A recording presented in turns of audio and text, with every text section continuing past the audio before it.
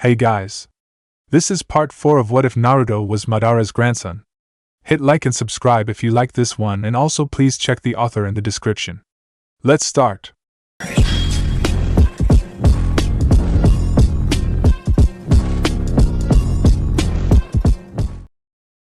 Chapter 22, Round 2, Water vs. Fire. Crowd. You're ready for your match, Hinata? Naruto asked. Of course, she replied, kissing him much to the jealousy of the other females who were now interested in said blonde. Who does she think she is? Naruto-kun will be mine, Naruto-kun. Looks like you got some competition, Naruto said, chuckling while holding her. Let them come. I'll juke in their butts to the ground. Hinata said it loud enough so they could hear her. No one would take her Naruto-kun away. You know I'm kidding. You are the only one for me, Naruto said, squeezing the life out of her. Aw, the newly created fangirl club said. How are your chakra levels? Naruto asked Hinata. I'm about full, I didn't spend much against Neji, Hinata replied. She sensed her chakra levels and estimated she was about 99% full since she didn't use any heavy chakra-demanding jutsu besides Dekaten, and that was only momentarily. Good, Naruto said and leaned forward and whispered to her ear. Try to end the battle quickly. You can't waste much chakra since you know what will happen. Don't worry, Naruto-kun, I have soldier pills if need be, she replied, and he nodded. Naruto never really ran out of chakra because if he did, Kurama would simply replenish him and he would be back on his feet. It was one of the reasons Hinata was able to train with him all day long during the early days. Thanks to Kurama, he would simply replenish Hinata's reserves so she could go on. In time her chakra reserves increase, and she no longer needed that to keep up with Naruto. Are you ready, kitten? Naruto asked Yujito in a mocking tone. Shut up, Whiskers, she replied, and he laughed. Hey, I have a question? Yujito asked. Shoot, Naruto said. Why did you hide your Sharingan and powers? Yujito asked, not understanding. Jinchuriki were treated badly no matter where they grew up. She didn't understand why he would hide his strength and be mocked even more. Actually, it's very simple. Most of the civilians treat me as a demon and tried to hurt and kill me on several occasions, Naruto said, and got gasps from his fellow classmates. What do you think they would if they saw me as a smart demon? Naruto asked rhetorically. Yujito nodded, knowing very well what life was like. She wasn't physically abused in Kumo, but the glares and words of hate were always there. Her dream was to become like her big brother Killer Bee.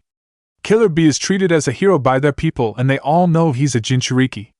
I guess she just needs to prove her worth to them. About the Sharingan, I never really had a choice. I awakened it when I was 5 so I could have gone to the Uchiha clan, however they would have treated me as a weapon and used me for their personal goals. And after the Uchiha massacre, if I came forward with the Sharingan, they would think I killed the Uchihas and stole their eyes from me, Naruto explained. I guess, Yujito said, trailing off. People are blinded by their hate, but one day we shall rise above that, Naruto said with a small smile as he inspired another soul into the right path. No offense, little kitten, Zabuza said, making Yujito's eye twitch in annoyance and Naruto stifle a chuckle. But Hinata, he said, looking at her. You better win this as I have money riding on you, Zabuza said, making her raise an eyebrow. Just in whom else have you placed bets? Naruto asked. Just you and Hinata, since I know very well these wet behind the ears genin don't stand a chance against you, Zabuza said, laughing while counting a pack of bills in his hands. I take offense to that, Yujito replied, but Zabuza shrugged her off. How are the odds for the next matches? Naruto asked. We are still on break so they might change, but I guess they were impressed with both of you. Yujito and Hinata both have equal odds since Hinata defeated the Hyuga prodigy and you, Zabuza said, pointing to Naruto, have slightly lower odds against Gaara since he's hailed as undefeatable, and he's son of the Yondaime Kazekage, Zabuza said. Ironic, Naruto muttered. Gaara and me, we are both Jinchurikis and both sons of the Yondaime of our villages, Naruto thought. What? Zabuza asked, not getting what Naruto said. Nothing, Naruto replied, but Hinata got the meaning from that single word. By the way, Naruto, Ino said, getting his attention. Who was your father? Ino asked as if it was a normal question. Maybe Naruto would have stiffened at such random question, but not anymore. One day I will tell you, but not today, Naruto said. Why not? Ino asked, whining. Because my father was a very powerful man and had many enemies that I would like to keep away for now, but one day, I will take my family name. Naruto said, smiling. You will take the Uchiha name? Ino asked. No, I don't want to be mixed up with them. I may have Uchiha blood and respect my grandfather, but I won't take that name. Naruto replied. Why not? The Uchihas are respected and feared everywhere, even though there is only Sasuke left, and you. Ino said. Because I never liked their attitude, to put it simply. The Uchihas were feared, true, but they were also known for their arrogance and willingness to do anything for power. Naruto said. When I choose my clan name, it will either be my father's name or my mother's name. Naruto explained. Wait, you mean Uzumaki isn't your real name? Ino asked, not believing her ears. Yes, my real clan name was hidden to protect me, so I was named after my great-grandmother who was an Uzumaki. Naruto replied. He really did have one hell of a lineage. Wow, Ino said. They must have been great people, Ino said in awe. The Sandaime did so much to hide Naruto's true family, so they must have been very important and strong. They were, Naruto replied in a low voice. He wondered what would have been like to grow up with his parents. Having breakfast with them when he woke up, having them buy him ramen, walking with them through the streets, being tucked into bed, and making them proud of him. Enough with the depressing mood. If you keep this up, you might start brooding like the Uchiha, Zabuza said, making Naruto snap from his thoughts and laugh. The break is now over. We will now start round 2 of the Chunin's exams finals. Hate yelled from the arena. The crowd quieted down and focused on the proctor. Yujito and Hyuga Hinata, please make your way to the arena, Hate called out. Good luck, Naruto said and pecked her cheek. Do I get good luck as well? Yujito asked in a teasing tone. Nope, Naruto simply replied, making Yujito's sweat drop. Bad whiskers, she replied, and both of them made their way to the arena to begin their match. Kage box. Up in the Kage box, the Kages were making small talk while they waited for the round 2 to begin. So, Kazekage started. Who do you think will win the next match? The Kazekage asked, trying to sound interested when he really wanted to see Naruto match against Gaara. My girl, of course, the Reikage said quickly. The Hokage chuckled but replied. I have faith in Hinata-chan. What about you, Kazekage Dano? The Hokage asked. I have to agree with the Reikage. She might be good, but Yujito is a Jinchuriki who can use her Bijou. Even though the Hyuga girl seems to have elemental advantage, that won't help her if Yujito uses her Bijou. The Kazekage explained his point of view.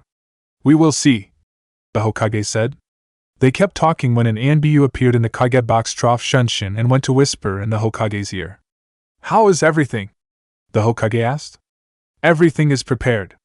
The clan heads are prepared and will rendezvous at their compound to organize their forces. The defensive seals are ready and Chunin were assigned to power them up, and there are already shinobi ready to evacuate the civilians, Hokage-sama. The Anbu said, and the Hokage nodded. Everything alright, Hokage Dano? The Reikage asked. It was just a report on Hyuga Niji, Fu and Uchiha Sasuke. They are all awake but recovering from their matches. The Hokage replied smoothly. He didn't tell the Reikage about the incoming invasion because he didn't know which side he would take, and that could prove catastrophic. Looks like the match is about to begin, the Hokage said, and they focused their attention in the arena. Arena, ni Yujito versus Hyuga Hinata. Both fighters ready? Hate asked, and they both nodded. Hajime. Hate called out and jumped back. Be careful, kitten. She might look weak, but I sense she isn't, Nibi said, and Yujito nodded. They both dashed towards each other and started exchanging attacks. Hinata quickly found out that Yujito's abnormal flexibility allowed her to dodge her Juken strikes rather well. Yujito ran towards her and jumped in the air and performed a drop kick. Hinata placed her arms above her head in an X formation and blocked the kick. Hinata quickly grabbed her foot and slammed her to the ground and jumped back to give Yujito some space. Yujito easily got up and brushed the dirt of her clothes before dashing once again towards Hinata. Hinata fell into her defensive stance as Yujito approached her and started to attack. Yujito channeled Nibi's chakra to her fingernails and hands and feet, and they elongated a couple inches, turning them into very sharp weapons like senbons. Yujito tried a horizontal slash, but Hinata couldn't dodge in time with her gravity seals activated and was forced to perform a kaiten to block the attack. Yujito, seeing the kaiten, jumped back. Hinata channeled chakra to her storage seals and her daggers poofed to life. They were like Asuma's trench knives made of conductive chakra metal with 7 inches long one-sided blade. Hinata quickly channeled wine chakra through them and rushed Yujito. They both exchanged blows, but Hinata's chakra-enhanced blades quickly chopped through Yujito's fingernails like hot knife through butter. Yujito picked up a kunai and channeled right-un chakra through them, but they were also overpowered by Hinata's wind chakra, leaving Yujito without choice but to dodge the swings. Yujito flipped back and tried to kick Hinata's chin, but Hinata jumped up and back-flipped, landing graciously in her feet a couple of feet away from Yujito. Hinata saw that she clearly had the advantage with weapons since Yujito couldn't block Hinata's daggers with anything. Hinata quickly sealed the daggers back in her seals and took her juken stance. Yujito dashed towards her and tried a right hook. Hinata sidestepped it, and quickly and graciously she closed all of Yujito's chakra points of her right arm, making it completely limp. Feeling her right arm completely useless, Yujito jumped back to gain some distance. Damn, I really can't engage in taijutsu against Hyugas, Yujito thought. Normally after seeing this Hinata would ask for her to surrender, but she knew her juken was pretty much useless against the Jinchuriki. Don't think you won just because of this, Yujito said, smirking even after her having a useless arm. I know you can open your chakra points again by channeling Nibi's chakra, but it still is very painful, Hinata explained as she watched with her Byakugan red chakra flood her right arm and forcefully open the chakra points. Yujito winced and flexed her arm to get rid of the stiffness and numb the pain. She quickly forgot taijutsu and decided to focus solely on ninjutsu because her being a Jinchuriki made genjutsu pretty difficult for her to learn. She envied Naruto in secret due to his Sharingan being able to cast illusions very easily. Katan, Gakaku no Jutsu, great fireball technique, Yujito called out and sent a medium fireball towards Hinata. Hinata easily jumped to the side to avoid them and flashed trough hand seals and said, Suetun Teppadama, water bullet. Hinata sent multiple small water bullets towards Yujito, who managed to avoid them all. Suetun Baku Swishuha, great exploding water wave. Hinata pumped her chest full of chakra and expelled a giant wave of water. Hinata rose from the ground from the amount of water being released, and rode the wave that came crashing on Yujito, leaving the poor cat drenched. I told her to preserve chakra and she pulls an S-rank jutsu, Naruto said, shaking his head. I guess I'll refill her when she comes back, Naruto thought. Hinata took a deep breath to regain her breathing after changing the battlefield to her advantage. Both Yujito and Hinata eyed each other, and they stood above the water that was a couple inches high and covered the entire arena ground. Hinata decided to break the tension and began with Mizu Shuriken no Jutsu, Water Shuriken. Hinata said, and the water rose in the air and took the form of shurikens who gained speed and went towards Yujito, who blocked all of them with a kunai. I'll give her something she can't block, Hinata thought before going trough hand seals and saying, Sensatsu Suisho, 1,000 flying water needles of death, and sent 1,000 water senbons towards Yujito, who couldn't dodge all of them all. Katon Kane Senpu, Flames Vortex. Yujito called out and fire started spinning in front of her, suddenly exploding towards the incoming senbon, completely vaporizing them. Katon, Ao Gakaku no Jutsu, Great Blue Fireball Technique. Yujito called out, and using Nibi's chakra sent a massive fireball towards Hinata, who couldn't dodge in time. Suetun Surgeon Hiki, Water Wall. Hinata called out, and enveloped herself in water to block the fireball. The blue fireball collided with the water wall and erupted a cloud of steam that covered the center of the arena, blocking the vision of the crowd. I can't compete in ninjutsu against a Jinchuriki. I'm only stalling this match, Hinata thought as the cloud of steam began to disperse, and showed Hinata unharmed and Yujito facing her a couple of feet away.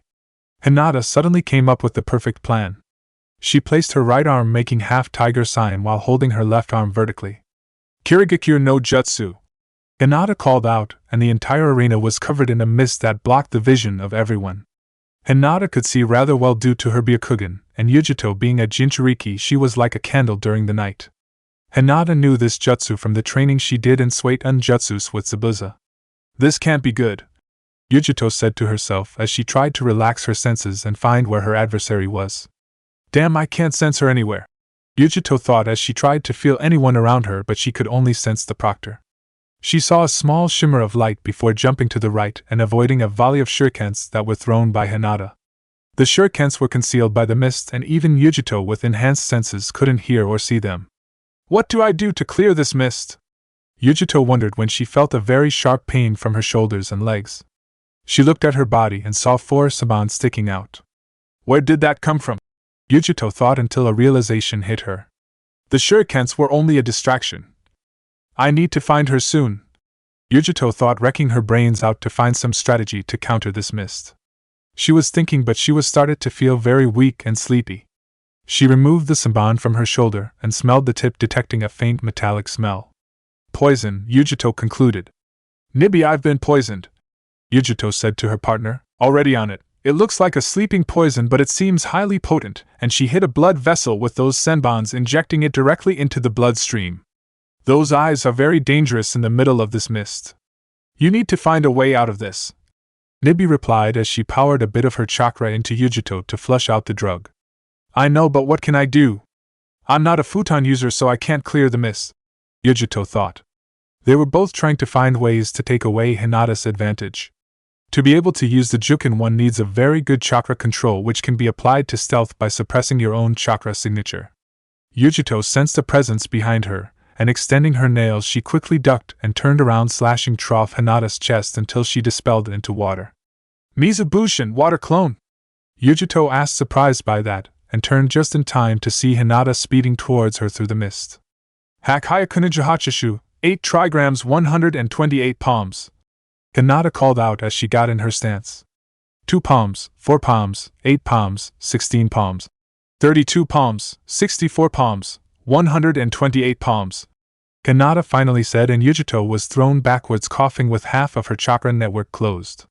Normally this would have been enough to knock out anyone, but not a Jinchuriki. Damn, Yujito said in her mind as she was having trouble breathing. I told you to be careful, Nibi said. Yeah, just give me chakra so I can win this, Yujito said. If it wasn't for me, you would already have lost, Nibi flatly said, but gave her the chakra anyway. Yujito was enveloped in a red chakra cloak with 2 tails swinging in the back.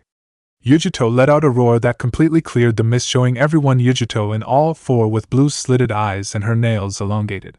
She was covered in a red churka cloak with 2 tails swinging. Yujito seemingly disappeared from view, but Hinata could easily track her thanks to the Byakugan.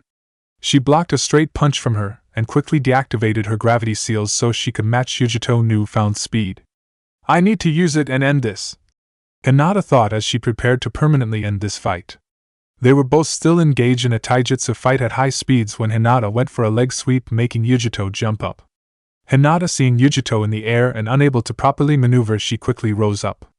With her Byakugan, she found where Yujito's seal was placed in her body, and it was in the stomach like Naruto. She channeled chakra to her fingers until they started glowing and showing kanji in them. Gogya Furin, 5 elements seal, Hinata called out, and slammed her right hand on Yujito, applying a 5-element suppression seal above Yujito's main seal, completely cutting off her access to the Nibi's chakra. Yugi to I've been Kudo, Nibi tried to say but couldn't as she was completely cut off from Yujito, making her lose the cloak. Hinata took advantage of Yujito's weakened state from forcibly loosing the chakra cloak and got into her stance and said, Haksambia Kurokuju Ishiki, 8 trigrams 361 palms, and started attacking her chakra points since she couldn't open them now. 2 palms, 4 palms, 8 palms, 16 palms, 32 palms, 64 palms, 128 palms, 256 palms, 361 palms, Hinata said, and finished her attack, completely closing Yujito's chakra network, making her fall to the ground unconscious. Hinata took a few deep breaths and raised her head towards the proctor. Winner by knockout, Hyuga Hinata, Kate called out, and Hinata started making her way towards the crowd, slowly regaining her breath. With crowd. Would you look at that? Kakashi said as he watched Hinata place a 5-element seal to disable her bijou and win the match. What did she do? Sakura asked, obviously not knowing what happened. She placed a seal over Yujito's main one to block her ability to use the Nibi's chakra, Kakashi explained. Wow, Sakura said. She and everyone else were in awe as they watched a Genin win against a Jinchuriki using its bijou. Obviously it wasn't full power, otherwise Hinata wouldn't stand a chance with that particular seal. I guess Naruto must have taught her, since he knew she might be facing a Jinchuriki since there were 4 in the exam, Kakashi said, looking towards Naruto, who nodded. Hinata finally made her way up to the stands and joined her friends and senseis. That was awesome, Hinata, you kicked her ass, Kiba yelled. Thanks, Kiba, Hinata replied, and then looked at Naruto, who knew what was coming. So, you need a refill, right? Naruto asked. Yes, my chakra levels are slightly above half, Hinata asked. Naruto switched with Kurama. His eyes became blood-red and slitted, his whiskers marks more pronounced, and his fangs increase in length and sharpness. You know what to do, Kurama said, and Naruto picked her hand and held her while Kurama transferred chakra to her. It was a matter of seconds before Hinata was back to full. Who's that? Ino asked fearfully. That voice wasn't Naruto. The Kyuubi, he was refilling Hinata's chakra reserves for her next fight, Naruto explained. He can use your body? Sakura asked. Well, he's inside of me, so we can switch anytime I want, Naruto asked, and Sakura gulped drily. Scary, Sakura said, shivering from the thought. By the way, Naruto-kun, I think I need another taijutsu style besides the Jukin, Hinata said. What brought this up? Naruto asked. My match against Yujito. My Jukin was pretty much useless until I disabled her Biju chakra, and my taijutsu style is again useless if the enemy can form some protective shell around their bodies. I need something that gives real damage like the Goken, strong fist, but I will have to train my strength, Hinata explained. Careful with what you say, Naruto whispered to her. Why? Hinata asked, not understanding. If you announce that the Jukin style is flawed, Hayashi might haunt your dreams, Naruto said, trying not to laugh. That's true, Hinata laughing. I'm just picturing his stoic face hanging in the air like a ghost, she said, making him chuckle. All kidding aside, I think I know what you want. We will talk about it after the exams, Naruto explained, and she nodded. I'm up against Gaara next, Naruto said. I'll enjoy spilling your blood, Uchiha. Gaara with a twisted smile that made his brother step away from him. You only care about killing, Naruto said, shaking his head. I will prove you wrong when we face each other, Naruto said. I will be waiting to prove my existence, Gaara emotionlessly said. Kage box, I didn't expect that, the Raikage said when he watched Hinata seal Yujito's Biju chakra. Naruto is talented with seals, so he must have taught her, the Hokage said. I suppose, the Raikage said, ashamed that none of his genins would win the Chunin exams. Not that it would even reach the finals, but he didn't know that. You have talented genins this year, Hokage Dano, the Kazekage said. Yes, but you do as well. We both have 2 genins each competing in the semifinals, the Hokage replied.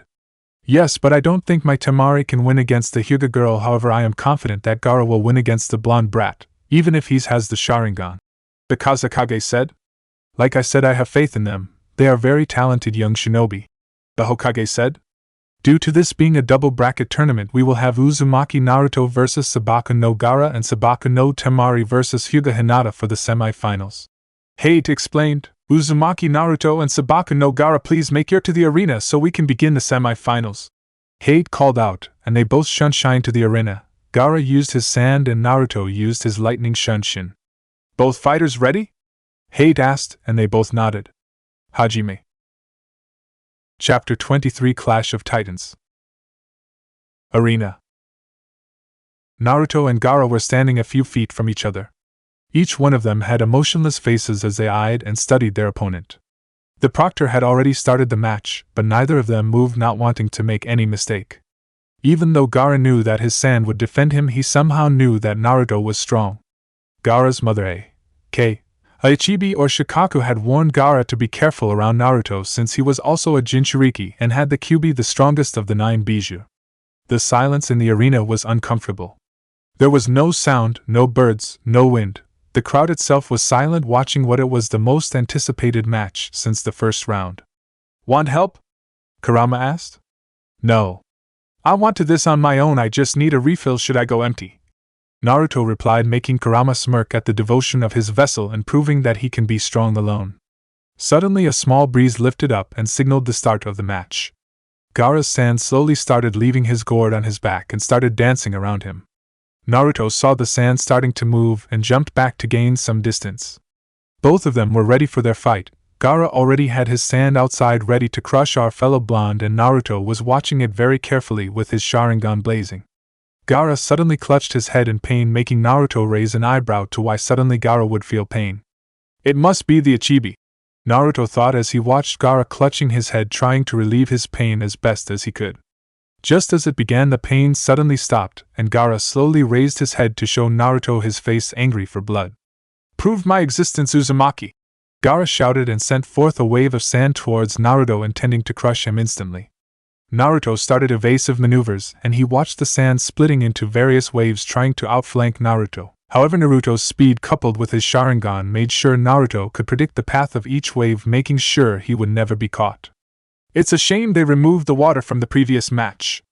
Since I don't have affinity towards water, I can't use high-ranking moves without a water source nearby, Naruto thought as he kept dodging the sand.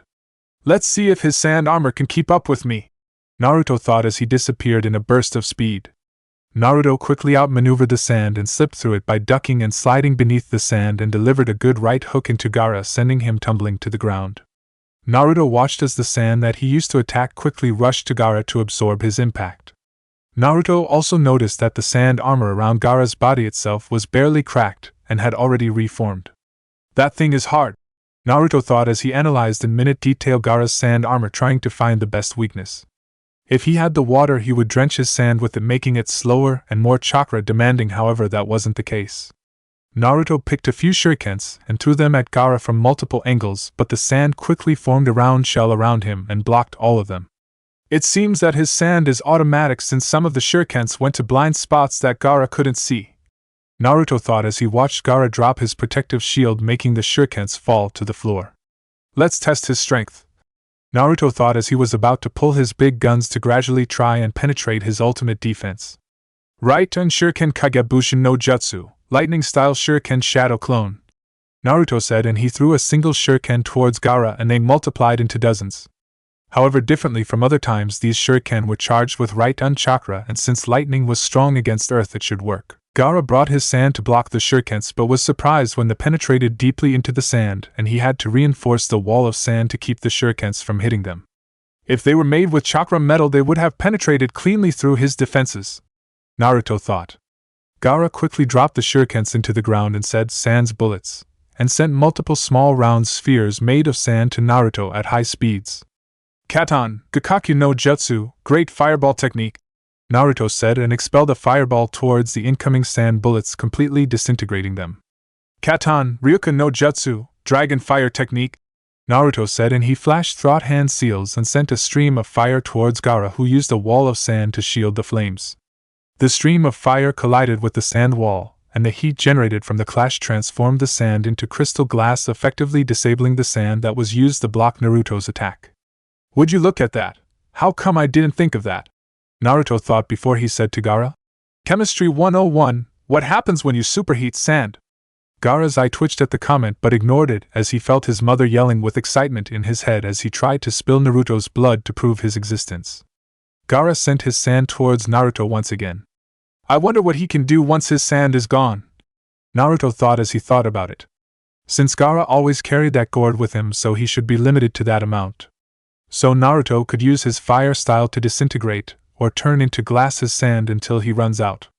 Naruto once again disappeared in a show of speed and reappeared right behind Gaara, surprising and making his sand unable to come to his defense. Right-on Raiken, lightning fist, Naruto called out. Naruto channeled right-on chakra to his hand and delivered a massive punch to Gaara's chest, completely destroying his sand armor and managing to wound Gaara to the point he almost broke one of his ribs. Crowd. Gaara got hit hard, Temari said. During her short life, she never seen anyone manage to touch or even wound Gaara, with the exception of Naruto, who somehow always managed to sneak through his defenses. He did it during the preliminaries and he's doing it again now. This is bad, Temari, Kankuro said. I know, Temari replied. He might unleash it before the sound gives the signal, Kankuro said, but they couldn't do anything but to watch as their brother was turned into punching bag. Wow, look at him go, Ino said. She could barely keep up with Naruto's speed. Naruto still had his weights on, but he was pumping his legs with chakra and was going too fast for most genin to track. After all, only speed could best Gaara's sand defenses. Arena. Katon, Gakakyu no Jutsu, great fireball technique, Naruto said, and expelled a fireball of gigantic proportions. It quickly collided with the sand waves that were coming towards Naruto and transformed into glass. Naruto quickly dashed to the glass and gave it a hard punch, completely shattering it. Naruto was about to unleash another jutsu when sand arms rose from underneath the ground and trapped Naruto by his ankles. Die! Gaara yelled as Naruto was quickly enveloped in sand. Sabakakyu, sand coffin, Gaara said, and Naruto was completely covered in sand to the point he wasn't even visible to anyone. Sabaka Soso, Sand Funeral, Gaara said as he increased the pressure in his sand coffin, completely crushing Naruto. Yes. I've proved my existence, Gaara said, laughing evilly as seemingly crushed his biggest foe in his sand, spilling his blood to his mother. Naruto, Kurina yelled from the balcony. Aside from her, everyone was silent, waiting for something to happen. Everyone was frozen in complete silence when Naruto's voice echoed from within the sand. Really, Gaara? You know I'm better than this. Gaara's eyes widened in shock as he watched Naruto very calmly walk out of the sand prison. The sand didn't even move as Naruto walked out, as if Naruto was nothing more than a ghost or the basic Bushin. It's time I got rid of your sand, Naruto said before he made two shadow clones, each one taking Naruto's side, one on the left and the other on the right. All three Narutos moved in perfect synchronization. Katan, Goryuka no Jutsu, Great Dragon Fire Technique, the clone said before expelling a massive torrent of fire towards Gaara. This technique was a B-rank 1 and the improved version of the normal Dragon Fire 1. Futon de Tapa, Great Breakthrough, the original Naruto said from the middle of the clones, and sent a gust of wind that mixed with the fire and created what could only be described as an inferno. Gaara stood in shock as he watched the fire come closer and closer towards him. That technique had a very long reach and seemed to be really pumped with chakra. Suna no Tate Sand Shield, Gaara said, and all of his sand left his gourd and surround Gaara, making a rather thin protective shell. It seemed that Gaara already lost quite a bit of sand to Naruto's previous attacks. The fire clashed with the shield and Gaara disappeared from the audience view as they could only see a torrent of fire completely enveloping Gaara. Naruto ran out of air in his lungs and dropped his techniques to see Gaara smirking inside a glass dome. Gaara quickly shattered the glass and eyed the blonde. What can you do now without sand? Naruto asked. Fool, Gaara said before going trough hand signs.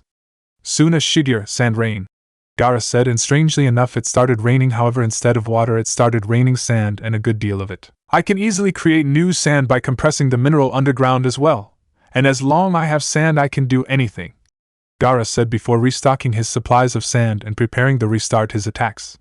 Looks like destroying the sand is useless, Naruto thought, sighing as he realized all that work was for nothing. Kage Box.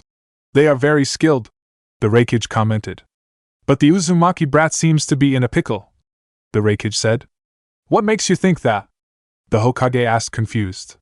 From the battle I noticed he tried to destroy the sand, but it seems that the sand brat can create more, the Raikage said, and they both turned to the Kazekage for an explanation. After all, the supposed fourth Kazekage was known for using his gold dust. It would be a very dangerous problem if we ran out of sand, so we had to find new ways to create it on the spot, the Kazekage explained. Interesting, the Raikage said. The amount of skill and jutsus they are throwing easily puts them in Jonin level in ninjutsu, the Kazekage said. It was expected from Jinchurikis, the Raikage said. Yes, the Hokage agreed. Crowd. How can they be so strong? Kiba asked. He didn't understand. He was from a clan, he trained every day, and he was ranked in the top during the academy days. Naruto had to grow up fast so he could shield himself from the hate he received, Kakashi explained. Besides, from what I understand, he read almost the entire library of Konoha, Kakashi said, and everyone had their eyes widened to the size of dinner plates. How is that even possible? Sakura asked. After all, Sakura was known by her book smarts. Simple. The Sharingan provides the user with photographic memory, and Naruto can make hundreds of shadow clones, Kakashi explained. What do clones have to do with everything? Ino asked. Shadow clones are special. When they dispel everything that the clone learned is transmitted to the user. The shadow clone was originally created for scouting, Kakashi explained. That's amazing, Sakura said. She understood very well the ramifications of said jutsu. How come they don't teach us that in the academy? It sounds like a perfect jutsu, Sakura asked. Because it's a forbidden jutsu, Kakashi explained, and a few shivered at the thought of forbidden. The shadow clone takes great amounts of chakra to perform, and for most, creating a single shadow clone can kill the user. Even me, who has chakra levels bordering on Kage level, can only create about 20 without suffering chakra exhaustion, Kakashi said. How in the hell can Naruto create so many? Kiba asked. Naruto was the more chakra than anyone in the village. I estimate he has around 4 to 5 times the amount of the Hokage and keeps increasing, Kakashi explained with a bit of pride. How in the world is that possible? Sakura asked. They were now understanding just how powerful Naruto really was. 2 reasons. He has so much chakra because he's an Uzumaki who were known to have massive chakra reserves. An ordinary Chunin had much chakra as a Kage. And the second reason is because he's a Jinchuriki. The Jinchuriki tend to develop large chakra reserves due to having the Biju's chakra running through their coils. Put those 2 together and you have a chakra monster. Kakashi explained. Amazing. Sakura said, amazed by Naruto once again. That's pretty much it. I've rarely seen Naruto running out of chakra. I was already on the ground panting and Naruto wasn't even sweating. Hinata said. Suddenly another person walked into the middle of the crowd and was the one and only Uchiha Sasuke. Sasuke-kun, Sakura said, squealing in her traditional way. Her respect for Naruto may have increased, but she still remained faithful to the Uchiha. How are you feeling, Sasuke? Kakashi asked, but the scowl on Sasuke's face told him everything. You knew, didn't you? Sasuke asked almost rhetorically. Yes, I did, Kakashi flatly said. Then why didn't you said anything? Sasuke said, yelling. Because he asked me not to, and I wasn't going to betray a promise to someone no matter what. Besides, I did tell you, you knew his bloodline was well, you knew your own, Kakashi said, and Sasuke scoffed. What was the first thing I taught you? Kakashi said, but Sasuke remained silent until Kakashi said, always look underneath the underneath. Sasuke simply crossed his arms and started cursing mentally at his sensei. Arena. This is the end, Gaara said before going trough hand seals. Ryusa Bakuryu, sand tsunami. Gaara called out, and gigantic wave of sand erupted in front of him, going towards Naruto at high speeds. The wall of sand had the height of the arena walls and covered its entire width, leaving no room for evasion. It was a few seconds before the entire arena was covered in sand. Even the proctor had to leave the arena ground and made his way towards the crowd as it seemed the safest place to be. Naruto was nowhere to be seen, and Gaara thought his plan worked, and Naruto was trapped beneath all that sand. Sabaku Taiso, giant sand burial, Gaara said, and slammed both of his hands on the ground, and shockwaves erupted from his palms and spread through the whole arena, shaking it. You were weak, Uzumaki, Gaara said, taking a few deep breaths. His sand may be his absolute defense and best weapon, but pulling such amounts was rather chakra-consuming. I told you not to underestimate me. Naruto's voice echoed through the whole arena like some disembodied voice. Gaara was in shock as he watched Naruto swirling into appearance in front of him. The swirl seemed to be originating from his eyes. It was only a couple of seconds before Naruto was standing in front of him unharmed. Kage box. What in the world was that? The Kazekage said, shocked. That technique seemed like Jakuken ninjutsu, space-time jutsu. The blonde brat seemed to materialize himself on the arena. It looks like some form of Jakuken ninjutsu. The Raikage thought out loud with his hand on his chin. Jeriah Dano, the Raikage said, looking at the Toad Sage. You seem to always teach someone with talent for space-time ninjutsu, the Raikage said. Don't look at me, I didn't teach him that, Jeriah said, waving his hands. And that particular technique seems strong as he didn't do any hand seals, the Raikage said. What is it with blondes and space-time techniques? The Raikage wondered out loud, making the Hokage chuckle. Arena Naruto was running full speed with his gravity seals still on, as he saw no need to disable them. He was running, and the sand was immediately after him, trying to stop him from reaching Gaara and at the same time trying to kill him once and for all. Naruto easily approached Gaara, and channeling lightning chakra to his fists and feet, he started his onslaught on Gaara. He threw a right hook, and it hit Gaara, perfectly destroying his sand armor. Almost immediately Gaara's sand tried to catch him, but only phased right trough Naruto as he continued his attacks at Gaara. What is going on? Gaara asked in thought. He didn't understand. The sand wasn't able to grab hold of Naruto, and yet he continued to punch him like no tomorrow. Gaara was reduced to a mere punching bag. Naruto was again ready to launch the next round of attacks. Naruto bypassed the sand and slid right under Gaara and gave him a kick in the chin, sending him to the air. Naruto quickly disappeared in a burst of speed and appeared right behind Gaara in the air, and gave him a drop kick filled with right-gun chakra that completely destroyed his sand armor and sent him to the ground hard. Gaara hit the ground, and everyone could hear the crack of a few bones. It was loud and clear that Gaara wasn't going to win this match. Naruto landed on the ground and jumped back a few feet so he could watch the state of Gaara as the cloud of dust was settling. The dust cleared, and everyone could see Gaara slowly rising and the sand whirling around him, and reforming his sand armor around his skin. Gaara's hand took the hand seal of Tiger, and the rest of the sand started enveloping itself around him, forming a solid cocoon of hardened sand. A few seconds later, a little bit of sand started gathering a few feet above the ground and started taking the form of a small sphere. Moments later, the sand stopped and became a perfect eye that seemed to be watching Naruto while Gaara was inside the cocoon, going trough hand seals slowly while saying them out loud. "He's completely sealed off," Naruto thought out loud as he was considering what to do in order to breach the sand cocoon. Naruto decided not to waste chakra. It's not as if he was already getting low, but other weapons are still good. You can't always rely on ninjutsu after all. Naruto was calmly walking towards the cocoon and whistling along the way. He arrived near the cocoon and suddenly sand spears shot from the ball of sand trying to pierce the blonde, but he continued walking as if it was nothing, and yet the spears look embedded deep in Naruto. Naruto arrived near the cocoon and calmly went to his pocket and took 2 explosive tags. He placed them in his right hand and slipped right through the cocoon using his Kamui. Sand or no sand, it didn't matter what it was. Naruto's Kamui is a space-time technique and as such isn't limited to such obstacles. Naruto's arm reached the inside and released both tags and walked back without a care in the world. When he was about 10 feet from the sand ball, he did a half-tiger sign with his right hand and said "Kai." As he said, the tags inside the cocoon suddenly exploded, but the cocoon remained, but everyone could see the bulks in the sand sphere due to the explosion. And since Gaara was inside and the explosion couldn't leave, there wasn't much place to run or protect himself with, making Gaara take the full force of the explosion. A few seconds after the explosion, the sand that made the cocoon started to shake and fall to the ground, revealing a slightly mutated Gaara. His right arm was completely disproportional and was made entirely of sand. Gaara also had a sand tail on his back and half of his face was sand, with his right eye being Shikaku's. All in all, it was a partial transformation of Gaara's Bijou. "Make me feel alive, Uzumaki!" Gaara yelled as he slightly moved to test his new appearance. There was no sand on the ground in his gourd as it was used to his partial transformation, so the lack of sand would be a plus. "I guess it's time I pull it off," Naruto thought before channeling chakra to his storage seals, his wristbands, and pulled his favorite weapon.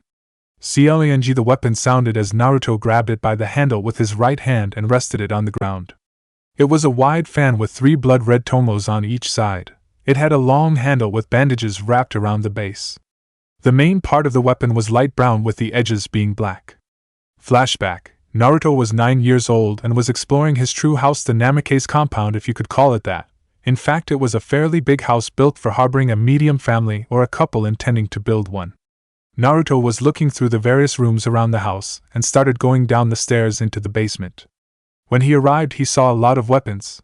Swords, shurikens, daggers, hundreds of 3-pronged kunais, but from all of that there was one weapon that was standing out of all of them. Kurama, who was looking through his vessel's eyes, immediately recognized it. "Holy shit," Kurama said out loud, making Naruto jump from the sudden sound spike. "Damn," Naruto said, nursing his head. "Keep it down," Naruto said. "Do you even know what that weapon is?" Kurama asked. Naruto knew exactly what that weapon was, but he didn't seem particularly surprised by it. After all, his grandfather was known for using it quite extensively during his time. There, hanged in the wall, was Uchiha Madara's gunbai, war/battle fan. "It's my grandfather's trademark weapon, so what?" Naruto asked, clearly not understanding just what he had. "You fool, that is no ordinary weapon," Kurama said, and seeing Naruto's confused face, he decided to elaborate. "Just listen," Kurama said, and entered his lecture mode. "You know the legend of the Sage of 6 Paths, right? I did tell you about him a couple months ago," Kurama asked. "Yes, I remember," Naruto replied. "My father, or Rikuta Sannin, Sage of 6 Paths, as you know, had special eyes known as the Rinnegan, the eyes of the gods. He used the power of his eyes extensively during his lifespan. During his life he created the 9 Bijou, that's why we call him father, understand so far?" Kurama asked, and Naruto nodded. However, that wasn't the only thing he created. During his life, Rikuta Sannin created a special set of tools and weapons he used. In total there were 6 tools, and that particular fan is one of them," Kurama said, and Naruto's eyes widened. "I see you understand the implications. For starters, those weapons are several times more powerful than any others. You can't even compare them. However, there is a downfall in those weapons. anyone other than a direct descendant of my father, that is a Senju or a pure-blood Uchiha. Those weapons require massive amounts of chakra to use and would kill a regular human just by them lifting the weapon," Kurama said, finished his explanation. "Awesome," Naruto said as he eyed the weapon. "He would definitely learn how to use it properly. Since I'm a pure-blood Uchiha, I can use it without that heavy chakra usage, right?" Naruto asked. "Yes. Also, I forgot to mention that those weapons are pretty much indestructible, as they are made of a special metal that my father himself created," Kurama said. Naruto hesitantly placed his right hand on the hilt and lifted the weapon from the wall, holding it. It seemed as though it was made of metal. It wasn't particularly heavy, and it wasn't even draining Naruto of chakra, for now it seemed as nothing more than an ordinary weapon. As Naruto removed the fan from the wall, a piece of paper fell to the ground. Naruto bent over and picked it up, and there was writing in it. "Minato, it's good to see that you are still alive and well. I heard you are making quite a name to yourself. I guess you will be next in line for the Hokage position. I'm proud of you. I've sent you my favorite weapon as a gift, since there is no Uchiha alive that can wield it properly besides you and me. Also, my time is nearing its end. Use it if you wish, but I guess that with me being your father, it would destroy your credibility if word would leak out. A word of warning, I still intend to bring peace to this world, and I hope we don't find each other in opposite paths. Good luck in your future, and never forget your origins. Your father, U.M." Naruto reread the letter several times and still had trouble believing that it was a congratulating letter of some sort from Madara to his son. "Would you look at this?" Naruto said out loud, but nobody was listening except Kurama. "I may hate Madara for controlling me, but I guess in the end he still cared for his family, even though he clearly warned him," Kurama said as his respect for Madara grew a little bit. He still despised him, but at least he didn't forget his family.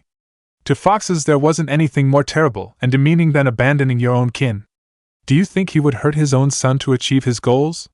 Naruto asked. "How should I know? It's not like I knew Madara on a personal level," Kurama replied. "At least he's trying to bring peace to the world. That can't be a bad thing." Naruto mused out loud. "He said his time was short, so I guess he's truly dead," Naruto said as he picked the weapon and left the letter in the same place. It was the only thing he had that truly connected him to his grandfather. "I suppose," Kurama said. End flashback. Kagebox. "Is that?" the Kazekage asked when he noticed the weapon Naruto had pulled from his storage seal. There in Naruto's hand was the one and only war fan used by Uchiha Madara. "It is Uchiha Madara's war fan.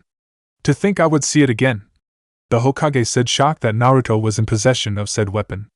He knew very well that weapon since it was created by the Sage of Six Paths and that it was a powerful tool. "I guess he was telling the truth. He really is Madara's grandson to be wielding his legendary gun by," the Raikage commented. Kumo had gathered all of Rakuto's Sennin tools and they thought they had them all, but they didn't know that this fan was one of them as well. "That brat really is a gold mine," Orochimaru thought, salivating at everything he learned today. "Let's see if he can use it properly," the Raikage said. He knew a lot about Uchiha Madara. After all, the man was a legend and hailed as one of the strongest shinobi to ever exist, being defeated only by Senju Hashirama. Even to this day, both of them are claimed to be something above shinobi, as even the more skilled ones couldn't even compete against such foes. Crowd. "I am possible," Sasuke said out loud as he watched Naruto grip Madara's gun by. "Looks like Naruto was telling the truth. He really is Madara's grandson. It matters not, no one will stand in my way," Sasuke thought. "What is so special about that fan?" Sakura asked. She didn't know why that fan provoked such reaction from Sasuke. "Well, it isn't exactly taught in the academy, but that weapon is very well known among the older population. That weapon was Uchiha Madara's trademark weapon. He used it to blow away shinobi by creating powerful gusts of wind. It may have other powers, but I only heard of that one. He also used it to power up his fire attacks to the point he could unleash a true inferno into his enemies," Kakashi explained, and Sasuke seethed his teeth. "That weapon should be in Sasuke's hands so he could defeat his brother." "Unbelievable," Sakura said. Naruto seemed to be an endless pit of surprises. "Where did he get it?"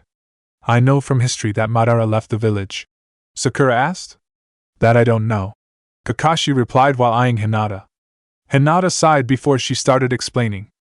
"It seemed that today she was the narrator in Naruto's story. It was a gift Madara sent to his son and Naruto's father." Hinata briefly explained, not wanting to go into much detail.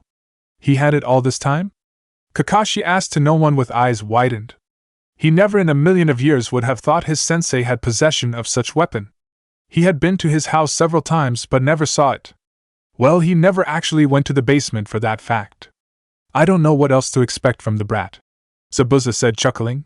He could never figure out the brat no matter how hard he tried. I'm sort of glad I didn't join this year's Chunin exams. I don't think I would stand a chance against such powerful opponents. Haku exclaimed. Don't sell yourself short, Haku. You are very strong, Zabuza said. Thank you, Zabuza-san. Haku replied. Arena, let me show you my true power. No borrowed power, just me.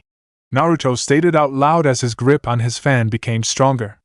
Sand bullet. The transformed Gaara said, and from his new sand body exploded dozens of small spheres of sand that went towards Naruto with groundbreaking speed. Naruto, using his Sharingan, calculated the bullet's path, and with a single swing of his fan he completely destroyed the bullets, leaving no evidence of it. Naruto quickly made single-handed hand seals that he learned from Haku and practiced it by using them in conjunction with his gun by as his fan occupied his right hand. Katon Karyu Enden, Fire Dragon Bullet.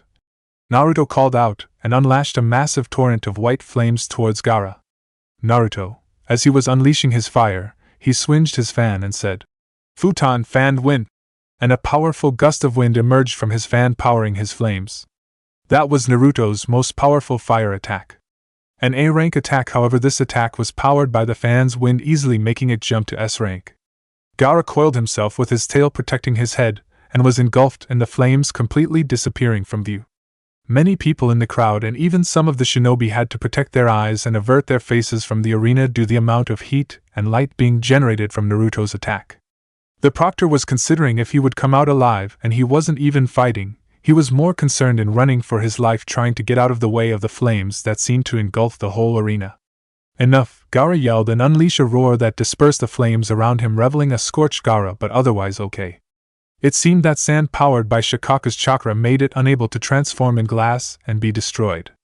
Gaara dashed towards Naruto, cocking his mutated right arm, trying to punch Naruto. Naruto channeled chakra to his gun by, and a semi-transparent circular barrier appeared in mid-air. Gaara's right arm connected with the barrier, and a shockwave erupted, but the barrier didn't even waver or crack, and Gaara recoiled his arm in pain. A/N, see Manga 601. Furtan Mugen Sajin de Tapa, Infinite Sand Great Breakthrough, Gaara said before multiple mouths formed all over his body, taking air in. They all breathed out at the same time and unleashed a powerful gust of wind filled with sand. Naruto pumped chakra into his fan, and swinging it, Naruto created an equally powerful gust of wind that negated Gaara's attack. Naruto placed his fan in his back and secured it with chakra so she wouldn't slide off. Naruto immediately dashed towards Gaara, and everyone could hear electricity crackling in his hands as it sounded even stronger than the ordinary Chidori. Gaara brought his mutated arm to try and hit Naruto to disrupt his attack, but that didn't work as Gaara wanted it to. Raikiri, Naruto yelled, and infusing his right hand with lightning chakra he continued his path towards Gaara, completely tearing through his arm, and shoving his Raikiri trough Gaara's right shoulder, making him cry in pain as blood spattered to the ground. Crowd. Looks like Naruto can use that fan rather well, Zabuza said as he watched Naruto powering his flames using wind created by his fan, but also creating some sort of shield to block Gaara's punch. Yes, apparently that fan has more powers that I didn't know, Kakashi mused out loud as he watched the battle unfold. They watched the battle unfold when Naruto placed his fan on his back, and they heard a similar chirping like the Chidori. What's that? Sasuke asked as he had his Sharingan activated and tried to copy Naruto's technique. It looks like the Chidori, Sasuke stated. That's the upgraded version of my Chidori, Kakashi flatly said. What? There is a stronger version. Why didn't you teach me that one instead? Sasuke asked, demanding answers. The Raikiri is an S-rank technique. You can only do the normal Chidori twice a day, and the Raikiri takes that same amount to perform. Meaning you might not have enough chakra to perform it, Kakashi explained, and Sasuke scowled. How the hell does Naruto has more chakra than me? During our fight he used a lot of jutsu, and look at him throwing jutsu like shurikens. How can he have so much? Sasuke asked, almost yelling. You can call it the Kekkei Genkai of the Uzumaki clan. Their members are born with unusually large chakra reserves. An ordinary Chunin has chakra that can rival Kage levels, Kakashi explained, and Sasuke scowled. If I told him he was a Senju, Sasuke would most likely faint. A Senju using the Sharingan, ironic. Kakashi thought. So he has two Kekkai Genkais? Sakura asked. The chakra reserves aren't considered a Kekkai Genkai, so he only has the Sharingan. Kakashi explained, and Sasuke muttered something about lucky dobes. Kage box. I don't think this can be considered an ordinary Chunin exams. The Raikage stated out loud. The amount of skill being used easily placed them in Jonin level. True, their skill is far beyond the regular Genin or Chunin for that matter. The Hokage agreed. And by the looks of it, it really is Madara's war fan by seeing the amount of power he's using.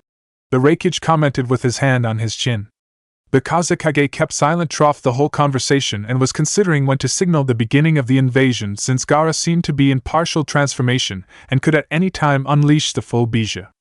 Arena blood, I tease my blood. Gaara screamed in pain as he felt for the first time in his whole life the warmth of his blood. Suddenly the sand around rose to the sky and exploded in smoke. When the smoke cleared, it showed an 80 feet tall sand tanuki with one tail. It was the fully released Ichibi, also known as Shikaku. Naruto watched the tanuki in front of him very carefully. Suddenly all around the arena it started falling feathers from the sky. So it begins. Naruto thought as he placed his hands in the ram hand seal and said, Ki. Breaking the illusion. The invasion has begun. Naruto said as he prepared himself to face the fully unleashed Shikaku. Chapter 24 Invasion. Konoha outskirts. About a half a mile outside of Konoha there was an ANBU team doing patrol. It was a regular mission and they seemed calm, as patrol mission very rarely presented any trouble at all. Although they seemed calm on the outside, all of the ANBU personnel was warned about the incoming invasion, and as such they were all in high alert, they just didn't show it. Suddenly an ANBU of said team stopped and looked around. Sense anything? Another ANBU asked. No, Captain. The ANBU that stopped replied another thing to his team leader using the ANBU sign language. Possible shinobi group, the ANBU said, and the leader nodded. The ANBU quickly and stealthily approached the encampment, and say 8 sand shinobi fathered in a circle. In the middle of the circle was kanji spread through it, and stopping just near each of the sand shinobi's feet. Each of the sand shinobis had a small scroll in their mouths, and was going trough hand seals very slowly. From the looks of it the technique seemed awfully complicated, and it seemed they must not get it wrong. Looks like a summoning ring, one ANBU said to their captain. Yes, we can't allow them to summon anything. Get in your positions, the captain ordered. I can't allow that, a voice suddenly said behind them. They all turned around and saw a man. He had auburn hair, dark eyes, he wore a simple black jacket and pants with mesh armor underneath. He carried a small canister strapped to his hip. It was none other than the Yondaime Kazekage himself. Suddenly, what appeared to be sand started flowing out of his canister, and quickly and swiftly it wrapped around all 4 ANBU, crushing them to death. Let's get this over with, the Kazekage commanded. Stadium crowd. What's this? Sakura asked as she watched feathers start falling from nowhere, making her sleepy. Genjutsu? She asked right before breaking the illusion. Genjutsu? Sasuke wondered as he also broke the illusion. We are being invaded by the sound and sand, Kakashi explained as he fought against a couple of sound shinobi. What? Sakura yelled. The sand is our ally, she stated. They are no longer our allies. We knew about this invasion since the end of the second phase of the Chunin exams, so we are prepared, Kakashi said, trying to ease the worries of a fresh genin. Then why didn't we know? Sasuke asked, getting pissed off by being kept in the dark. We had to keep it a secret so they didn't find out we knew, Kakashi said. Sakura was pretty much terrified from what was happening. She never had any real type of mission aside from the wave mission that got bumped into an A rank, so she was pretty fresh. Sakura was from a civilian family, and as such she wasn't prepared from the hardships of a shinobi life and lived her life sheltered in Konoha. Sakura was about to ask another thing when they noticed Gaara explode in sand and showing his fully transformed Bijou. Sakura never got so scared in her life in seeing such a colossal beast right in front of her. In that moment she realized what people must have faced when the Kyuubi attacked 14 years ago. SS-sensei, Gaara, Sakura tried to say, but her voice didn't reach her. She looked around and everyone from her graduation class was sleeping along with the civilians. Only Sakura, Hinata and apparently Sasuke managed to dispel the genjutsu. Sasuke is an arrogant kid, but he isn't without skill. Don't worry, Sakura. I said we planned for this and Naruto will take care of Gaara, Kakashi said. You mean that dope knew while me and Uchiha Elite didn't? Sasuke asked. This isn't the time, Genin, Kakashi said in a serious voice. Your mission is to help evacuate the civilians to the shelters. Wake up your classmates and separate into teams. Go, Kakashi commanded, and Sakura immediately jumped to her feet while Sasuke was reluctant but nodded as well. Hinata, team up with Zabuza and Haku and start sweeping and treating those you can, Kakashi said, and she nodded. Holy! Kakashi all but yelled when he looked at the arena and saw a massive poof of smoke. But the surprising part was that the smoke wasn't coming from Shikaku but rather from Naruto himself. Kage box. When Orochimaru gave the signal to start the invasion, the entire Kage box erupted in smoke, blocking the sight of the Kages and making the guards take defensive maneuvers to ensure the safety of their leader. Every one of them jumped from the Kage box and to the nearby roof. What neither of them expected was for the Kazekage's guards to suddenly become 4 people, each one of them taking a corner of the roof. Each one of the guards was from the sound. All of them went through the same hand seals at the same time. They all shouted, Ninpu, Shishianjin, Ninja Art, 4 Flames Formation. And a purple barrier like the one in the arena emerged and trapped the Kages inside. Inside the barrier was the Hokage, the Raikage, the Kazekage, and surprisingly there was also Jeriah, who managed to follow his sensei to the roof and also got trapped inside. What's the meaning of this? The Raikage asked, not pleased with what was happening. Each of the Kages was keeping a secure distance from each other. I'm sorry for not warning you, Raikage Dano, but I didn't know which side you would take. The Hokage spoke and made the Raikage glare at him. Explain, the Raikage almost shouted. Let's me make the honors, Raikage, the Kazekage said before removing his clothes and revealing a smirking Orochimaru. Orochimaru? The Raikage asked, not believing his eyes. How could Orochimaru be posing as the Kazekage and neither he nor his guards noticing it? I am, Orochimaru replied with a twisted smile. Now sensei, let the fun begin, Orochimaru said, licking his lips in anticipation. You fool, it's 3 against 1, you stand no chance. The Raikage replied, getting raised eyebrows from the Hokage and Jeriah. Kumo and Konoha were never in really good terms since the Hyuga kidnapping. 3? The Hokage asked hopefully. Yes, I will fight with you. Consider it an apology for my father's mistakes, the Raikage said before gathering his voice and shouting. Kumo, we fight for Konoha. Hai, Darui, C and Killer Bee yelled from outside the barrier before splitting and going to face the sound and sand head on. I appreciate it, Raikage Dano, the Hokage said. Perhaps there was hope to an alliance between the 2 most powerful hidden villages. Yes, now let's skin a snake, the Raikage said, smirking. Orochimaru never expected Kumo to join Konoha. That is why, even thought the Raikage was present, Orochimaru still launched his invasion. Naive, Orochimaru said before going trough hand seals. Orochimaru may be a lot of things, but one thing he wasn't was stupid, and as such he was prepared for such odds. Tiger, snake, dog, dragon. Orochimaru went through the hand seals and clapped his hands. Kuchios, Edo Tensei, Orochimaru said, and almost immediately 4 coffins sprouted from the ground. The coffins slowly opened and revealed 4 shinobi seemingly dead, but in reality they were just waiting for Orochimaru to activate them for the upcoming battle. Shiit, the Raikage, Hokage and Jeriah all thought at the same time when they saw who was in each of the summoned coffins. Arena Naruto watched and wondered the sheer size of Shikaku. That's one big raccoon, Naruto said. Hate, Naruto said, turning to him. Leave the arena, Naruto said, and he nodded, knowing full well that Naruto was responsible for taking him down, and having him there could disturb Naruto's fight. Kurama, juice me, Naruto thought to his partner. Okay, Kurama replied before sending chakra to Naruto. Almost instantly a semi-transparent red cloak enveloped Naruto. His eyes turned blood red with a black vertical slit in the middle. His whiskers marks became more pronounced and his fangs elongated. In Naruto's back 9 chakra tails were swinging wildly as if they didn't have a mind of their own. Naruto placed his hands in a cross sign and said, Taju Kage Bunshin no Jutsu, Mass Shadow Clone Jutsu. And in an instant nearly 2,000 clones popped into existence, consuming his cloak, each one of them with enough chakra to match a Jonin. There were Narutos as far as the eye could see. A/N lame joke. Spread through the village, your priority is to protect and evacuate the civilians. Provide assistance where you can, Naruto ordered. Hai, All of the clones chorused before jumping away from the arena, leaving their creator to fight the Uchibi. Naruto placed his hands again in a cross sign and said, "Enhanced Shadow Clone," and a single clone poofed into existence. This clone was like the rest, however, he was reinforced, making him more durable than the others and capable of taking hits before dispelling. "Join with Hinata-chan and protect her," he said, and the clone nodded before using the Hiraishin to teleport himself to Hinata. "Shadow Clone Jutsu," Naruto said, and 4 clones poofed into existence. "Kurama, I'll put up a barrier. Can you take control of the Bushins and hold it in place?" Naruto asked.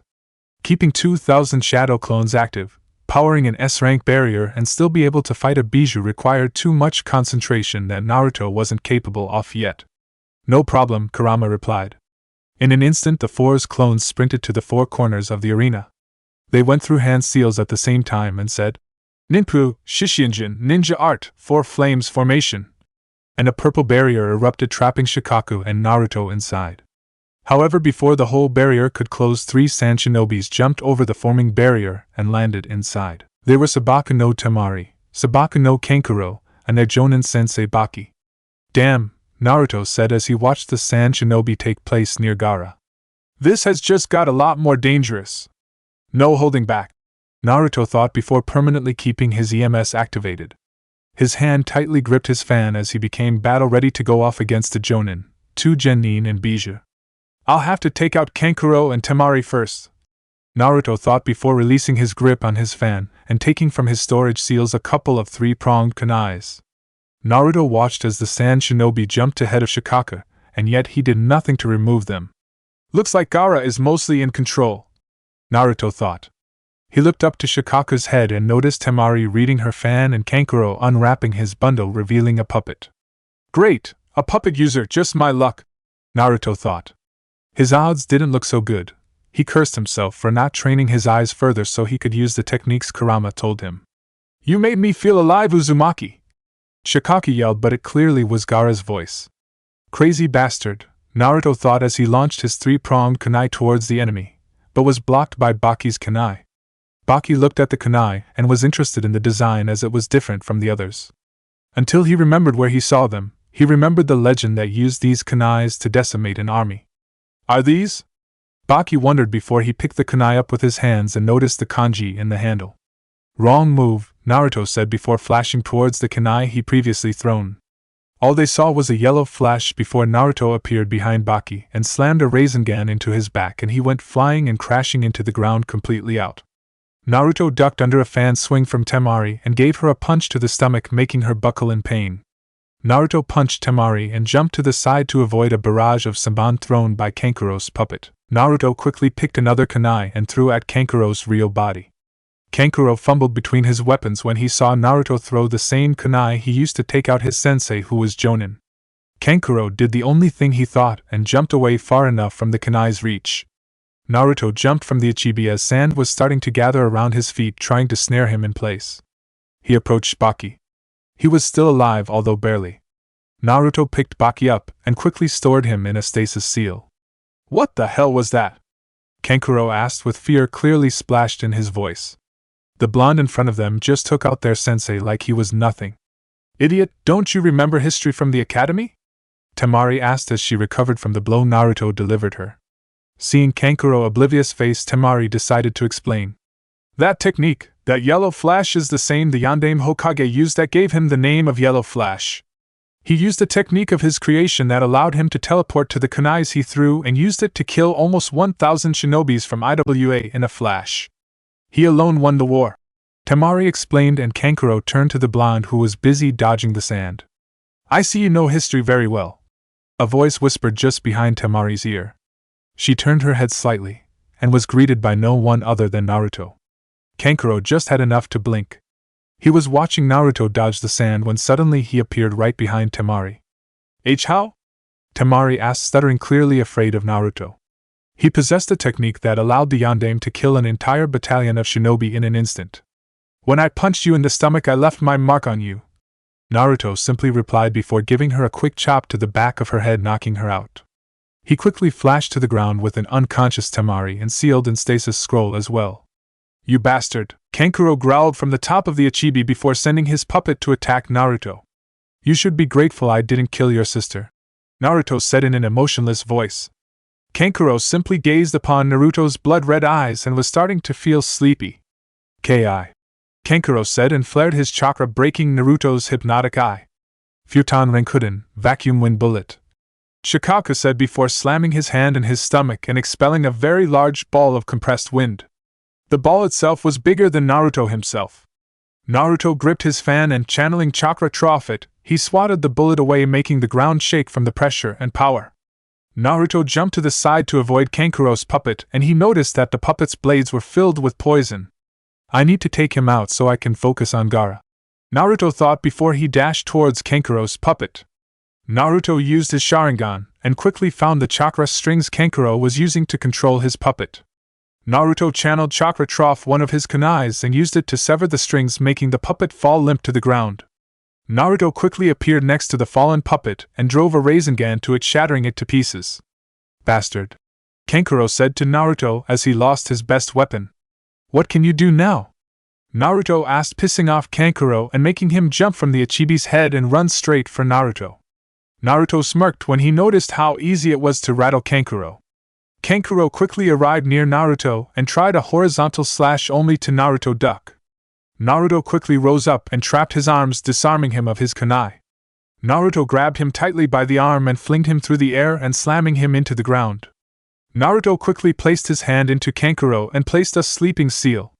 Once Kankuro was disabled, he sealed him as well inside a stasis scroll. Now that's done, it's only you, Naruto said, eyeing Shikaku. Die, Shikaku yelled as he fired a few more wind bullets that in this case were more like the size of people themselves. Naruto swiftly dodged them and watched as they collided with the barrier, but it didn't even waver. Good, the barrier is holding even though it's powered by clones, Naruto thought. Naruto analyzed Shikaku and noticed he was very slow. He hadn't moved since he was released, so Naruto would take that as an advantage. Naruto took out a single shuriken. He placed it on his pointer finger in his right hand. Naruto molded wind chakra and slowly expelled it to the shuriken. Soon enough the shuriken started spinning and around it the wind started spinning as well, creating a circular saw. Shuriken wind blade, Naruto said and threw the shuriken. The shuriken went flying with impressive speed towards Shikaku, who remained in place as his mobility was inexistent. The shuriken arrived near Shikaku and swiftly and without much trouble it cut right through his right arm, severing it completely and making it fall to the ground. The arm fell limply to the ground and started crumpling away until it remained nothing but sand on the ground. Although Shikaku just had his left arm severed, he didn't seem to be in any type of pain. You entertain me, Uzumaki, Shikaku yelled, and the sand above Shikaku's head started moving and something could be seen popping out. Naruto narrowed his eyes to the figure emerging and saw that it was Gaara himself. Gaara placed his hands in the tiger seal and said, "Play possum jutsu," and promptly fell asleep. Gaara leaned forward and his body went completely limp. Just as Gaara fell asleep, Shikaku's eyes glowed yellow and stayed like that, showing that it was Shikaku who was now in control. I'm free. I am going to kill you and then destroy everything, Shikaku yelled as he was happy to be free once again. He looked down and saw Naruto staring at him. Seeing Naruto, Shikaku immediately went into action, trying to crush the blonde and leave the barrier so he could have fun. Futon Renkuden, vacuum wind bullet, Shikaku said and started expelling compressed wind bullets towards Naruto, who was forced to start evasive maneuvers. Naruto watched very carefully as they hit the barrier. He couldn't allow Shikaku to roam free through the village or he would destroy it. Katan, Goryuken no Jutsu, Great Dragon Fire Technique, Naruto said and unleashed a big fire dragon towards Shikaku. Naruto swinged his fan and empowered the flames, making them wider and bigger. The flames were almost the size of Shikaku himself. Shikaku let out a roar and the flames were dispersed into nothing. Shikaku flexed his tail and tried to squash Naruto, but he jumped to the side to avoid it. The tail regressed back, but this time it stayed just above Shikaku's mouth. Suddenly black and blue chakra could be seen floating in the air and gathering around Shikaku's mouth. The chakra started gathering and compressing itself and balled just outside of Shikaku's mouth. Is that what I think it is? Naruto asked when he watched the ball of chakra form itself, very much like Naruto used his Rasengan. It's a Bijudama, Bijubomb, and I don't think your clone-powered barrier can withstand that, Kurama said. Even though Shikaku was the weakest of the 9, a Bijubomb is still strong. Let's see if this weapon truly lives to its name, Naruto said before gripping his fan tight. Shikaku stopped gathering chakra in the ball and suddenly fired it with tremendous speed. Naruto watched the purple ball coming towards him. Naruto grabbed his fan and placed it in front of him, his right hand grabbing the hilt, while his left hand grabbed the other end. The fan was acting like a shield in front of Naruto. Geishi, reflection, Naruto said just before the bomb hit the fan. The Bijou bomb collided with the fan and at first nothing happened, but suddenly the bomb exploded, but, instead of blowing Naruto, it was completely reflected towards Shikaku. The amount of pressure being put in the fan made Naruto kneel and ground beneath crack, but he was able to withstand the bomb, and the force of the explosion was sent towards Shikaku. Naruto placed the fan in his back and cleaned a bit of sweat that was dripping from the side of his face. That went well, Naruto thought. Now you believe what I said about the fan, Kurama said in a sarcastic voice. Yes, now let's end this. Naruto replied and watched as the smoke cleared and revealed a fully scorched Shikaku with his right arm missing as well. Naruto concentrated and focused his chakra. Suddenly right beneath Shikaku golden chains erupted from the ground and pinned him to the ground. Shikaku was fully trapped. He had chains wrapped around his tail, mouth and the majority of his body, making him unable to do a single movement. Red Ox Dog Boar. Naruto went through the hand signs and clapped his hands together. He slammed his right hand on the ground and kanji started flowing out of it, and going towards Shikaku and forming a ring around him. 5-point demonic suppression seal, Naruto said, and the kanji started glowing. Shikaku yelled in pain as his chakra was being forced back into the seal. All the shinobi stopped their fighting and looked at the arena where Shikaku was howling in pain. You are not going anywhere, Naruto said. Naruto reinforced the chains as he could feel Shikaku trying to break them free and get away from the seal. Shikaku's form started to waver, and the sand slowly started crumpling and flowing back into Gaara. A few seconds later, and there was nothing but a ball of sand floating in the air. The ball of sand was becoming smaller and smaller by the second when suddenly all the sand disappeared and Gaara fell to the ground completely unconscious. Naruto approached Gaara and saw his new seal in Gaara's neck. It formed a complete circle around Gaara's main seal. Naruto looked carefully at him and noticed a few irregularities. The main seal had no suppressive seals in it, and no safe hatch.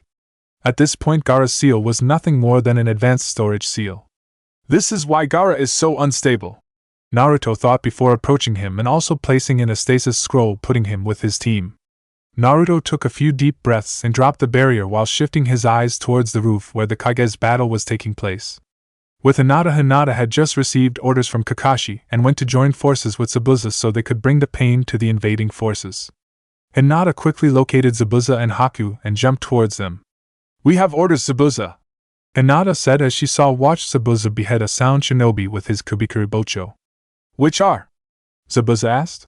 We are to group up and start sweeping the streets while evacuating and providing protection to the civilians. When the civilians are evacuated, we are to launch a counter-attack, Hinata explained. Let's go then, Zabuza said as he placed his blade to his back. They were about to leave when they saw a yellow flash. They narrowed their eyes and saw Naruto just arrive near them. Naruto-kun? Hinata asked, surprised to see him. What are you doing here? She asked. I'm a reinforced clone. Boss sent me to team up with all of you and provide protection to you as well, Naruto explained, and they all nodded. They all withdrew their weapons. Naruto picked a couple of three-pronged kunais, Haku took out Saban, and Hinata picked her daggers. They quickly left the arena and made their way towards the middle of the village, indicating the evacuation paths to the civilians. They were about to leave when a group of 10 sound shinobis jumped in front of them. Naruto quickly sensed their chakra levels and they were ordinary chunins. What do we have where? The obvious sound leader asked. A jonin and a couple of kids, he said while the rest of the crew laughed. Obviously these sound shinobi weren't watching the Chunin exams or they would have seen just what these kids could do. It's time for the flash to resurface, Naruto said and got confused looks from Zabuza and Haku. He smirked and threw one of his special kunais towards the enemy. They all laughed when the kunai didn't hit anyone and simple landed harmlessly on the ground in the middle of them. Don't blink, Naruto said to his team and disappeared in a yellow flash. All Zabuza was able to see was a yellow flash. Naruto disappeared from view, and when Zabuza saw him once again, all of the sound shinobi fell to the ground dead, their throats slashed. That was, Zabuza said, but trailed off as he pieced together who Naruto really was. You are the son of the Kiroi Senku Yellow Flash, aren't you? Zabuza asked, but the answer seemed pretty obvious. Yes, my father was Namake's Minato, Konoha's Kiroi Senku and the Yandame Hokage, and also Uchiha Madara's son. Naruto explained and got disbelief looks from Zabuza and Haku, who had her eyes widened. I'm done trying to figure you out, Zabuza said, laughing. Tell me, how long can you use that technique? Zabuza asked. It was a pain in the ass to create the seals. I can use it since I became Genin, Naruto explained. Unbelievable, Zabuza said while shaking his head in disbelief. Let's continue, Zabuza said, and they grouped together and dashed once again off the streets. Hinata, Naruto said, turning to her. Use your Byakugan and see where we are needed. This section is cleared, Naruto explained, and Hinata nodded before activating her Byakugan without any seals. She gasped to what she saw. The academy is under siege, she said, and got disbelief looks from Naruto. The academy? He asked incredulously. What about the barrier? He asked.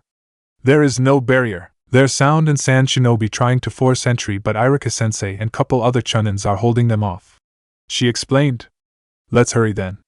I can't teleport all of you with the Hirishins since I'm only a clone, and we will take too long if we walk, Naruto said, and got confused looks from the rest of the team. If he couldn't transport them and they couldn't walk, what else were they going to do? This might feel a bit uncomfortable, Naruto said before activating his Kamui and sucking Zabuza, Haku, and Hinata into it. He quickly disappeared as well, leaving no trace of either of them. At the academy things weren't looking pretty. Irika and the other teachers were trying to hold off the enemy until Shinobi could arrive, but they wouldn't last much longer. The Chunin that was powering the barrier was tricked when a Sand Shinobi hinged into a Konoha Shinobi and infiltrated the barrier, killing the one powering it. The students were all scared.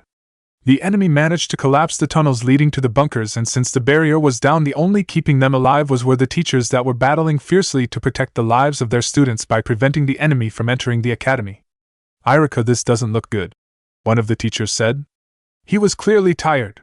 He was sweating from every place and was breathing very hard. Even thought he wasn't fatally injured, he was filled with small cuts and bruises from their fight. We can't do much. We must hold it until reinforcements arrive, Irika said. Irika was also running low on chakra. Even though he was quite skilled for a Chunin, a couple of Chunins couldn't fend off 15 Sand Chunins indefinitely. Just give up. You can't win, the obvious team leader said as he watched the teachers breathing heavily. They already managed to kill a couple of teachers, but these two were proving rather difficult. They were managing to keep them at bay by launching long-range jutsus and weapons. Irika, behind you, the other teacher yelled. Looks like the exhaustion was finally catching up to them as a Sand Chunin managed to sneak up on Irika.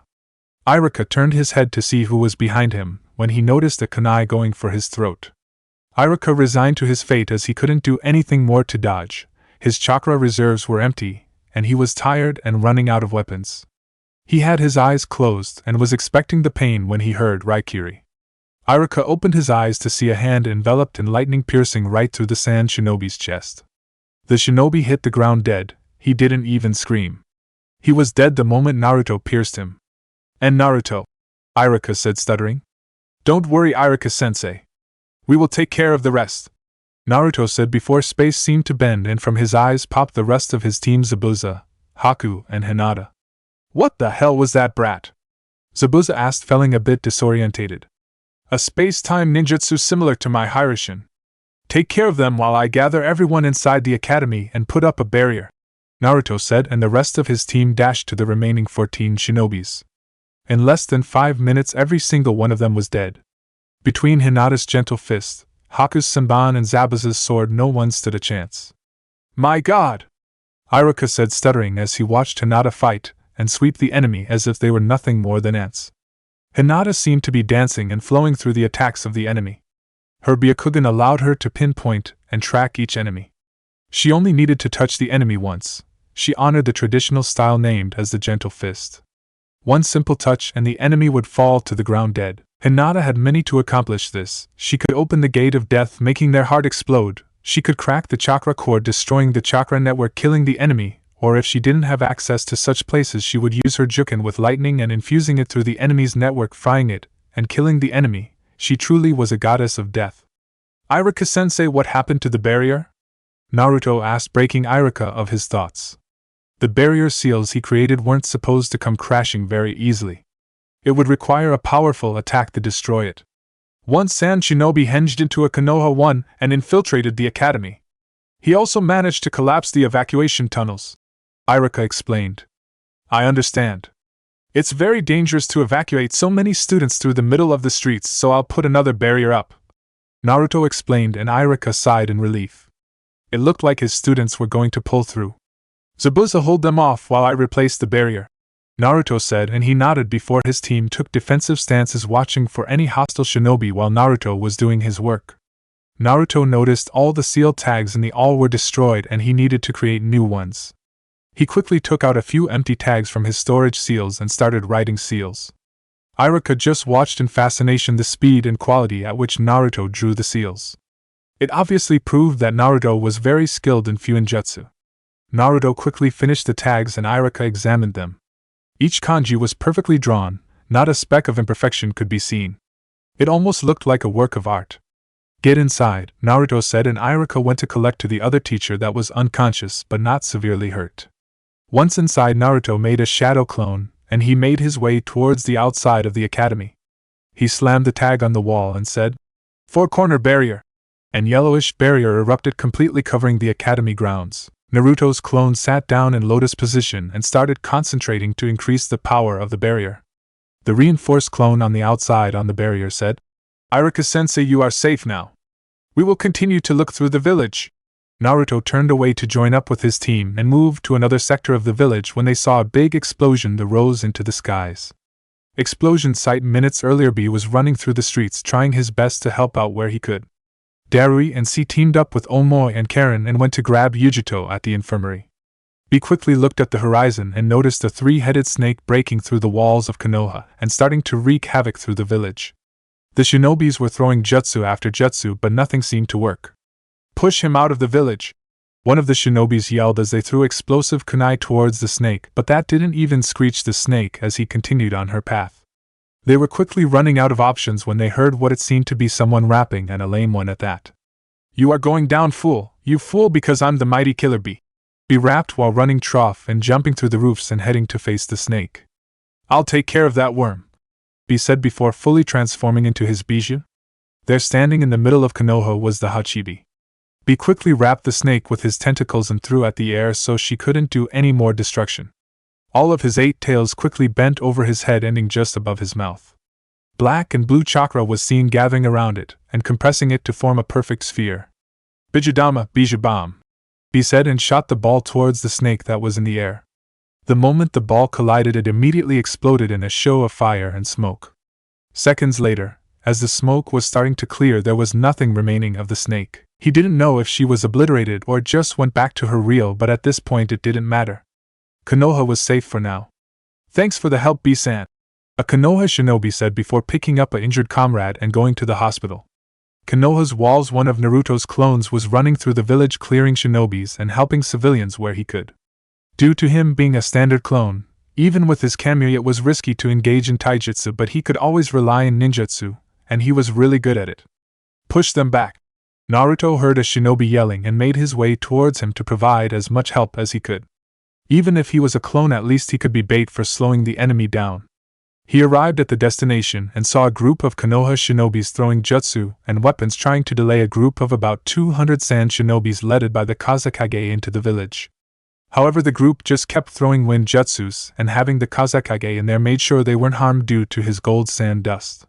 It wasn't looking good as the enemy kept coming. If help didn't arrive, it would be a massacre. Naruto arrived at their location and quickly surveyed the area looking for anyone he might know. His eyes landed on Anko. "Anko, what's happening?" Naruto asked. She looked around to find the annoying blonde. "Naruto, what are you doing here?" Anko asked. "Are you the reinforcements we asked?" She asked, hoping that the only reinforcements that came were Naruto alone. "I wasn't sent by anyone. I'm just a clone. Boss is taking care of Shikaku at the stadium," Naruto explained, and Anko stared dumbly at him before scowling.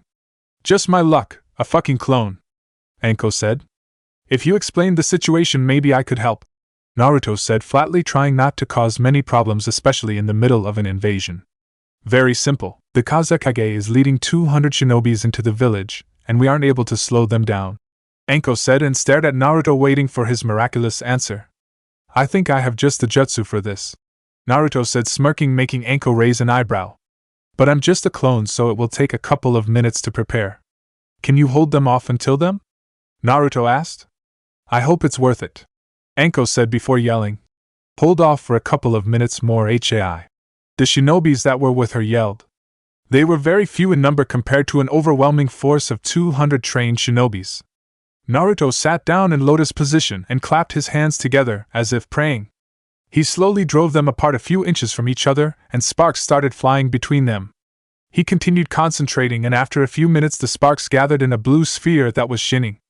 "Okay, Anko, it's ready," Naruto said, and Anko turned around to see the jutsu. "That's it. A small blue sphere," Anko said, not believing her eyes. "So much work just for that." "No faith," Naruto said, smirking, and launched the ball into the sky. The moment the ball hit the cloud level, it suddenly expanded in a bright flash of white. Everyone stopped and looked up to see what was happening. Just as the light died down, the clouds started gathering and sky was getting darker and darker by the moment. Thunders could easily be heard emanating the clouds. "Witness my best lightning jutsu," Naruto said, and everyone was focused in him. Naruto channeled lightning chakra to his hand and it started sparkling. He sent a beam into the sky and the thunder seemed to join and gather into a single massive one. The Kazekage was watching the skies very carefully, and when he noticed the dragon, he figured it wasn't going to be good for them. "Take cover," the Kazekage yelled at his forces, but it was already too late. "Right, and Kirin," Naruto said, and his dragon roared his way towards the sand shinobi. The Kazekage tried to block with his sand, but it was far too slow. He didn't even have time to blink as the dragon disappeared in a flash, and the ground where they stood exploded. Everything was ripped apart, trees, stones, even the earth itself was destroyed, and where once stood the mighty Kazekage and his 200 shinobis was now nothing more than a 100-meter wide crater. Anko and the other shinobis didn't manage to see what exactly happened. All they saw was a flash of light and the ground exploding. The dust cleared and there was no one remaining alive. The ones that survived the initial explosion were simply electrocuted and left in ashes due to the power of the thunder. "Holy shit, Gaki!" Anko yelled, shaking his shoulders, and her eyes widened to the size of dinner plates. The reaction of the rest of the shinobis was pretty much the same. They were all busting their asses to keep the enemy away, and Naruto arrives, fires a very powerful lightning jutsu, and it's all over, just like that. "I told you to have faith," Naruto said, panting. Even though the jutsu didn't take much chakra, the concentration necessary to use the jutsu was very high for a simple clone. "I'm dispelling now," Naruto said, and Anko nodded dumbly. "So what now?" one of the shinobis asked. "With the Kages Edo Tensei, a forbidden technique that summons a soul from the pure world to the world of the living, impure world, in order to do the biting of the summoner.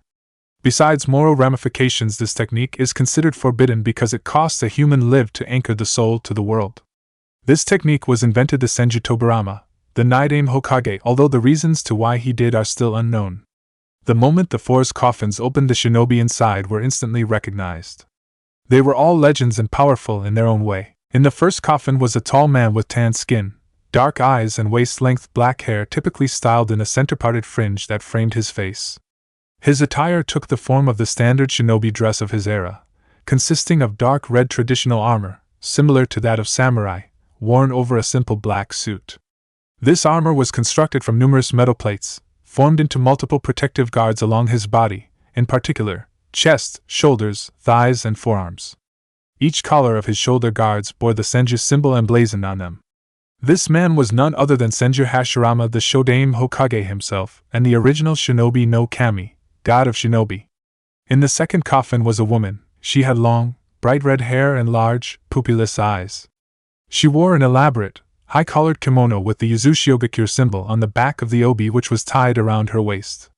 Her hair was arranged in buns with hairpins in them, and 3 clips in the front. She also wore a dark shade of red lipstick and had a violet-colored diamond mark on her forehead. She also wore tags with kanji written on them in her hair decals. She also carried a huge red scroll on her back, similar to Jeriah. She was Uzumaki Mido, Konoha's Beneheim, Red Princess, and the wife of Senju Hashirama. In the third coffin was a tall man, fair-skinned man with white, shaggy hair, dark-colored eyes and 3 red markings on his face, one under each of his eyes, and one on his chin. In most cases, he wore the wartime attire, armor emblazoned with the Senju symbol worn over a simple black suit, with a distinctive white fur collar. This armor was constructed from numerous blue metal plates, formed into multiple protective guards along his body, in particular, chest, waist, shoulders, and upper arms. This clothing was accompanied by sandals and a hapuri engraved with the Konoha emblem, in the place of the more traditional forehead protector. He was Senju Tobirama, Konoha's Suiro, water dragon, and the Naidame Hokage of Konoha. In the last coffin was another woman. She had a slender, but feminine build, fair skin, blue eyes, crimson hair with strands that framed both sides of her. She was wearing the traditional black umbu pants with white tape around the ankles. Around her chest she had a NBU chest plate above simple black suit. She had gloves in each arm that covered her entire arm, almost reaching her shoulders. On her back, a 28 inches long black katana with red hilt. She was Uzumaki, former Senju, Kushina, Konoha's aka No-Sure, Red Death, wife of the Yondaime Hokage, but most importantly mother of Uzumaki Naruto. This isn't good, the Hokage muttered under his breath, and the Raikage and Jeriah couldn't help but to agree. After all, standing in front of them were four Kage-level shinobis, not to mention Orochimaru himself, and the fact that being an Edo Tensei provides the shinobi with limitless chakra and immortality didn't help much. "Where am I?" Kushina asked as she surveyed her surroundings. The last thing she remembered was saying goodbye to her son. "Edo Tensei?" Tobirama asked out loud, snapping Kushina from her thoughts. "That man brought us back with my forbidden technique, ironic," Tobirama said. Edo Tensei, Kushina thought as she watched who she was going to fight against. It was a bulky man with blonde hair, so she assumed he would Akumonin, Jeriah and Sarutobi Hiruzen. Hiruzen seemed older than what she remembered, so it must have been some time. "Hiruzen," Kushina called out, getting his attention.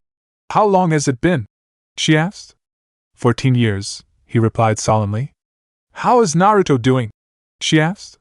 She felt bad for leaving Naruto alone and leaving him with such burden, but there wasn't any other choice at the time. Even though the civilians made his life a nightmare, he still turned out an splendid shinobi. You would be proud of him, the Hokage said with a small smile.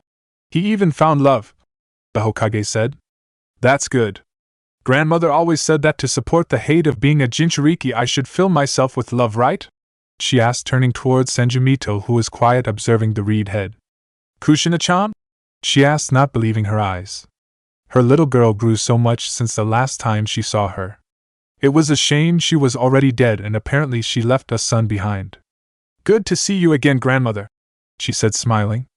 Take that, Tobirama, my line continued on while you were always brooding around," Hashirama yelled, pointing towards his brother.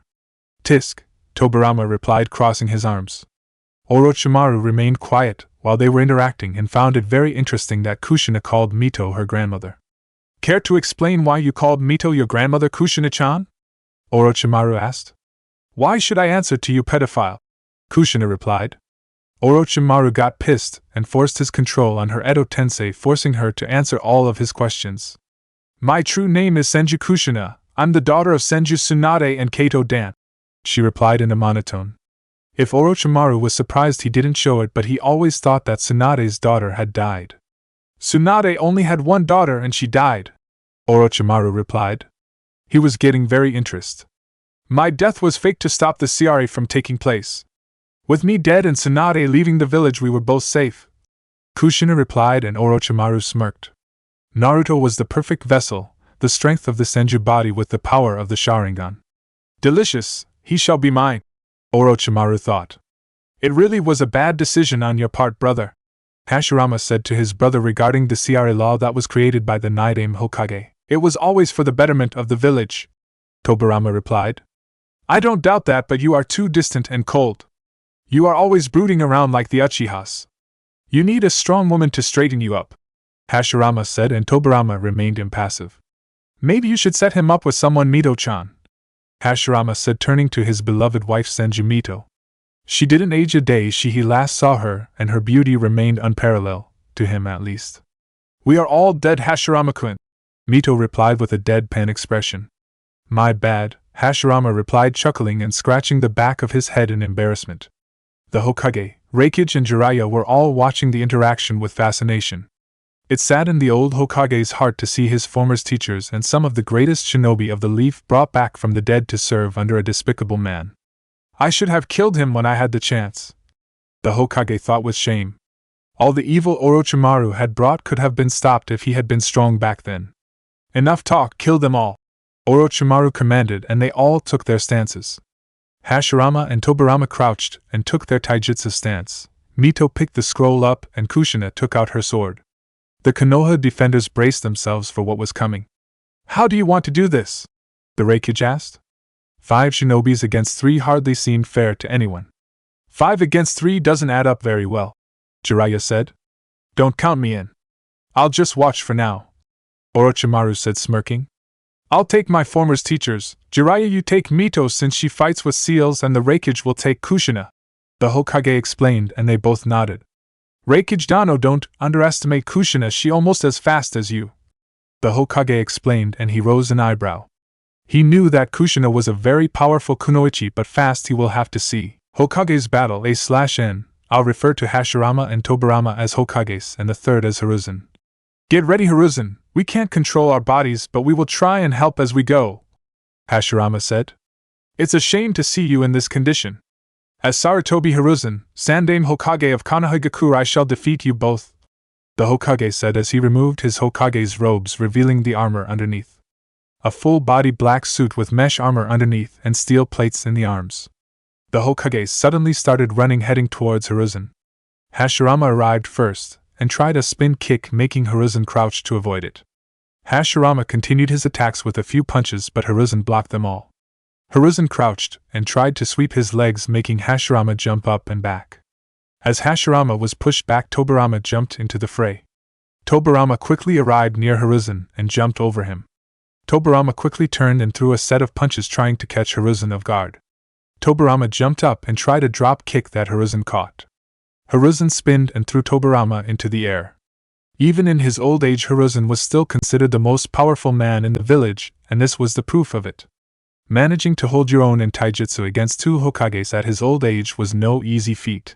My turn now, Hiruzen said, and the Hokages braced themselves for his attack. Hiruzen went through a couple of hand seals and said, Katon Karyo Enden, Fire Dragon Bullet, and sent a torrent of fire that engulfed the Hokages. The flames were covering completely the Hokages, but they remained still. A benefit of the Edo Tensei is his immortal body. Hiruzen, seeing that his technique wasn't having effect, he poured more chakra into it, turning the flames with white hot.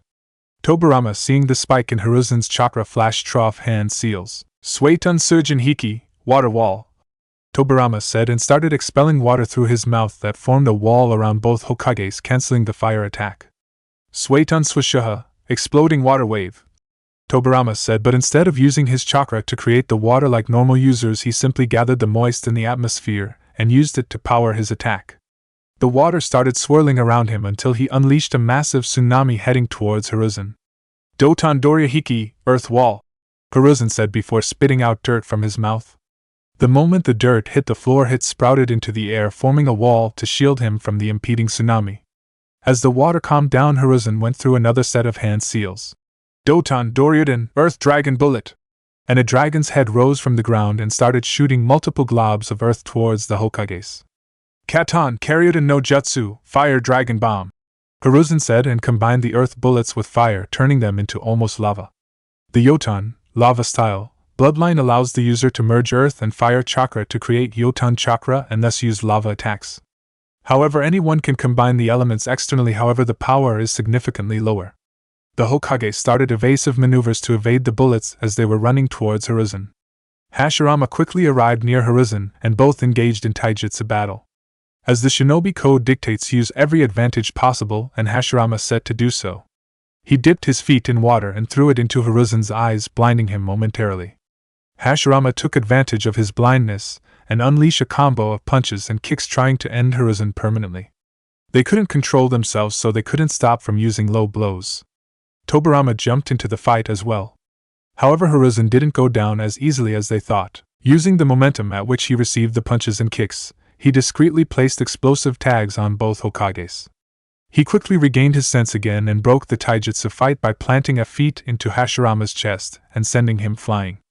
Ki, Hiruzen said with his right hand in the tiger seal, and both explosive tags detonated, blowing up Hashirama's leg and Tobirama's arm. Now this would have been enough to kill any shinobi, but the Edo Tensei allowed the body to regenerate. Hiruzen watched in amazement as the leg and arm that were destroyed reformed themselves as if nothing happened. Mokutan, Jukai Koten, deep forest creation, Hashirama said, and trees started emerging from the ground, ripping through everything. The tiles, the earth wall, nothing stopped the onslaught of the trees. Hiruzen was forced to take evasive maneuvers, but in the end the trees caught him and snared him by the ankles and arms. Hiruzen forced himself to move under his confinement, and bit his thumb, drawing blood. He stretched and placed his hands near a branch of a tree. Kuchios no Jutsu, summoning technique, Hiruzen said, and smoke erupted from where he placed his hand.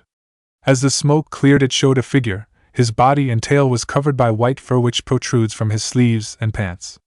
He has long white hair that reached into his back and long sideburns and a goatee. He wears a black suit with mesh armor underneath, over which he wears a sleeveless, kimono shirt with white, fur trimmings and markings reminiscent of tiger stripes on it, which is held closed by a sash. He was Enma, the Monkey King and boss summon of the Monkey Clan. Orochimaru, I warned you, Enma said, watching Hiruzen trapped in the trees. Let's end him now.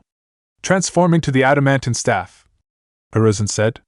Hai, Enma said, and jumped into a branch and said, Henge Kongunyu, transformation, adamantine staff. Enma was engulfed in smoke, and when it cleared, Enma was no longer a monkey but a staff. The staff quickly crushed the trees and freed Hiruzen from his prison before resting in his hands as he took a defensive stance. Jeriah vs. Senju. Mito. Jeriah gulped as he watched Mito remove the scroll from her back. After all, Mito was an Uzumaki, and their sealing techniques weren't to be underestimated in the least. Uzumaki Mito did defeat the Kyuubi when Madara attacked at the Valley of the End, and sealed him inside of her without dying. Senju Mito was one of the few combat sealers. As long as she had chakra, her possibilities in battle were endless, and since Jeriah was a seal master himself, he knew very well the foe he was up against. I wonder if I should use Sage Mode, Jeriah considered in thought. Jeriah decided that he shouldn't allow Mito to do anything and rushed her, engaging in taijutsu. Mito, seeing Jeriah running towards her, quickly placed the scroll on her back and took a defensive stance. Jeriah arrived near her and threw a set of punches that she easily blocked. Jeriah tried to sweep her legs, making her jump. While in the air, Jeriah tried to punch her, but she grabbed his arm and, supporting herself, she spun mid-air and delivered a spin kick to Jeriah. Jeriah stumbled back but quickly regained his position. He nursed his neck before going towards her once again. He quickly arrived near and threw a right hook. Her attention was focused on his right arm, opening her defenses for Jeriah's left hand to slip through and hit her, sending her flying to the ground. She got up as if nothing had happened, and they both rushed each other once again. The moment they arrived near each other, Mito jumped over him. She placed her right hand on Jeriah's back, applying a seal and jumping away from him. Jeriah didn't know what happened and as such discarded this skirmish as unimportant until he saw Mito place her right hand in Tiger Sign. Fuinjutsu Electric Seal activate, Mito said, and the seal on Jeriah's back glowed and started sending electric shocks through Jeriah's body, making him buckle in pain until he exploded in a poof of smoke. I figured the moment you touched me you applied some seal, Jeriah said, rising from the ground. Ninpu, Kibari Senban, hair needles, Jeriah said, and his hair extended before starting to fire hundreds of hair needles towards Mito, who remained in place. Mito spread her hands from each other. From her sleeves emerged 2 tags, one for each hand. Barrier technique, shock absorption seal. And a golden barrier appeared in front of her, easily blocking all of the senbons.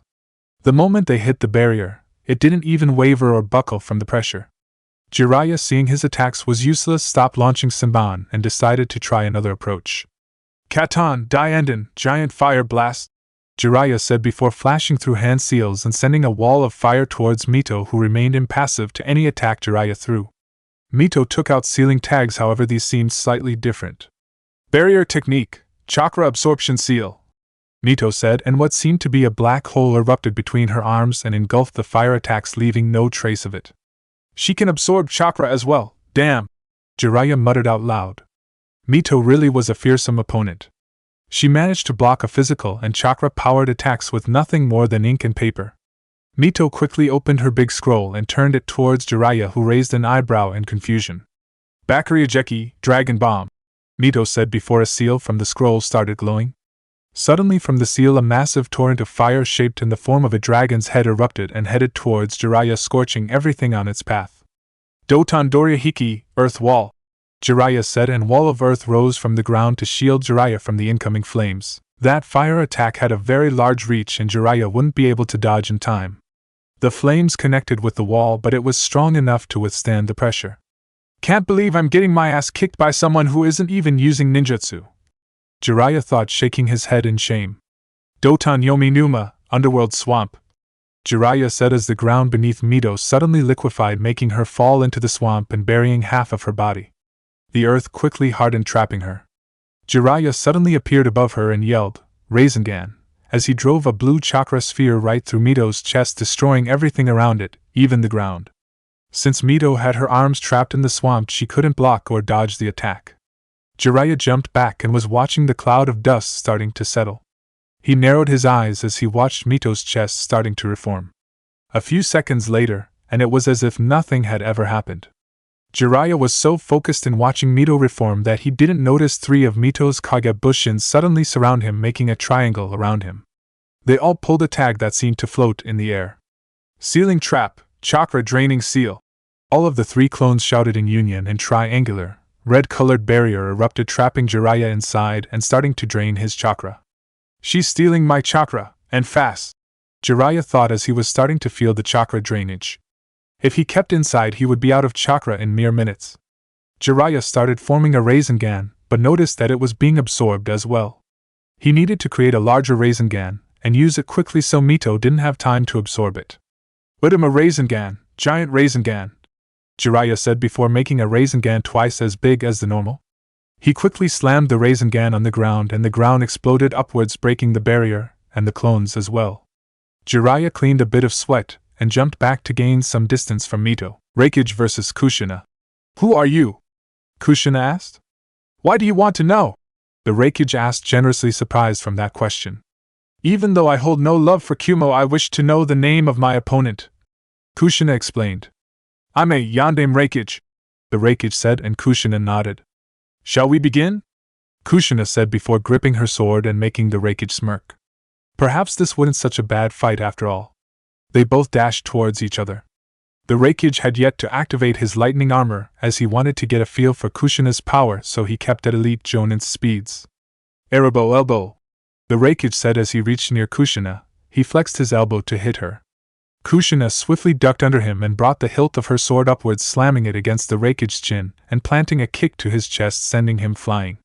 Dragon dive, Kushina said before flexing her blade and pointing her towards the Raikage. Kushina charged her body with Churka before exploding towards the Raikage at very high speeds, but the Raikage wasn't the fastest man alive for nothing and managed to deflect it, although barely. Raikage, seeing Kushina so up close, charged at her and said, Rariato, Lariat, and tried to slam his right arm into Kushina's neck, destroying it. Kushina simply bent her body backwards and allowed the arm to pass above her without touching her. The moment the Raikage's arm had safely passed above Kushina, she quickly rose up once again.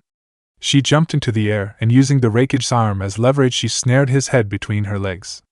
She tilted down, placing her hands on the ground for leverage once again, and slammed the Raikage into the ground hard and jumped back to gain some distance. Enough of this child's play, the Raikage said before his chakra spiked and his body was enveloped in a blue cloak that was sparkling with electricity everywhere. This was the Raikage's most powerful technique, the Raiten no Yoroi, lightning armor, a technique that, by channeling lightning chakra through the synapses and the external body, it improves the user's reaction time, overall speed, and defenses. Kushina, seeing her opponent using the fabled Raiten no Yoroi, knew she needed something that allowed her to keep up with what will be his new speed. Her husband managed to avoid A's fastest strike by using his Hirishin, but she didn't have that at her disposal. Kushina began focusing and channeling wind chakra through her external body. Futon no Yoroi, wind armor, Kushina said. By surrounding her body with wind chakra, she can cut down the wind resistance, increasing her overall speed. However, this technique doesn't protect her from anything like the Raikage's. The Raikage disappeared in a blink of an eye and appeared just above Kushina. Jiriken Dirapu, guillotine drop, the Raikage said and tried to perform a drop kick on Kushina. However, Kushina, due to her wind armor, managed to jump away and avoid the kick that shattered the ground. Wind/Kushina said, and she reappeared in an instant where the Raikage destroyed the ground. Channeling wind chakra through her blade, she performed a horizontal swing, and the Raikage just had enough time to tilt his head as the blade passed right above his head, cutting a few strands of hair. The Raikage quickly recovered and jumped away. As he landed, he noticed a few drops of blood fall to the ground. He placed his hand on his head and he looked at it. He noticed a bit of blood. Even with my lightning armor, she managed to cut me, the Raikage thought. It was bad luck in the end. The only thing that can beat lightning is wind. The Raikage was looking carefully at Kushina before she poofed in smoke. He looked around just in time to see Kushina appearing next to him, trying a horizontal slash across his chest. The Raikage, using his lightning reflexes, caught the blade with his bare hands and slammed a kick into Kushina's chest, and she was sent tumbling to the ground. The Raikage had enough of this. He had to end the battle fast so he could go and help the others' battles. He focused and brought his lightning armor to full power, making it sparkle even more and his hair become spikier. Kushina was looking at him when he suddenly disappeared. She didn't even have time to blink as the Raikage repapered right next to her. He grabbed her by the waist and said, "Raiga Bomu, Liger Bomb," and slammed her into the ground, completely tearing her apart and blowing up the ground into smithereens. The Raikage jumped and smirked in victory until he noticed that Kushina's body was reforming. A few seconds later, she was standing in front of her, as if nothing had happened. Damn that Edo Tensei, the Raikage thought as he was considering what he could use to end this despicable technique. Kushina walked forward and placed her hand on the ground, touching the Raikage's blood from one of his injuries that Kushina managed to inflict. Kushina spread the blood through her hands and flashed through hand seals before slamming both hands on the ground. "Fuinjutsu, gravity well," Kushina said, and kanji erupted from her hands and spread through the area where they were fighting. In less than 2 seconds the whole area was covered. The Raikage rose an eyebrow in confusion, but when he saw Kushina activated the seal, he almost fell to the ground. The gravity in that area was increased almost 5 times. "She's trying to slow me down, smart," the Raikage thought. "Infinite Blade," Kushina shouted before she disappeared from view. Suddenly the Raikage's skins bursted in blood, revealing shallow cuts covering all of his body. The Raikage buckled in pain, but this sort of wounds wouldn't slow him down. "Raiden Ingasidorito, lightning straight," the Raikage said before dashing straight forward towards Kushina with his fist cocked. The only person to ever this attack was Kushina's husband, Namake's Minato, but due to the gravity field the Raikage was slower and Kushina easily dodged it, jumping to the side. "Enough of this," the Raikage roared before jumping high into the air and saying, "Drop kick," and slammed his feet into the ground, vaporizing all the tiles around the impact and completely disrupting the seal matrix, making Kushina drop the gravity field. They were about to jump at it once again when all of them heard a piercing scream from the middle of the arena. All of them stopped their battles and regrouped, shifting their attention to the arena floor where Shikaku was yelling in pain as he having his chakra suppressed. "This chakra, it's Shikaku," Tobirama said as he was one of the most talented censor to ever live. "No doubt," Hashirama replied. "Looks like Naruto came through," Jeriah said, and the old Hokage nodded. "What do you mean Naruto came through?" Kushina asked in a very sweet voice, making all the males gulp and take a step back. "Did you put my Sochi-san against a Bisha?" she asked sweetly, grasping her sword. "And now Kushina, he was the one that chose to face the Ichibi," the Hokage tried to reason with her. "Besides, from the looks of it, it looks like he won," the Hokage said. Jeriah didn't say anything. He still remembered the beating he took when he tried to spy on her and Minato. Not even Orochimaru himself said anything, as he still remembered all the broken bones he had when he said that Kushina looked fat. "He's approaching," Tobirama said, and they all noticed a figure arrived near the roof. Naruto jumped up and phased right through the barrier as if it wasn't even there. "How the hell did that punk pass through the barrier?" Taiya yelled. "How should I know?" Sakan replied. "Hey old man, need a hand?" Naruto asked before he analyzed the situation. He looked around and saw what Orochimaru had done, but his eyes were fixed on the red-haired woman. "Ka-san, mother," Naruto said in a low voice, but everyone heard him. "Naruto-kun," Kushina said and ran towards her son, but Orochimaru forced his control over her, making her stop on her tracks, tears running from her eyes. "You dare summon my family, you are going to pay Orochimaru," Naruto said and flared his Sharingan, making it slowly shift into his Mangekyo. His Eternal, displayed for the first to the world without any genjutsu hiding it. Orochimaru was shocked when he noticed the shift in Naruto's eyes, and he felt something he hasn't felt in a long time, fear. Is that? Hashirama asked, pointing towards the fan in Naruto's back. It's my grandfather's fan, Hashirama Jiji. Naruto said, smirking, and Hashirama's and Tobirama's eyes almost popped out of their sockets. Madara had a son? Hashirama said, not believing his ears. He didn't see that one coming. Yes, you did a wonderful job killing him at the Valley of the End, Naruto said. What? Hashirama yelled. He survived? Hashirama asked, and Naruto nodded. Ironic, don't you think? Naruto asked, and Hashirama got confused. To think the descendants of you two would fall in love, Naruto said. Hashirama and Tobirama chuckled at the irony before they focused their attention on the blonde and noticed his eyes. A Mangekyo? Tobirama asked, and sensed his chakra levels making his eyes widen. His chakra levels are through the roof. They are on par with lower-class Bijus. How in the world? Tobirama said, but Hashirama interrupted him. I sense the Kyuubi's chakra in him. It looks like he's the new Jinchuriki. Hashirama said, and Tobirama nodded as it made sense. It's good to see that my legacy lives on, Hashirama said. Naruto, don't go in blindly. They can't be defeated by ordinary means, the Hokage said. I know how the Edo Tensei works, Jiji, Naruto said, and Kushina smiled at the affectionate name he had for the third. At least he wasn't alone. How do you know it? It's a forbidden technique, the Hokage asked suspiciously. Remember when I found Orochimaru's abandoned laboratory? Naruto asked, and the Hokage nodded. In there I found blood samples as well as Orochimaru's notebook on the Edo Tensei, Naruto said. The reason I know how it works very well is because I can use it as well, Naruto said, and everyone's eyes widened at the statement.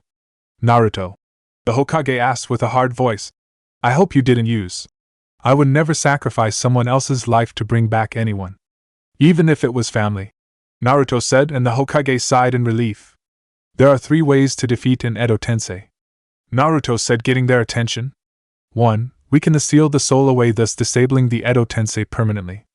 2. We can vaporize the body completely, thus stopping it from reforming. Or 3rd, since I know the seals, we can force the summon to end the Edo Tensei himself. Naruto explained, and they frowned. Either way it was going to be difficult. Erosenin, Naruto said. Stop calling me that. Jeriah and the rest sweat dropped. How could they do this in the middle of a fight? Kushina just laughed, as she had called him the same when she was alive. I can't use any genjutsu strong enough to force them to release the Edo Tensei, so do you know any sealing technique besides the Shiki Fujin? Naruto asked. Yes, but it will take time to prepare, Jeriah said, and Naruto nodded. We will hold them until then, Naruto said, and everyone rose an eyebrow at the statement. Don't worry, Kase-san, I'm freeing you from Orochimaru's grasp. Now, shall we dance? Naruto asked, smirking and grasping the fan on his back. He always wanted to face against powerful opponents, and it didn't get any more powerful than the Hokages. Flashback, Valley of End, Hashirama and Madara were facing each other, getting ready to start their duel. I'll say it one last time, Madara, forget this path, Hashirama said as he looked at his long-date friend. There is no turning back, Hashirama. Now, shall we dance? End flashback. Hashirama chuckled at the similarities between Naruto and Madara. It looked like Madara's blood was running strong through his veins, more strongly than Hashirama's own blood. Old man, give me fire, Naruto said to the Hokage, and he nodded. Katon Karyu Enden, fire dragon bullet, the Hokage said, expelling a torrent of white-hot fire towards Orochimaru. Katon, Goryuken no Jutsu, great dragon fire technique, Naruto said before he also started to expel his own stream of fire. He quickly picked his fan and swinged, empowering the flames with wind. An inferno was unleashed towards Orochimaru, but they all remained in place. Tobirama clapped his hands together, and water started rotating around all of them before exploding towards the incoming flames. A huge cloud of steam erupted, blinding everyone except Naruto, who, due to his Sharingan, managed to see the chakra of everyone. Taking advantage of the cloud of steam, Naruto quickly threw towards them the last 10 kunais he had with the Hiraishin seal. The cloud dispersed and everyone remained in the same, not moving an inch. Suddenly Hashirama started going through hand seals and said, Mokutan, wood spikes. Suddenly a tree sprouted from the ground and started sending wooden spikes towards Naruto and company. Naruto channeled chakra to his Gunbai and said, Gunbai barrier technique. A semicircular purple barrier appeared mid-air, intersecting all of the wooden spikes, making them fall to the ground. They were all distracted on defending that they didn't notice Kushina blur right through them heading towards Jeriah. Jeriah behind you! The Hokage yelled as Kushina appeared next to Jeriah trying to cleave his head off. The Raikage powered his Raiten no Yoroi and dashed at the top of his speed towards Kushina. He wasn't going to arrive in time when they all saw a yellow flash appearing next to Jeriah and slamming a Rasengan into Kushina. Arrow Sennin, quick, seal her while she is reforming! Naruto yelled out, making Jeriah hurry and place one of his finished tags on Kushina's body. You did well, Naruto-kun. I'm sorry we left you all alone, but we loved you very much. I'm proud of you, Kushina said as her Edo Tensei was starting to crack, indicating her soul was about to be released. Thank you, Ka-san, Naruto said, sobbing. He usually never let his emotional guard to anyone other than his more trusted people, but this one was an exception. Kushina was starting to fade away before Naruto approached her and whispered something to her ears, only bringing a smile to her face before fading away completely. You are going down, Orochimaru, Naruto said, glaring at the snake. That was, the Raikage started saying before everything fell into place. You are Minato's brat, aren't you? The Raikage asked rhetorically. Yes, I am, and by the way, Minato was Madara's son, Naruto said, and the first two Hokages widened their eyes. Who would have thought that Madara's son would have become Hokage? Enough of this, kill them, Orochimaru ordered, and they all dashed towards the Leaf Defenders. Jeriah, how are the tags coming along? Hurry up, will you? The Hokage asked. Give me a break. This aren't easy to make, Jeriah stated. Here they come, the Raikage said before taking a defensive stance. Let's end this, the Raikage said, trying to boost the morale. Naruto dashed towards Hashirama and engaged in taijutsu. Naruto had dropped the weights a long time ago if he wanted to keep up with Kages. So this the power of a Kage. I need to step up my training, Naruto said as he was being pushed back by Hashirama's raw power. Hashirama threw a right hook that connected with Naruto and left him slightly dazed. Naruto's Kamui activated just time to see Orochimaru's extended neck phasing right through him. What the hell, you pedophile? Are you trying to give me a hickey? Naruto smugly asked, trying to piss him off. You shouldn't rattle him up, the Hokage said, chuckling at his surrogate grandson. I have another ready, Jeriah stated, and Naruto nodded. Naruto channeled as much chakra as he could into his body and sent a kick towards Orochimaru and sent him flying. Naruto, using his Kamui, phased right through Hashirama and jumped back. Naruto crouched and concentrated. Golden chains emerged from the ground and snared Hashirama into the ground. The chains twisted around his ankles, snaring him to that spot.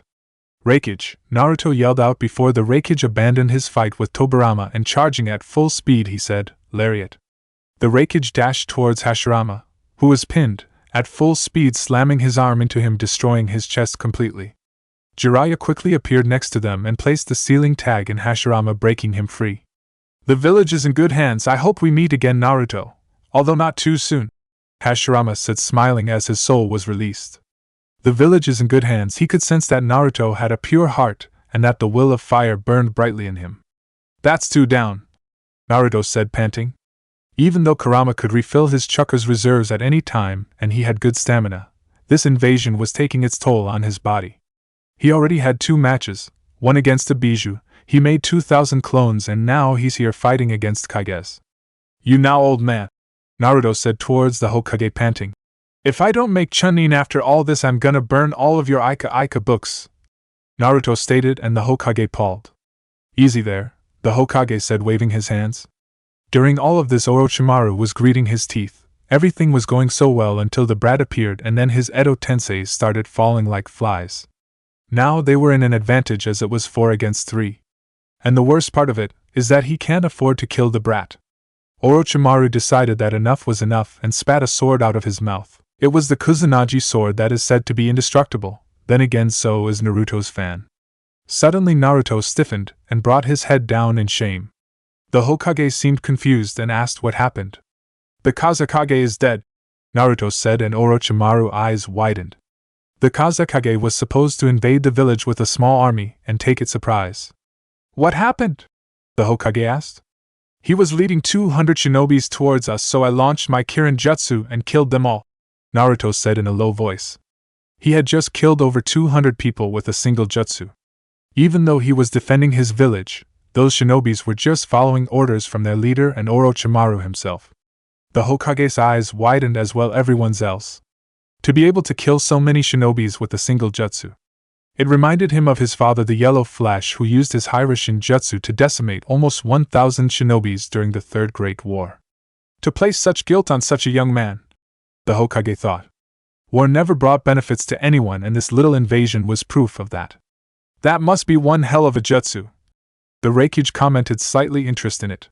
The ability to instantly take out so many shinobis easily ranks the jutsu as S rank. The next tag is ready, Jeriah stated, and they got ready once again. I won't allow this anymore. Mito, use anything, use your strongest seal, I don't care, just finish them. Orochimaru ordered and Mito obeyed. Mito instantly started going through hand seals at very high speed, indicating that it was going to be one big sequence, and big sequences usually aren't good. Jeriah was watching carefully the seal sequence when his eyes widened in realization. You can't allow her to finish that seal. Stop her now, Jeriah yelled, but it was too late. Sealing trap, obliteration, Mito said, and instantly kanji erupted from her hand and covered the entire roof where Jeriah and others were, the kanji suddenly starting flowing through the air, trapping Jeriah and the other in a sphere. Activate, Mito said, and the kanji sphere glowed before exploding with such a force that the entire building shook, but the explosion and flames didn't leave the sphere and remained there for a few seconds. The flames died down, and kanji faded, dispersing the sphere. Orochimaru smirked when the smoke cleared as he saw nothing inside the sphere. He couldn't even sense them anymore, so that could only mean that he won.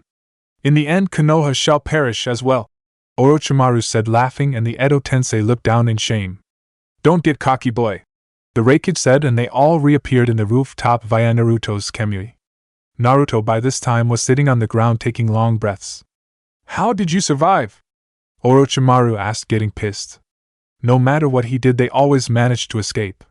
You have Naruto to thank for, the Hokage said, looking at him. He transported us all to his pocket dimension just before the explosion happened, the Hokage said, chuckling, and Orochimaru scowled. You really are one of the kind, Naruto-kun, Orochimaru said, chuckling. Such a perfect vessel, he said. I don't swing that way, Naruto said, chuckling. I have both tags ready, let's end this for good, Jeriah said before everyone agreed. This battle had gone on long enough and Naruto was almost completely exhausted. I'll make my final move, Naruto said before he disappeared in a flash. He reappeared right behind Tobirama and slammed a Rasengan in his back, sending him flying towards the Hokage, who caught him and immobilized him, allowing Jeriah to seal him. You did well, Saru, Tobirama said before disappearing. Thank you, Sensei, the Hokage replied. You are next, Naruto whispered into Mito's ear as he flashed behind her as well. Rasengan, Naruto said, and slammed it against Mito, destroying her body completely. Jeriah quickly approached her and placed a tag on her, releasing her as well. Now it's only Orochimaru, the Hokage said. Konoha may have survived today, but it shall fall, Orochimaru said as he getting ready to leave. You are not going anywhere, Naruto said as he flashed next to him and grabbed him by the arm. The moment Naruto caught Orochimaru, kanji started flowing out of Naruto's arm. Orochimaru, seeing this, immediately performed a kawarimi with a log, but the kanji did manage to cover his entire right arm. This is the end, Naruto said before placing his right hand in the tiger seal. Activate, Naruto said, and almost instantly the kanji glowed, and what seemed to be worst pain Orochimaru ever felt, this one was even worse. Orochimaru screamed in pain until the seal started to fade off and disappeared from his arm. What pant did you do, pant brat? Orochimaru asked. His arm felt normal, however it was a bit numb from the pain. I destroyed the chakra network on your arm. You can no longer mold chakra with that arm. You lose, Naruto said, smirking. This won't be the end. Drop the barrier, we are leaving, Orochimaru ordered, and immediately the Sound Four dropped the barrier and ran towards their master. They grabbed him and tried to jump away. You aren't going anywhere, Naruto said before he summoned his golden chains and tried to capture them, but one of the Sounds Four launched what seemed to a spider's web, giving them enough time to shun Shin away. Damn it, they got away, Naruto said, punching the ground. Don't worry, Naruto-kun, we will get him eventually, the Hokage said. All of them were taking deep breaths as they overlooked Konoha. It seemed that the village didn't take much damage, and the Hokage was glad for it. Naruto suddenly clutched his head in pain. Old man, the invasion is over and my clones are dispelling, so I'll be fainting now. See you tomorrow, Naruto said as his eyes rolled behind his head and he fell to the ground only to have the Hokage grabbing him. Rest now, Naruto, you did much more than I could ever hope for. The Hokage said as he picked Naruto and secured him in his back. That's some kid, the Raikage said. Yes, he is, Jeriah said, proud of the shinobi his godson became. Chapter 25 Aftermath. Konoha had proved once again why it was considered the strongest of the elemental nations. Konoha was pitted against two other villages, one of them being one of the top 5, and yet Konoha came victorious. However, in war, no victory is without sacrifice, and as such Konoha lost a few shinobis whose names would forever be engraved in the memorial stone. Naruto was slowly regaining consciousness, and opened his eyes only to be blinded, and brought his hand to cover them. He slowly adjusted to the light, and looked up to see a white ceiling. He took the scent of the place, and it smelled like disinfectant.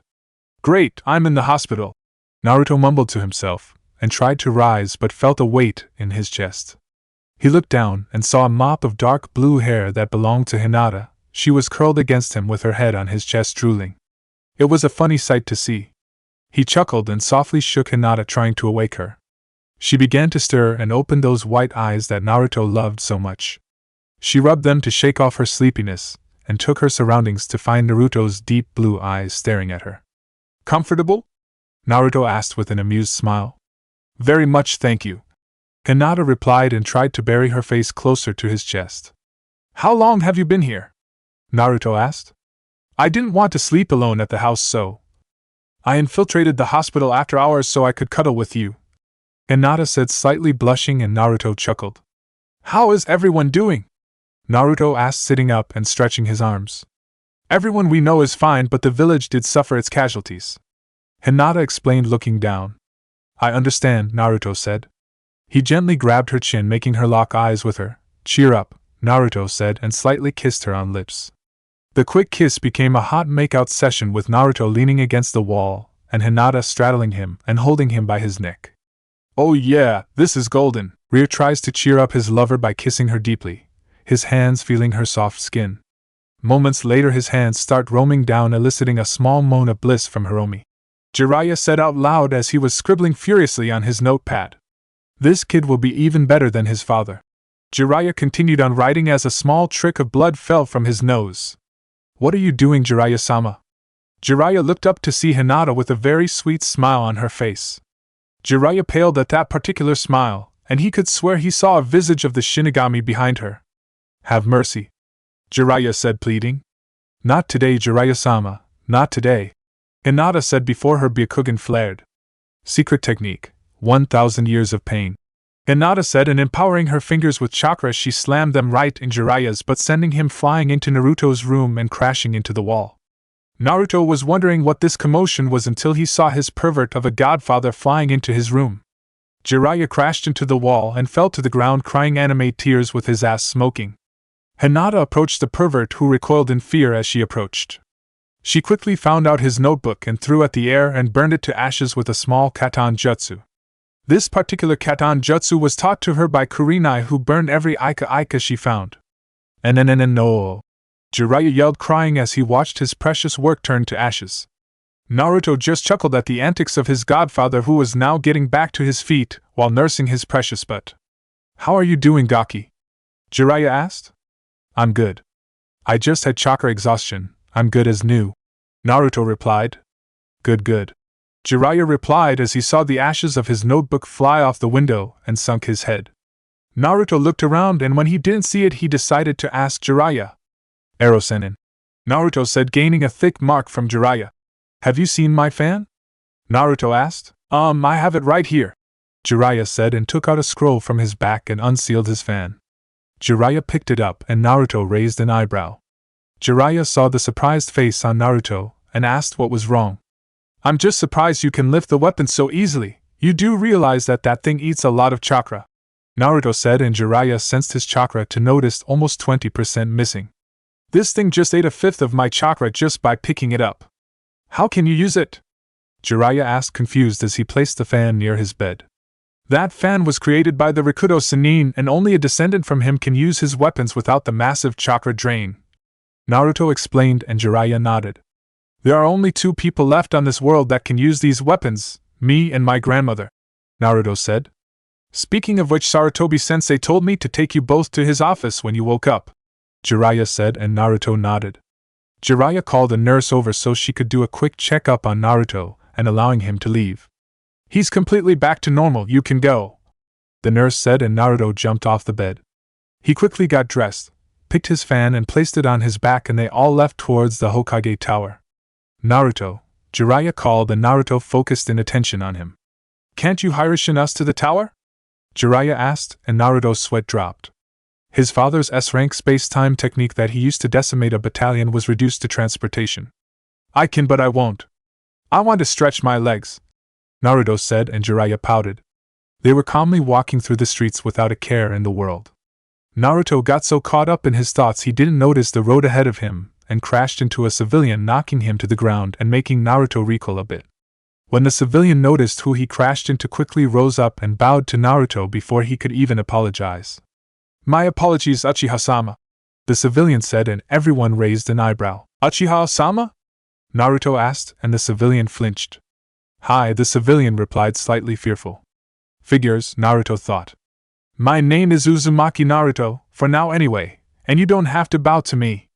I hold no grudge against any of you, Naruto said, and the civilian sighed in relief. He didn't want to piss off the grandson of Uchiha Madara himself, even more after what he heard Naruto did during the invasion. Thank you, Naruto-san, the civilian said and left. That was interesting, Jeriah said, and Hinata nodded. Indeed, maybe they will stop shouting demon everywhere I go. That's always a plus, Naruto said, and looked at the other civilians walking in the streets, but the looks Naruto used to receive weren't there anymore. In the beginning they held hatred, after he showed them the Kyuubi they held fear, but now they seemed to hold respect and admiration. Hokage Tower. They all arrived at the Hokage Tower, and went through the doors to see the old Hokage giggling like a madman with blood trickling from his nose while he had a few Kage Bushins working on his paperwork. The Hokage giggled once more, and Naruto's sweat dropped only to see Hinata disappear in a blur and snatching the Hokage's book and destroying it with the same Katon Jutsu. Are all men perverts? Hinata asked out loud and got a sigh from the Hokage. How are you feeling, Naruto-kun? The Hokage asked. Naruto outdid himself against the Kages. It isn't every day we see a 14-year-old boy hold his own against Kage-level shinobis. I'm good as new, Naruto replied. Now let's get into business, the Hokage said as his clones dispelled and he took his seat behind his desk. Oh, by the GG, Naruto said, getting the Hokage's attention. Did you take the scroll I had with me because I had Gaara and his team sealed in there? Naruto said. Yes, don't worry, they are all in lockdown pending negotiations with the Sand, the Hokage explained. And what is the Sand saying? Jeriah asked. It's up to the council now, since the Kazekage died in the invasion and they took a very heavy blow. They came at us with a full battalion of almost 1,000 shinobis and they can't risk war against us, so they will comply with our demands, the Hokage explained. What did you ask? Naruto asked. Financial compensation for the damage dealt to the village, and we are keeping Gaara as another Jinchuriki and their team should they choose to stay as well, the Hokage said, and Naruto raised an eyebrow. I know you may not like it, but the Bijus dictate the power shifts in the villages. Until now we only had the Kyuubi, now we have 2 if Gaara decides to turn friendly to our side, the Hokage said. Naruto brought his hand to his chin in thought, and replied. He might. He holds no love for his village as he was treated like me. Good, the Hokage replied. Now they would stand like Kumo and Iwa, both having 2 Bijus. The Leaf never prided themselves on making weapons of Jinchurikis and proved it many times. They won 3 world wars by having extremely skilled shinobis and not relying on Jinchurikis to do their work. But before that we should fix Gaara's seal, Naruto said, and Jeriah rose an eyebrow in confusion. After I placed my demonic suppression seal on Gaara, I noticed some irregularities. The seal that holds Shikaku was designed for inmate objects. It's nothing more than an advanced storage seal. That is why Gaara is so unstable. It is probably also affecting Shikaku, Naruto explained, and Jeriah nodded. We will take care of that later, but now I have other concerns, the Hokage explained before taking out a file and handing it to Naruto to read. What's this? Naruto asked as he picked the file and started reading it. The report on how good Uchiha Sasuke did during the invasion based on Shinobi Saw and Kakashi himself, the Hokage explained. Invasion report. Name, Uchiha Sasuke Team Affiliation, Team 7 under Hatake Kakashi rank, Genin Team assigned, Naruto Shikamaru and Haruno Sakura description. Sasuke displayed high level of skill and responsibility by taking charge of a Genin team and provided crucial assistance in the civilians' evacuation as well, defeating multiple Chunin level shinobis from both sand and sound. Recommendation: promotion to Chunin. Okay, now what? Naruto asked, slightly confused as to why the Hokage would show him this. I want yours and Hinata's opinion on this, the Hokage explained. Why us? Naruto asked. You are friends with him and know him better than anyone, the Hokage said. Friends is a very strong word, Naruto said, sighing before pulling his thoughts together. I have no doubt that Sasuke is strong enough for Chunin, it's just his attitude that endangers this. If he does get promoted, his ego will skyrocket, and he might conflict if someone of the same rank is chosen as leader, Naruto reasoned. In the other hand, not promoting him will just enrage him even more, as he will think that the village is holding him back, and with Orochimaru's offering of power he might be a flight risk. Naruto finished his explanation. What about you, Hinata-chan? Naruto asked. I agree with you, he's too focused on revenge and both choices have drawbacks. However, promoting him and placing him with a strong leader will solve these problems. Hinata replied, and the Hokage nodded in comprehension, and would take this later on with the council. I will take it into consideration.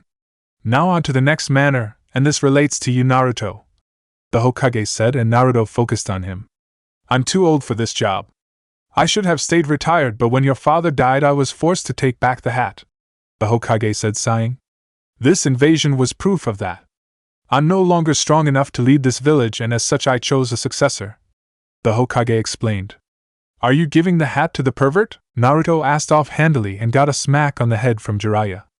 I'm not a pervert, I'm a super pervert, Jeriah said.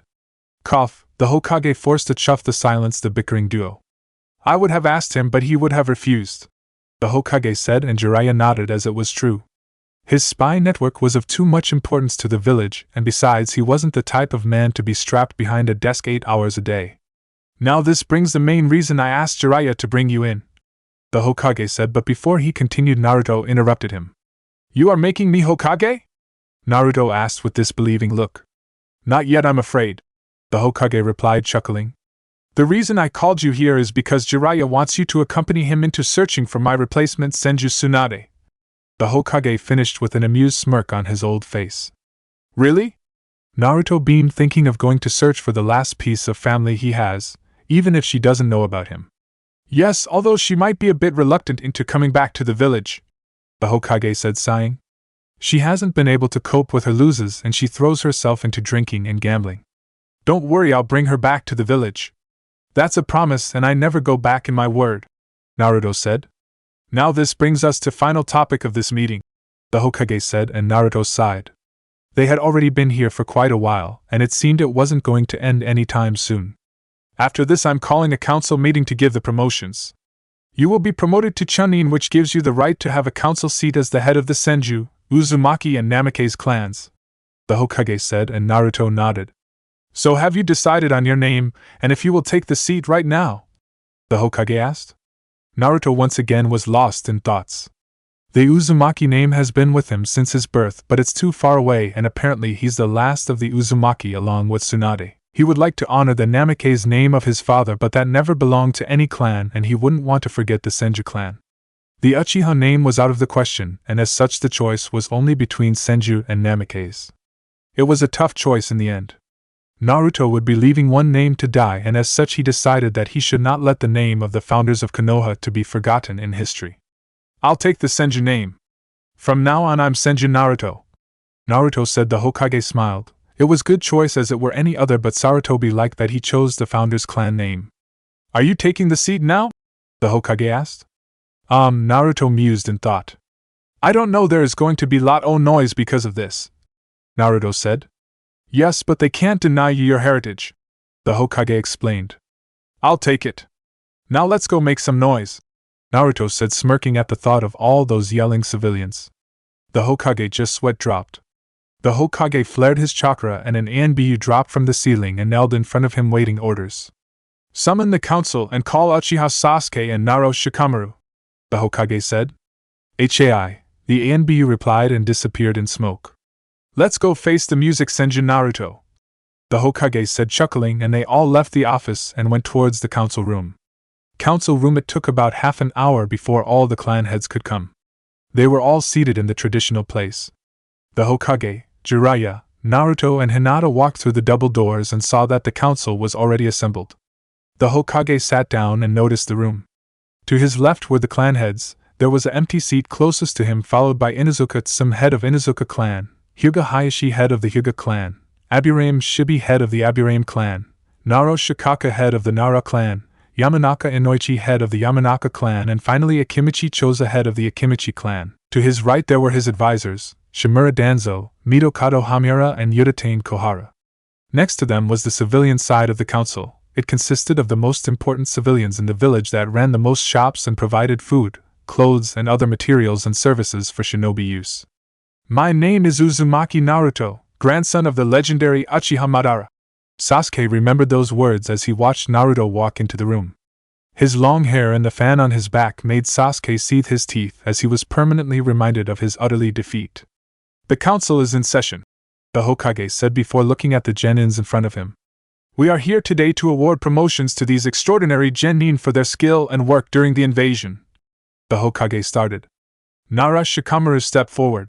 The Hokage called out, and Shikamaru stepped forward as requested.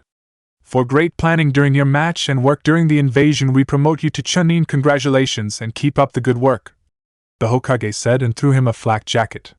Troublesome, Shikamaru said before putting his jacket on and stepping back. Hyuga Hinata, the Hokage called out, and Hinata stepped forward. For great skill in taijutsu and ninjutsu and for remaining calm at the face of stronger opponents, we promote you to Chunin. Congratulations, the Hokage said with a smile. Thank you, Hokage-sama, Hinata replied. Uchiha Sasuke, the Hokage called out, and he stepped forward with his traditional cocky smirk. You are a special case. After many deliberations and taking into account the work you did during the invasion, you are promoted to Chunin. At this, Sasuke's smirk got even wider. But any sign of insubordination or failure in conduct, and you are stripped of the rank, understood? The Hokage said in a serious voice, leaking a bit of ki. Of course, Hokage-sama, Sasuke replied, still with his smile. And finally, the Hokage said, shifting his attention towards Naruto, for great skill in defeating not only Shikaku but for providing great assistance during the invasion in defeating the Kazekage and providing assistance to me against Orochimaru, I award the rank of Elite Chunin to Senju Naruto, the Hokage said, and an immense silence followed. Everyone was still wondering if they heard their Hokage correctly. What? Sasuke yelled out, and pretty much resumed the thoughts of everyone in the room. How can he be a Senju? Sasuke said, spitting the Senju name. He has the Sharingan, Naruto stated. Everything I said is true. Naruto is the last remaining Senju in the village, the Hokage explained, and surprisingly enough no one yelled or said anything, and they just stared at the Hokage waiting for an explanation. You all know that Senju Tsunade had a daughter, right? The Hokage asked, and the clan heads nodded. Yes, but she died, Hayashi stated in a calm tone. That Naruto was becoming more surprising by the moment. Her death was faked by me to protect her from the CRA, the Hokage said, and they all gasped, to think the Hokage would go to such lengths to protect someone from CRA. Her death was faked and Uzumaki Kushina was born, the Hokage said, and Shikaku's eyes widened in realization. Troublesome, he said without thinking, making the Hokage focus on him. Trust Nara to figure the rest, the Hokage thought. Would you like to do the honors? The Hokage asked. Troublesome, Shikaku said before pulling his thoughts together. You all remember that red-haired loudmouth, right? Shikaku asked, and everyone nodded. After all, Konoha's Red Death wasn't easily forgotten. We all know who she was always around, right? Shikaku asked almost rhetorically. Yes, that hussy was always around Minato-kun, the pink banshee said. The moment she said hussy, Naruto's chakra spiked to the level that everyone gulped in a dry throat due to his presence alone. However, he didn't release any ki, and as such the civilian were all oblivious to that. If Naruto is a member of the Senju clan, the only possible outcome would be if he's Kushina's son, and looking at him, blonde hair, blue eyes, I'm confident assuming that Minato was the father, Shikaku said, and everyone's eyes widened. Who's Minato? Sasuke asked, who was oblivious.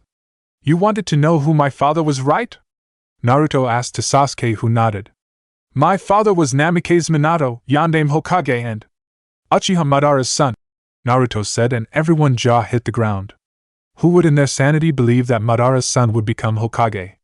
It's ironic, the son of the greatest traitor became our biggest hero, Naruto stated out loud. And the funny part of all this is that Madara hated the Senju, and his son ended up marrying one, Shikaku said, and everyone chuckled.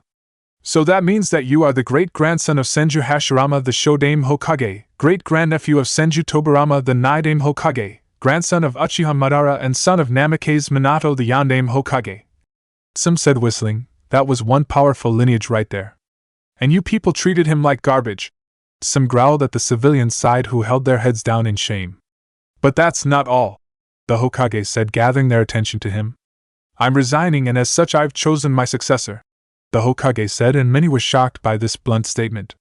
After this meeting, Jeriah along with Naruto will be retrieving Senju Tsunade, Naruto's grandmother, for the position of Go-Dame Hokage, the Hokage said, and people were happy with his choice. Tsunade was considered a princess in the village, and was a Sannin with the power of a Kages, so she was a fine choice. A very strong lineage indeed, Hayashi commented, but everyone could heard the tone which was said. A fine choice, perhaps my teachings weren't a total loss, Hayashi thought discreetly, looking at Hinata. Even if they were low in numbers, the Senju clan was still one of the most powerful and renowned clan in the entire world. Enough, Sasuke yelled, making everyone jump from the sudden sound spike. You are an affront to the Uchiha clan. You flaunt that fan and have the Sharingan, and yet you choose to honor the Senju name, Sasuke said. You are a disgrace and unworthy of such weapon, Sasuke spat. You want my fan now? Naruto asked. Yes, I demand you hand that fan as it belongs to an elite Uchiha like me, Sasuke said, and Naruto laughed, and Sasuke got a tick mark on his face. You don't even know how irony-packed that statement is, Naruto said, and Sasuke got confused and was getting angrier by the moment. I will explain everything, so just listen, Naruto stated. Sasuke, can you tell me what are the levels of the Sharingan? Naruto asked, prodding around a bit, wondering if he knew about the Mangekyo. The Hokage sent Naruto a look that clearly said, Do you think it's wise? But Naruto nodded. It would become knowledge at any point in time, so he just wanted to get this over with, so he didn't have anything more to worry about. 3 levels, from 1 to 3 tomos in each eye, Sasuke simply said, but Naruto sent a knowing look. Fine, there's a 4th level called Mangekyo Sharingan, but can only be obtained by killing your best friend, Sasuke blurted out without wanting, making Naruto raise an eyebrow. Naruto knew of that because Kurama told him about it, but how could Sasuke now? How do you know how to achieve it? Naruto asked, narrowing his eyes. Itachi told me to come after him when I had the same eyes as him, Sasuke replied, and Naruto seemed to accept the answer. Now let me tell you all something that has long been forgotten, Naruto said, and everyone focused on him. We all know the legend of Rikudo Sennin, right? Naruto asked, and every nodded. They were all shinobis, and as such they all knew the tales of their father. Rikudo Sennin was a shinobi of unparalleled power. He was even considered to be a god. During his life he had 2 sons. His older son inherited the sage's eyes and found the Uchiha clan, and the younger brother inherited the sage's body and founded the Senju clan, Naruto said, and everyone raised an eyebrow at the statement. How do you all this, Naruto-san? Shibi asked.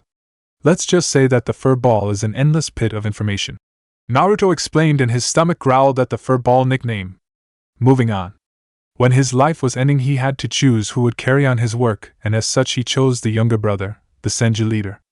However, this didn't sit well with the Uchiha brother, who thought that being the firstborn deserved to be the one to lead the world to peace through strength, Naruto said, and everyone was focused on his explanation. The silence was disturbing.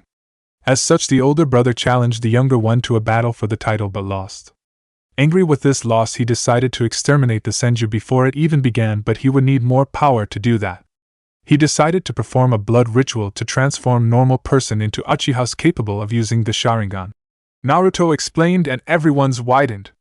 The benefits of such ritual were unparalleled, and could easily bring Konoha to heights never before reached. The Uchihas created by the blood ritual were half-blood, while the ones that came from the older brother's line were called elite, or pure blood. Everyone understand? Naruto asked, and everyone nodded. The pure blood line was my grandfather's line, going through Minato into me. I assume that my grandfather is dead from a letter I have from him, so I'm the last of the pure blood Uchihas, making Sasuke a half-blood, Naruto explained, and Sasuke seethed. He didn't want to be a half-blood created by some ritual. And what's the difference between the pure blood and half-blood? Shikaku asked curiously. The key difference lies in the activation of the fourth and final stage of the Sharingan. In pure blood Uchihas, the final level is achieved like any others through training in life and death situations, like mine, Naruto said and closed his eyes. He opened and showed them the normal Sharingan, but then the Sharingan started to slowly spin until it became his Mangekyo. This is my Mangekyo I achieved when that civilian sent 2 Jonins to kill me. I've got to thank you for that, Naruto said, smirking with his EMS glowing in all its glory. Everyone was drawn to his eyes, his blood-red eyes that seemed to give off power beyond anything ever imagined. The true power of the Sharingan, the power of Uchiha Madara. He just became much more dangerous. Hayashi thought as he watched his Mangekyo glow. But there is one more key difference, Naruto said, and broke everyone trance just from looking at his eyes. If a half-blood Uchiha awakens his Mangekyo, the more they use it, the more the eyes get sealed until there is nothing more than darkness, Naruto said, and everyone's eyes widened. So that's the price for power for the half-blood. That's why I said you didn't know how irony-packed that statement was. You called yourself an elite Uchiha, but in the end you are nothing more than a copy, Naruto explained as he deactivated his eyes and waited for the explosion. That came out a little harsher than I wanted, Naruto thought in retrospect. How dare you mock me? Sasuke said to him, spiting every word. Is there any proof you can give? Sasuke asked. Just one, my fan, Naruto said and removed it from his back. This fan was created by Rikuta Sannin, and as such only a true descendant can wield it without massive chakra consumption, Naruto explained. Hinata-chan, can you check Sasuke chakra levels? Naruto asked. If he gave the fan to Sasuke and he didn't have enough chakra, he would hit the ground dead like a sack of potatoes.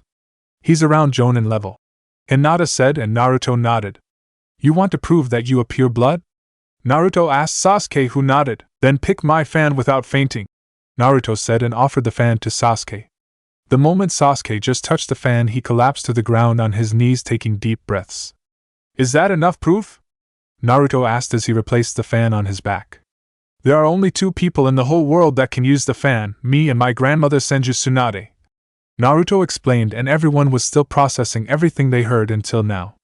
It doesn't mean that you can't be strong, Sasuke, it only means that the next level of eyes isn't worth the cost, Naruto explained. He knew that this explanation would piss Sasuke even more, but he had to find out sometime. I'll make my own choices, Senju, Sasuke said and left the council room without even asking for permission and slammed the door shut. It was inevitable, the Hokage said. I have a question, Danzo said, and Naruto shifted his attention towards him. Do you know how to do this blood ritual? Danzo innocently asked. No, but even if I did I wouldn't reveal it, Naruto said, and Danzo scoffed. I hold no hate for them, but the half-blood Uchihas shouldn't have been created in the first place, Naruto explained. That's a bit harsh coming from you, Inoichi said. True, but you knew the Uchihas and their hunger for power. If they all knew how to achieve the next level, what do you think they would do? Naruto rhetorically asked. I think Itachi wiping them out was a blessing in disguise, Naruto said. You have no idea how right you are, the Hokage thought to himself, as did his personal counselors. Well, this was a very strange day of revelations, Hamura said. Yes, is there anything else you want to discuss? The Hokage asked, and the pink banshee raised her hand. Yes, Hokage-sama. Since Naruto-sama is now the sole heir to a clan, the CRA applies to him, the pink banshee stated, and Naruto's eye twitched. I have a question. You didn't know about me until now, so why didn't Sasuke go into CRA? Naruto asked, trying to outmaneuver them as he already knew this was coming. We didn't want to pressure him as he might run away, the pink banshee explained. Well, then apply the same principle to me. If you force me into CRA, I will leave the village, and the Senju, Uzumaki, Namikaze and pure blood Uchiha line ends with me, Naruto stated out loud and clear, and Jeriah scoffed. He didn't know why his godson wouldn't want a harem, but he was just like Minato, an idealist. Hinata is the only one for me, Naruto said, and Hinata turned bright red. Kids, with Naruto-kun, Hinata thought before fainting. Naruto quickly rushed to her and caught just before she hit the deck. She hasn't fainted in years, Naruto said, chuckling. So are we clear about the CRA? Naruto asked with a serious voice. But you can't refuse its law. The pink banshee tried to explain, but she couldn't but feel a bit scared of him. I took down a Bijou alone, I suppose it's civilians like you that are going to force me? Naruto rhetorically asked. He didn't want to flaunt his power, but in this case he was forced. The pink banshee flinched at his tone and said nothing more. She was trying to set him up with Sakura, but it appears it's too late. The shinobi side never really appreciated the CRA, especially the females. Just the thought of being turned into a baby factory made them want to puke. Anything else? Naruto asked, but everyone remained silent. The meeting is adjourned, the Hokage said, and everyone started leaving except Jeriah, Naruto, and the fainted Hinata, who was regaining conscious. That was a very interesting meeting, the Hokage explained. Yes, and they didn't want to kill me this time, Naruto said, chuckling. Although Sasuke didn't seem happy, Naruto said. Can't really blame him, Jeriah said. Are you ready to head out? Jeriah asked. Two things. Can Hinata go with us? And I would like to visit Gaara before, Naruto said, and both Jeriah and the Hokage nodded. Here, the Hokage gave him a paper to allow him to visit Gaara. Meet with Jeriah and Hinata at the North Gate in 2 hours then, the Hokage said, and everyone left the room. IT Department. Naruto made his way towards the Interrogation and Torture Division. The IT Division was located near the Hokage Tower, so it was only a couple of minutes on foot. He entered the building and suddenly a kunai came out of nowhere and grazed his cheek, drawing a bit of blood. Naruto turned around to see Anko trying to lick his blood, but apparently the wound was already closed. What kind of greeting is this? Naruto asked, shaking his head. You are no fun, Anko pouted. So what are you doing where, Mr. Uchiha? Anko asked, and Naruto sighed. My name is Senju Naruto, and I'm here to see Gaara, Naruto explained, and Anko's eyes widened to the Senju name. Here, Naruto said, and delivered her the Hokage's permission to visit the inmates. After you, Senju-sama, Anko said, licking her lips and bowing deeply. Crazy snake lady, Naruto muttered in thought. Naruto made his way down the stairs and came into a heavy metallic door with an ANBU stationed outside. Naruto quickly showed him his permission and was allowed inside where the holding cells were. This section didn't have many cells when compared to Konoha's prison because the IT department was only temporary. Naruto arrived to the last cell and looked inside. In there were Baki, Temari, and Kankuro, all wearing chakra seals and restricting clothes. Gaara, however, was chained to the middle of the room with a kanji circle around him. Come to gloat? Temari asked, her voice broken and weak. Not my style, Naruto replied. She didn't understand how a 14-year-old defeated not only her sensei, who was a jonin, but also her brother. In fact, I came to talk to Gaara and explain a few things, Naruto said, and Gaara looked up, locking eyes with Naruto. How is the seal? Naruto asked. How are you so strong? Gaara asked instead of replying Naruto's original question. Enter Naruto OST 1. Sadness and sorrow. The pain of being alone is really terrible, right? Naruto asked, and Gaara's eyes widened. I don't know why, but I understand your feelings so well that it hurts me, Naruto said, and everyone was silent. But I have precious people now, and I would never allow anyone to hurt them, Naruto said. Why do that for strangers? Gaara asked with shaky voice. Because they took away my solitude and loneliness, Naruto said. They saved me from my hell, and because of that they are precious to me and I would do anything for them, Naruto explained. Love, is that why is strong? Gaara mused in thought. Hinata-chan, Hokage-jiji, Irika-sensei, Kakashi-sensei, and more, Naruto said, smiling. I don't have anyone like that. You were lucky, Gaara said sadly. You just have to look around, and not very far, Naruto said, pointing towards his brothers and sensei. When I placed the barrier, they jumped in, even knowing that you might lose control and kill them as well, Naruto explained. Really? Gaara shakily asked. Of course, Gaara, we are your brothers. We would anything for you, Kankuro said, patting him in the back. Thank you, Gaara said, smiling for the first time in a long time. And Naruto OST 1. Sadness and sorrow. Before we begin again, I need to tell you that. Naruto bit his lips but continued. I was the one that killed your father, Naruto said. Killing someone else's father is hardly a good thing when starting a friendship. Good, Gaara said, and Naruto faltered for a moment before regaining his senses. Good? Naruto asked in disbelief. Yes, he turned me into a weapon and then tried to kill me on several occasions by sending assassins.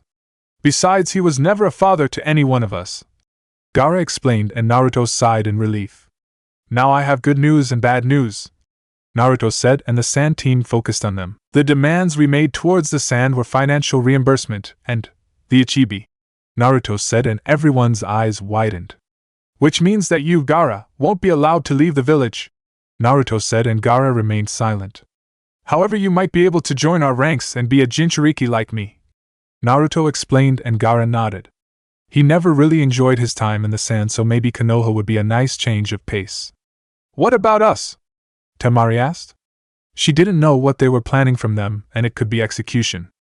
As an offer of good faith towards the sand, we are offering you a choice. You can remain here in the leaf as shinobis, or you can return to your home village, Naruto explained, and they started thinking. We stay with our little brother. Temari and Kankuro and Naruto chuckled and turned to Baki, who remained silent through this whole meeting. I can't remain here. I have people there, Baki shakily said, and Naruto nodded. I understand, Naruto said, and got up. I'm going now to get the 5th Hokage since the old man is retiring. When I come back, I will take you all to ramen, my treat, Naruto said. Ramen? Gaara asked. They apparently didn't have those types of food in there. Ramen is food for the gods, you will love it. See you in a few days, Naruto said, and left the IT department, heading towards the gate where Jeriah and Hinata were waiting. Naruto, you are a strange person, Gaara thought. Sand Village Council Room. It has been a couple of days since the failed invasion, and the scarce survivors of the invading force arrived at Suna to inform them of a terrible mistake, an ever worse failure. News that the Kazekage was killed in combat forced the council to be summoned, and the demands from the Leaf answered. Of the 1,000 shinobis they sent, only a couple dozen survived to tell the tale. It was a massacre to the Sand shinobi to lose so much and gain nothing in return. The Sand never stood a chance. Even with Oto and Gaara's power combined, they were utterly defeated. The Suna Council was composed of 12 members, now only 10 since the Kazekage was dead and Baki, the Jonin commander, was missing in action or dead. What a mess, Dai said. Dai was one of the youngest members of the council. He was a Chunin who got recently promoted and was the head of intelligence in the Sand. What do we do now? Aki asked. Aki was a middle-aged man. He was a retired Chunin from the shinobi life and chose a simple civilian life with his wife and kids. I say we fight, Kimi said. Kimi was one of the few civilians in the council. She was the leader of the civilian council that ran all of the stores in the village. We can't fight. We lost a fifth of our shinobis to that invasion. That attack was a leap of faith and wild card. We are severely weakened right now, and we probably wouldn't be able to hold an attack should the Leaf go to war with us, Aki explained. According to the reports, their Jinchuriki was able to defeat Gaara and kill the Kazekage along with 200 of our own with a single jutsu. Yura and everyone's eyes widened. What could they do against such overwhelming force? We can't do anything else but to surrender to their terms, Yura said, sighing. Their village took a very hard blow, and it would take years to recover. We can't surrender to them, Kimi said. We broke the peace treaty, we invaded and lost. We have no choice but to surrender the money and the Ichibi to them, Yura said. They want our bijou, that's unacceptable, Aki said. Would you prefer war? Yura rhetorically asked. We can win, we will have the home field advantage, Dai explained. And their Jinchuriki uses the same jutsu and obliterates the village. Konoha isn't considered the strongest of the 5 for no apparent reason. They won all the 3 world wars, and this invasion was proof their strength hasn't diminished, Yura explained. I told you many times the alliances make you dependent and weak. I never thought of seeing this village fall to such degree, Chio said. Chio was one of the elders of the Sand and the one that performed the sealing on Gaara. How much money are they asking? Kimi asked. For property damage and lives lost they ask for 50 billion, Yura said. That will almost destroy our economy. We must renegotiate with them, Kimi said. These terms are non-negotiable. We should never have placed our faith on Orochimaru of all people, Yura said, shaking his head. So what's left of this village? Without help we will probably no longer be considered a shinobi village among the great 5-inch, Dai said. We must make new alliances, Aki explained, and a few nodded. A new alliance would cement their growth so they can stand back up and prevent any attacks. Yes, send word for Tsuchikage, Yura said. Chapter 26 Searching for the Old Hag. Otoge Cure. Orochimaru was cursing every single fiber of Naruto's being. Orochimaru was considering if he should keep Naruto alive for his purposes or kill him for destroying the chakra network on his arm. The moment his chakra network was destroyed, he lost the ability to mold chakra in that arm, preventing him from doing hand seals and as such preventing him from doing any type of jutsus that required any hand seals. Kabuto had studied his arm and tried to heal it, but you can't heal something that doesn't exist. With his level of knowledge, Kabuto didn't stand a chance at doing anything to heal his master.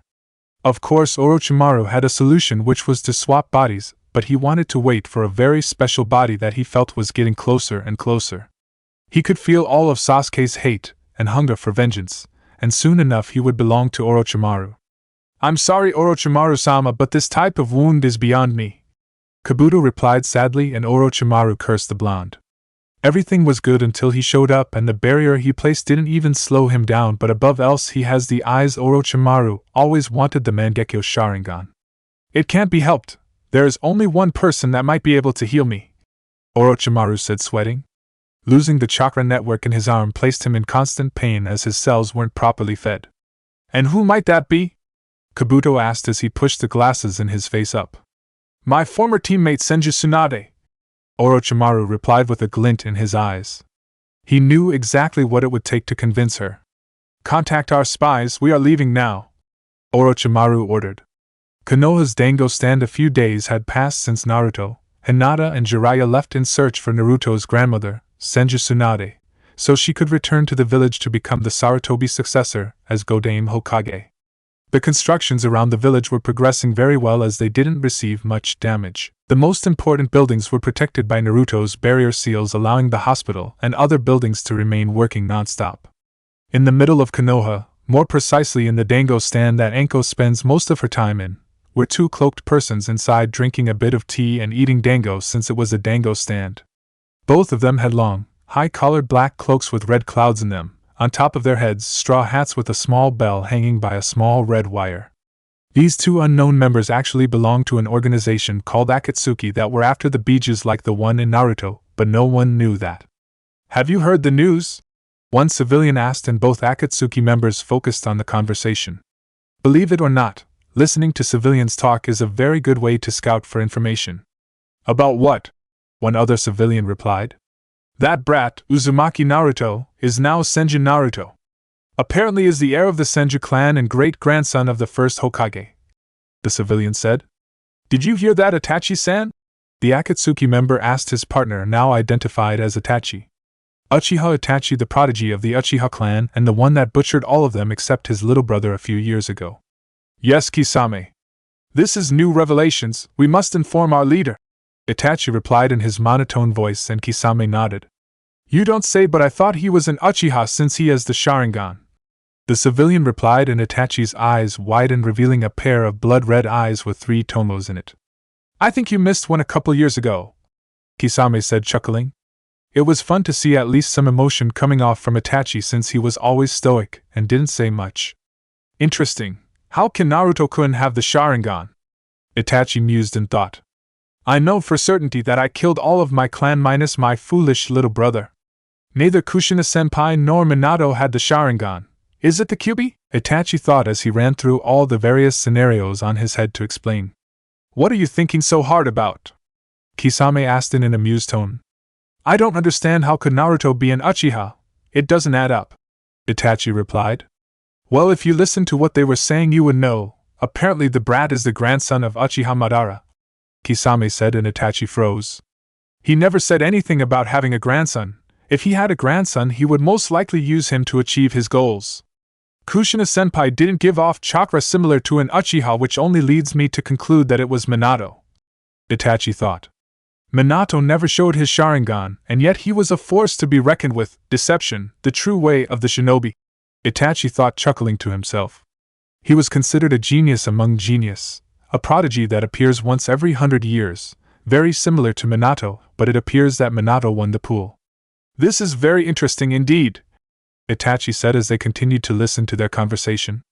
A few minutes later, another civilian said something that caught their attention. "It's a good that the Sandaime is retiring. He did so much for our village, he deserves to rest," the civilian said.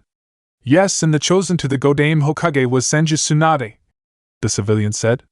Looks like the Hokage title falls into the Senju once again, the civilian replied. I know, the other replied, chuckling. Jiraiya-sama left with Naruto-sama so they could find her and bring her back, the civilian said. Looks like we lucked out, the Kyuubi just left town, Kisame said sadly. He was hoping to feed a good portion of chakra to his Samehada.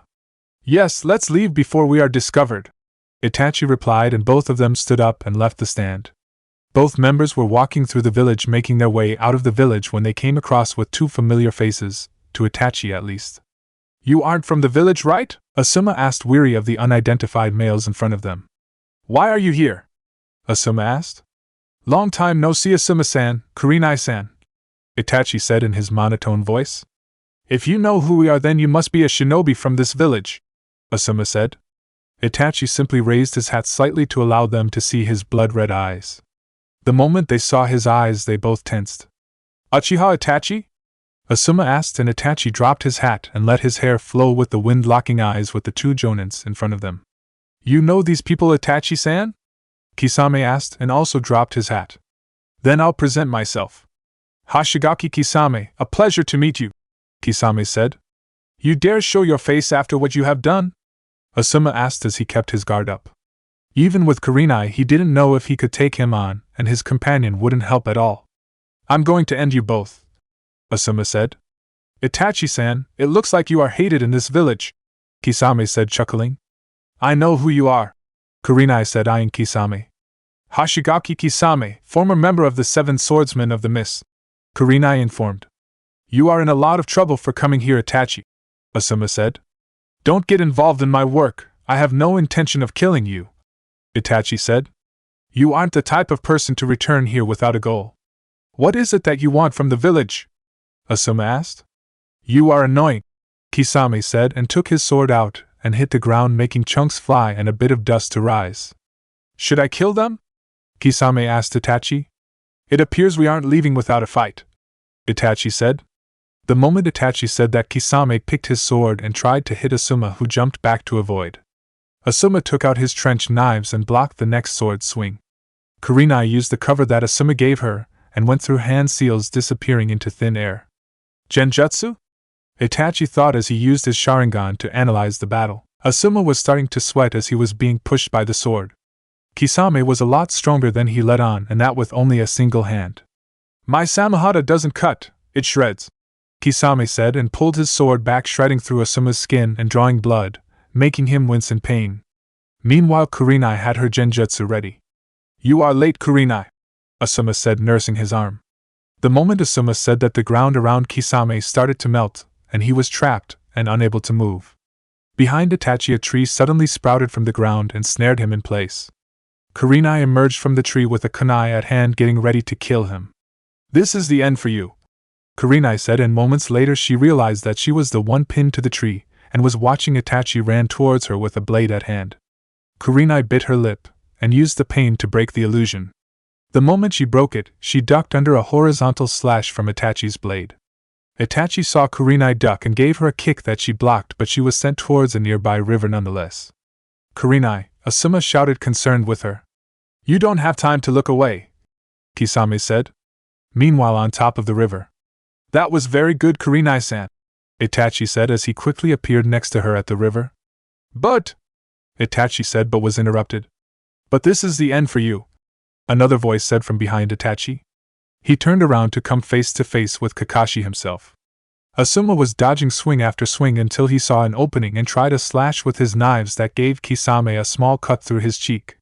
As a reply, Kisame started going through hand seals and said, Suetun, Suryatan no Jutsu, Water Dragon, Kisame said, and from the river a water dragon erupted and went towards Asuma. Out of nowhere came another dragon of equal strength that clashed with the one from Kisame, destroying each other. The same jutsu? Kisame asked, surprised. Why are you here? Asuma asked. I thought you might need a hand, Kakashi replied. Suddenly Itachi's hand flew out of his jacket with shurikens ready to throw. Kakashi jumped back and said, Suetun Surgeon Hiki, water wall. A water wall rose up around Kakashi, blocking 4 water drills. Apparently the shurikens were a mere distraction from Itachi. He's fast. I barely saw the hand seals, Kakashi thought as he analyzed the powerful opponent in front of him. Very good, you are skilled with that eye of yours. Itachi right before a shadow clone from Itachi come behind Kakashi and stabbed him with a kunai. Kakashi bursted into water, revealing it to a simple water clone. Water clone? Kisame asked, amazed. He knows so much jutsus from my village, Kisame thought. Itachi was looking for Kakashi when something caught his attention. He looked down only to see Kakashi giving Kurenai a kunai. But the moment Kurenai was about to attack one of the Itachis in the river, Kakashi tackled her just before the clone exploded. Kakashi! Kurenai! Asuma yelled as he also jumped into the river. The water was coming down from the explosion and showed a lightly scorched Kakashi and an unharmed Kurenai and Asuma. Be careful with him. He became an ANBU captain at 13 years old, Kakashi explained. I didn't expect him to be so strong, Asuma said, surprised. No, he has yet to show his true strength, Kakashi explained. You are really skilled with your Sharingan even though you aren't an Uchiha, Itachi said. He's right, I tire easily, Kakashi thought. Sharingan, the true power of the Sharingan. I'm about to show you why the Uchiha clan was feared and unparalleled in power, Itachi said just before his eyes opened very slowly. This is bad. If his powers are what Naruto told me about, then we are in big trouble, Kakashi thought. Guys, close your eyes. No matter what happens, don't open them, Kakashi yelled, stressing every word. Only a Sharingan user can fight him, Kakashi explained. It's true that a Sharingan user can resist it, but you can't counter this technique with it, Itachi explained just before he locked eyes with Kakashi. Tsukuyomi. Tsukuyomi world. The moment Itachi pronounced that single word, Kakashi was drawn into another world. The sky was red and the clouds and sun were black. Kakashi was pinned to a cross, trying his best to break the illusion. Don't overexert yourself, this technique is unbreakable. In here I'm God and control everything.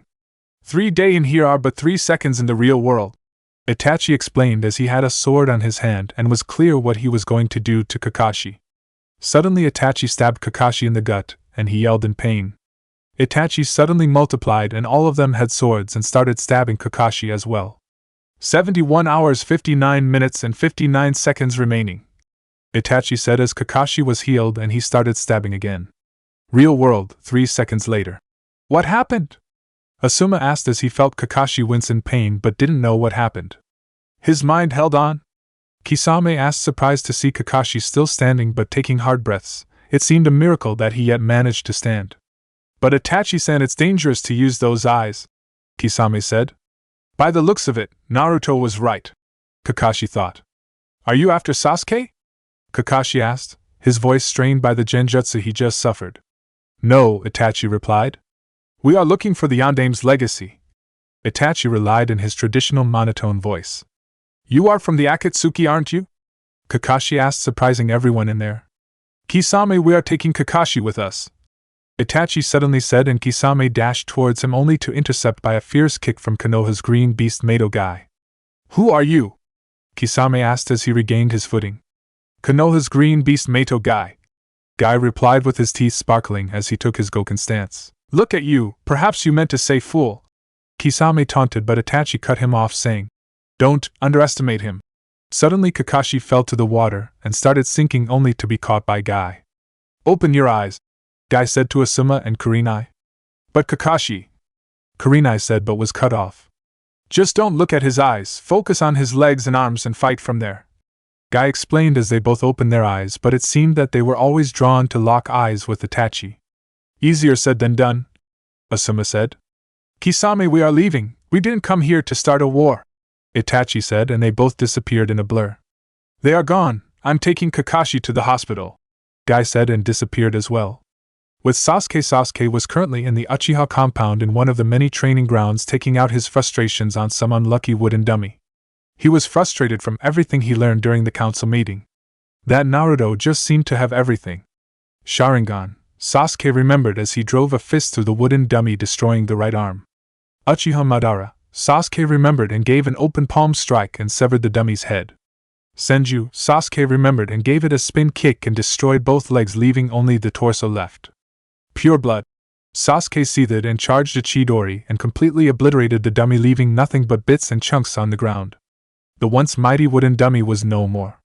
Sasuke took a couple of deep breaths, trying his best to calm himself. He went towards his house to take a bath to clean the sweat from the training session until he remembered something. When you awake your Sharingan, go to the main house and look beneath the 7th tatami mat from the far right. That is where our clan used to meet, and there you will find your answers. Sasuke remembered. One of the last things Itachi ever said to him just after he massacred the clan, leaving only him behind. Sasuke quickly made his way towards the main hall. Since his clan demise, he only used his house and the other buildings were just gathering dust. He quickly arrived at the main house and made his way towards the meeting hall. He counted 7 tatamis from the far right. He removed the 7th, and beneath it was a small staircase that seemed to go in deep beneath the main building. He quickly made his down, but it was pitch black. He scanned his surroundings and used a small fire jutsu to light the torches. He suddenly came face to face with a big stone wall, and by the looks of it, it seemed very sturdy and heavy, but Sasuke noticed the Sharingan design in the middle of it, and quickly activated his. What seemed to be an empty wall now had writing in it. He quickly performed the hand seals instructed in the wall, and stone moved to the side, allowing entrance to the chambers. Apparently only someone with the Sharingan was allowed entrance to such place. Sasuke entered the new room, and as he expected was empty and dark, but the Sharingan enabled him to see better at night, so he found the torches and lit them. The moment the torches flared to life, Sasuke saw a big room with a tablet in the middle. Behind the tablet, a wall with the Uchiha fan in it. Sasuke used his Sharingan and looked very carefully at the tablet. It seemed that he could only read bits and pieces, but from what he could read it clearly stated that there was another level above the Sharingan, and it was the Mangekyo Sharingan. Maybe the more advanced the eyes, the more I can read. Sasuke pondered in thought as he was using the Sharingan to read what was written in the tablet. Everything the tablet said was exactly like Itachi had said about his eyes. Sasuke knew he needed to achieve the next level of eyes so he could go up against his brother and defeat him. Interesting enough, the tablet said nothing about the half-blood and pure-blood Uchiha, so Sasuke wondered just how old this tablet was. I will need every bit of power I can get to defeat him. With Naruto, Hinata and Jeriah, a few days had passed since they left Konoha. As they were going towards the town, Jeriah had received info from his spy network. According to his spies, Tsunade was last seen in a small town in the land of fire called Tanzaku. One interesting fact is, don't for a moment think that Jeriah won't be a pervert around you, even when you sleep. This particular fact was a surprise to Naruto and Hinata, since both of them got a room for them and Jeriah was left with one to him. Jeriah, being the pervert that he is, thought that Naruto might be getting some action with his girlfriend, and as such used his infiltration jutsu and infiltrated Naruto's room with his notepad ready to write. Not a good idea to try and spy on someone who has the Sharingan and Bikugan that can spot anyone using chakra. As such, he was once again in the receiving end of Hinata's Chunin techniques and Naruto defense seals, zapping the poor pervert. They were approaching the town Jeriah heard about. They have been walking a couple of hours now, and they were starting to see the town on the horizon. This town was famous for having a huge castle in the middle. So Naruto, are you working on some new technique? Jeriah asked, wanting any juicy details. If he had the same mind as his father's, then any technique would be worth learning. Actually, yes. I'm working on recreating the lightning armor since I saw the basics during the battle against Orochimaru. I can already channel lightning chakra through my synapses to further increase my reaction time, but the outer shell is a bit tricky. Naruto explained, and Jeriah was stunned. You do realize that is an S-rank jutsu, right? Jeriah asked. I know. That's why I'm trying to recreate it. I think I'm rather good with lightning jutsus. I'll get it down eventually, Naruto said, and Jeriah nodded. His father was the same. When he got some jutsu idea on his head, it would stay there until solved. How about in the meantime you improve the Rasengan? Jeriah said, and Naruto got confused look. Improve? My father's notes didn't say anything about a better Rasengan. Naruto asked, and Jeriah nodded. Your father created the Rasengan intending to add his elemental affinity to it, but it might be a jump to do that yet. So why don't you try to make a bigger Rasengan by pumping more chakra into it? Jeriah said, and Naruto pondered. The Rasengan was by itself an A-rank jutsu. If he created a bigger one, it would go towards S-rank, and adding elemental affinity, it would most likely be a one-shot kill. Another Rasengan, big Rasengan? Naruto asked for confirmation, and Jeriah nodded. So I just pump more chakra into it? Naruto asked, and Jeriah nodded again. How much more? Naruto asked. How about you try with twice the chakra and go from there? Jeriah said, and Naruto nodded. As they were walking, Naruto decided to try and do a big Rasengan. They were walking and Naruto was focusing chakra to his hand. He started spinning the first round of chakra and immediately created a layer to compress it, and easily reached the normal Rasengan. He started pouring more chakra into it, and the ball started glowing even more. Sensing no strain in containing it, he continued to add chakra and was easily reaching double the normal Rasengan. He was about to tell Jeriah he managed twice the amount when the Rasengan suddenly destabilized and exploded in his hand. The result of the explosion created a shockwave that sent everyone tumbling to the ground as they didn't expect the backslash from the jutsu. His Rasengan seemed just fine a few moments ago. "Damn it, brat," Jeriah said. "How about you train it away from us?" Hinata asked, and she got up and dusted off her clothes. "My bad," Naruto said, chuckling and rubbing the back of his head. "We are almost at town. How about you keep the training for later?" Jeriah said. "Away from us." Jeriah stressed and Naruto's sweat dropped. It was a little shock wave after all. "Fine," Naruto said, pouting as he couldn't train this new technique right away. "He might be strong, but he's still a brat," Jeriah said, shaking his head. "But he isn't strong enough to take on Kage-level shinobi alone, though he has techniques to run away." Jeriah thought as was thinking on what should he teach Naruto. They arrived at the gates and entered the city. Hinata and Naruto were marveled by all the activity going on and all the people having fun in the various stands available. They didn't leave the village much and only started after they became genin. "Let's go to a hotel and sleep the night. We will start searching tomorrow," Jeriah stated, and they both nodded. They were calmly walking through the town, completely unaware of two presences after them. They were keeping their distance and suppressing their chakra levels so they wouldn't be detected. "Looks like the information was accurate. He did leave the village with Jeriah, but I don't know the girl," Kisame said as he watched the three of them check into a hotel. "The girl's name is Hyuga Hinata, and she was the Hyuga's heiress but was expelled from the clan," Itachi calmly explained. "She doesn't seem like much," Kisame said as he watched her. She seemed too fragile, like a doll. "We are shinobi, don't underestimate her. She was promoted to Chunin along Naruto-kun. We don't have much info on her, so tread carefully even if she seems weak," Itachi explained. He was always the prudent one while Kisame tended to jump in, guns blazing. "Fine, but even we can't take on Jeriah," Kisame said. "Indeed. Let's find some girls," Itachi said, and Kisame's jaw dropped. "You want to get laid?" Kisame asked, and Itachi got a tick mark. "I heard about Jeriah's obsession for women. It's our best choice to distract him long enough for us to get to Naruto-kun," Itachi explained, and Kisame nodded. "What about the girl?" Kisame asked. "She is irrelevant, although it appears that Naruto is very close to her. Notice how he walks close to her, yet he's slightly ahead of her, as if shielding her, and he's ready to jump into action at any time," Itachi analyzed. "He seems close to her, so we might use it for our advantage," Itachi said, and Kisame nodded. "Let's go," Kisame said, and they both disappeared in a blur.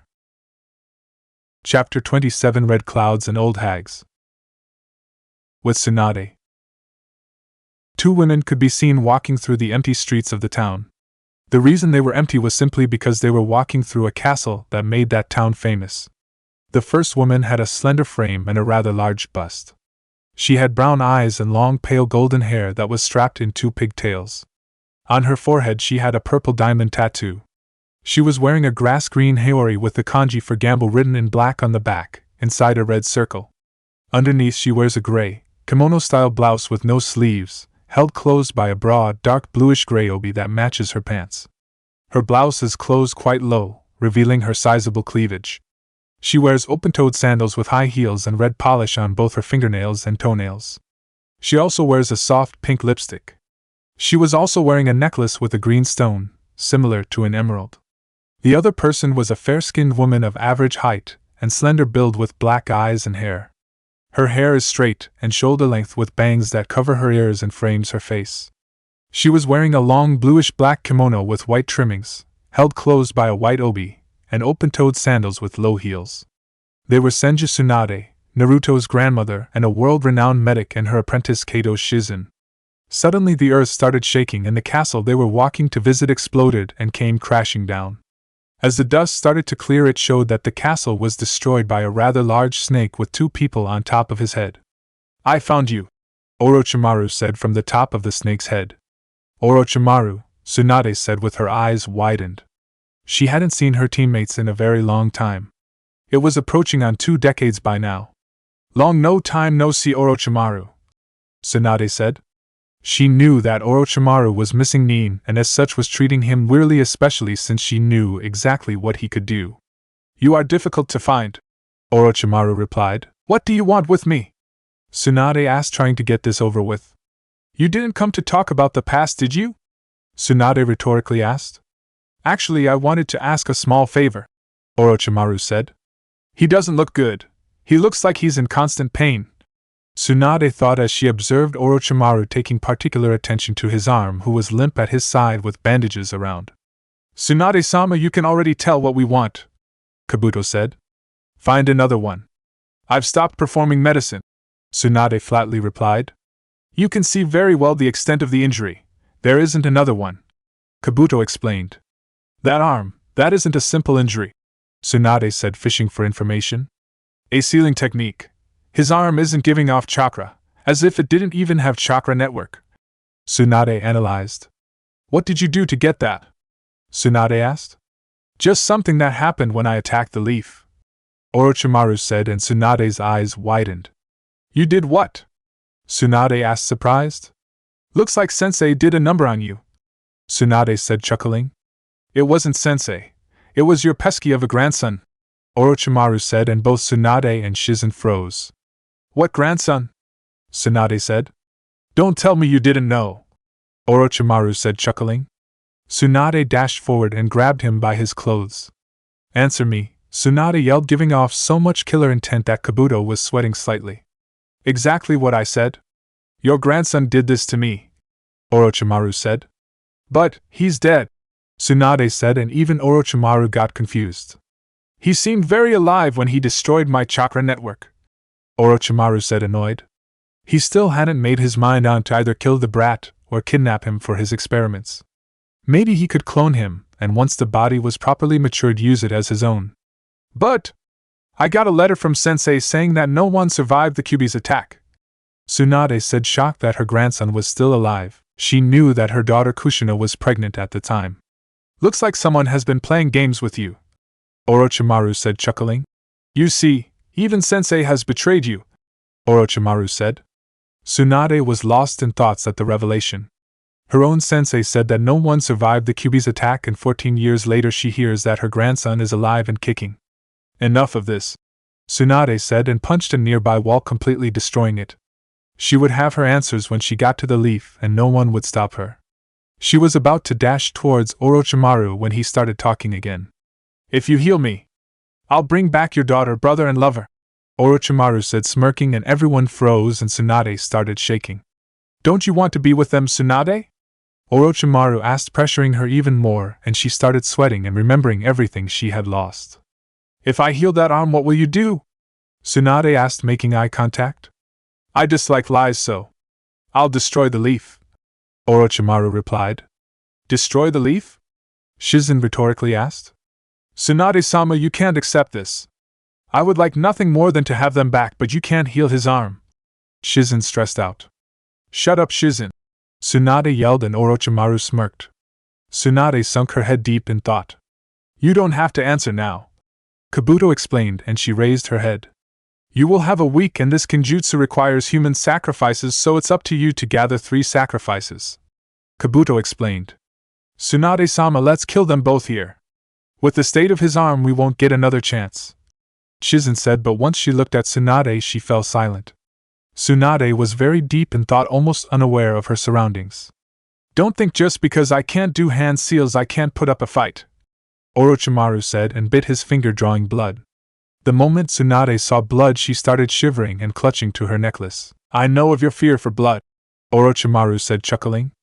We will be going now, and we will meet in 1 week, Orochimaru said, and both of them disappeared in a blur. With Kisame and Itachi and Kisame dropped the chase after Naruto, without losing his location, and started walking calmly through the town, bursting with activities. They were searching for an appropriate distraction for the Toad Sage. The Toad Sage was a well-renowned and self-claimed super pervert, and of course his biggest weakness was women. They were scanning the crowd until their eyes met with a woman that would get the job done very well.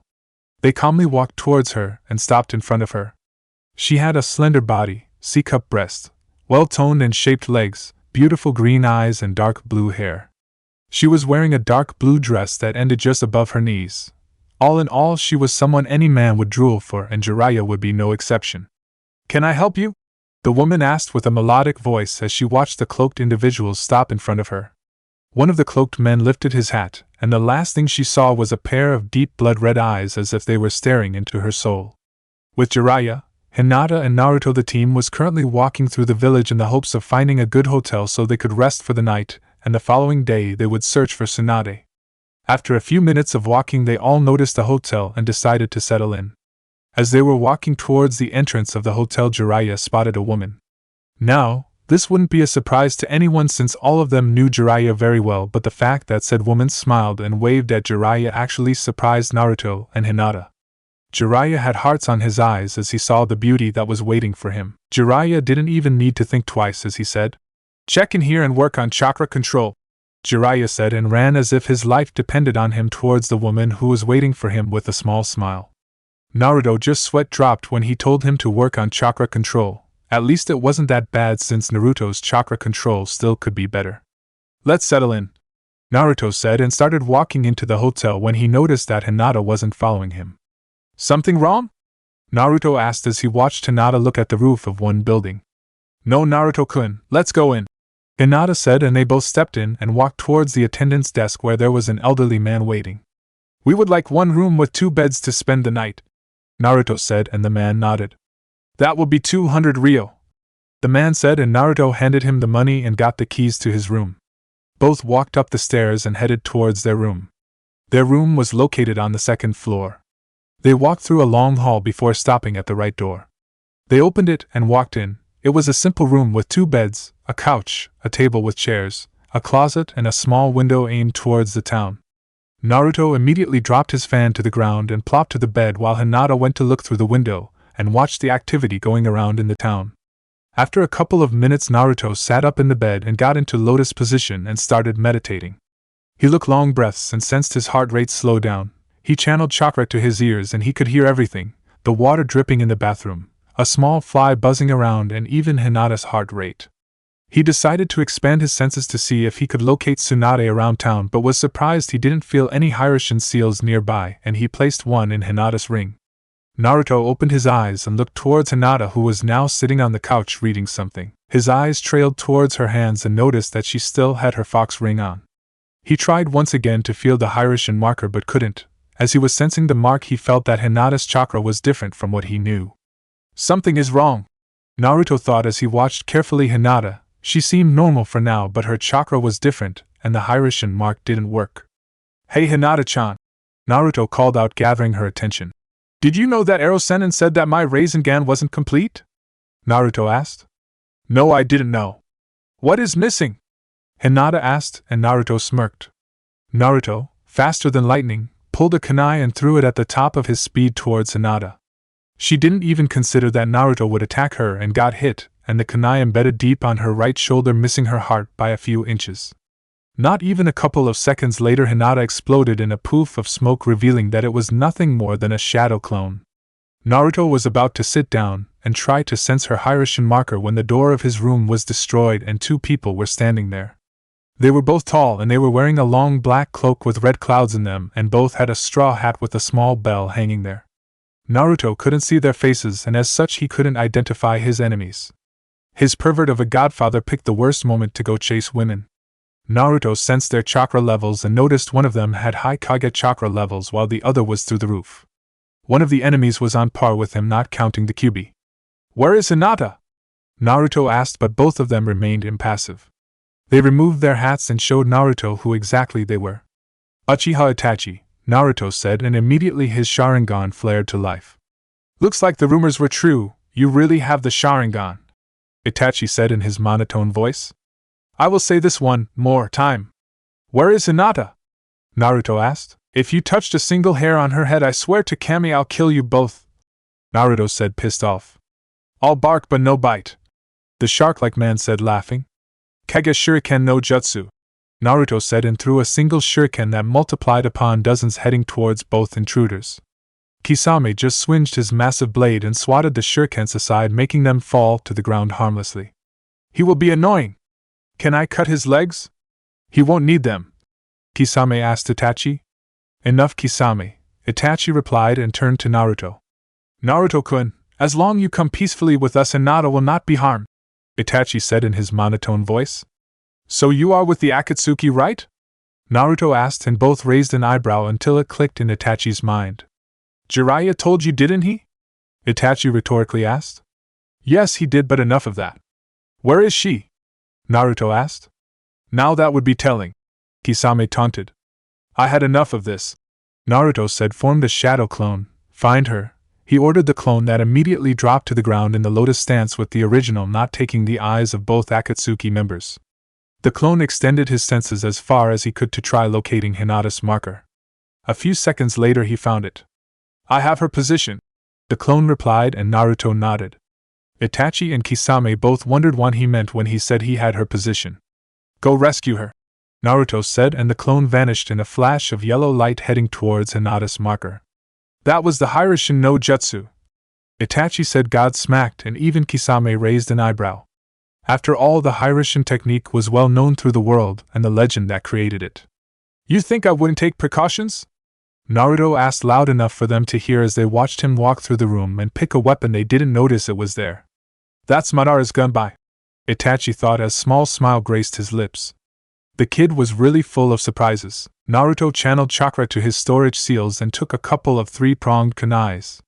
With lightning speed and precision he threw them towards the Akatsuki members. Kisame was about to bring his sword to deflect them when he was grabbed by Itachi and flung to the hall as Naruto appeared in front of him with a Rasengan in hand. Damn it, Kisame, pay attention and stop underestimating your opponent, Itachi said as Kisame got up.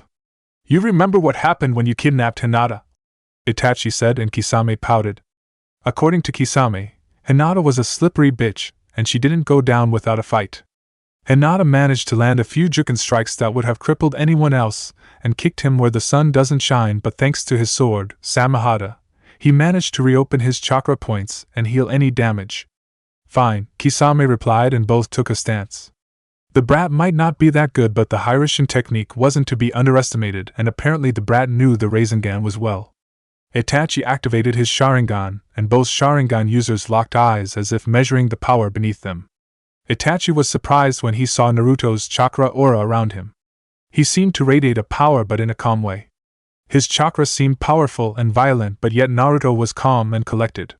Be careful, Kisame, his chakra levels are on par with yours, Itachi said, and Kisame laughed.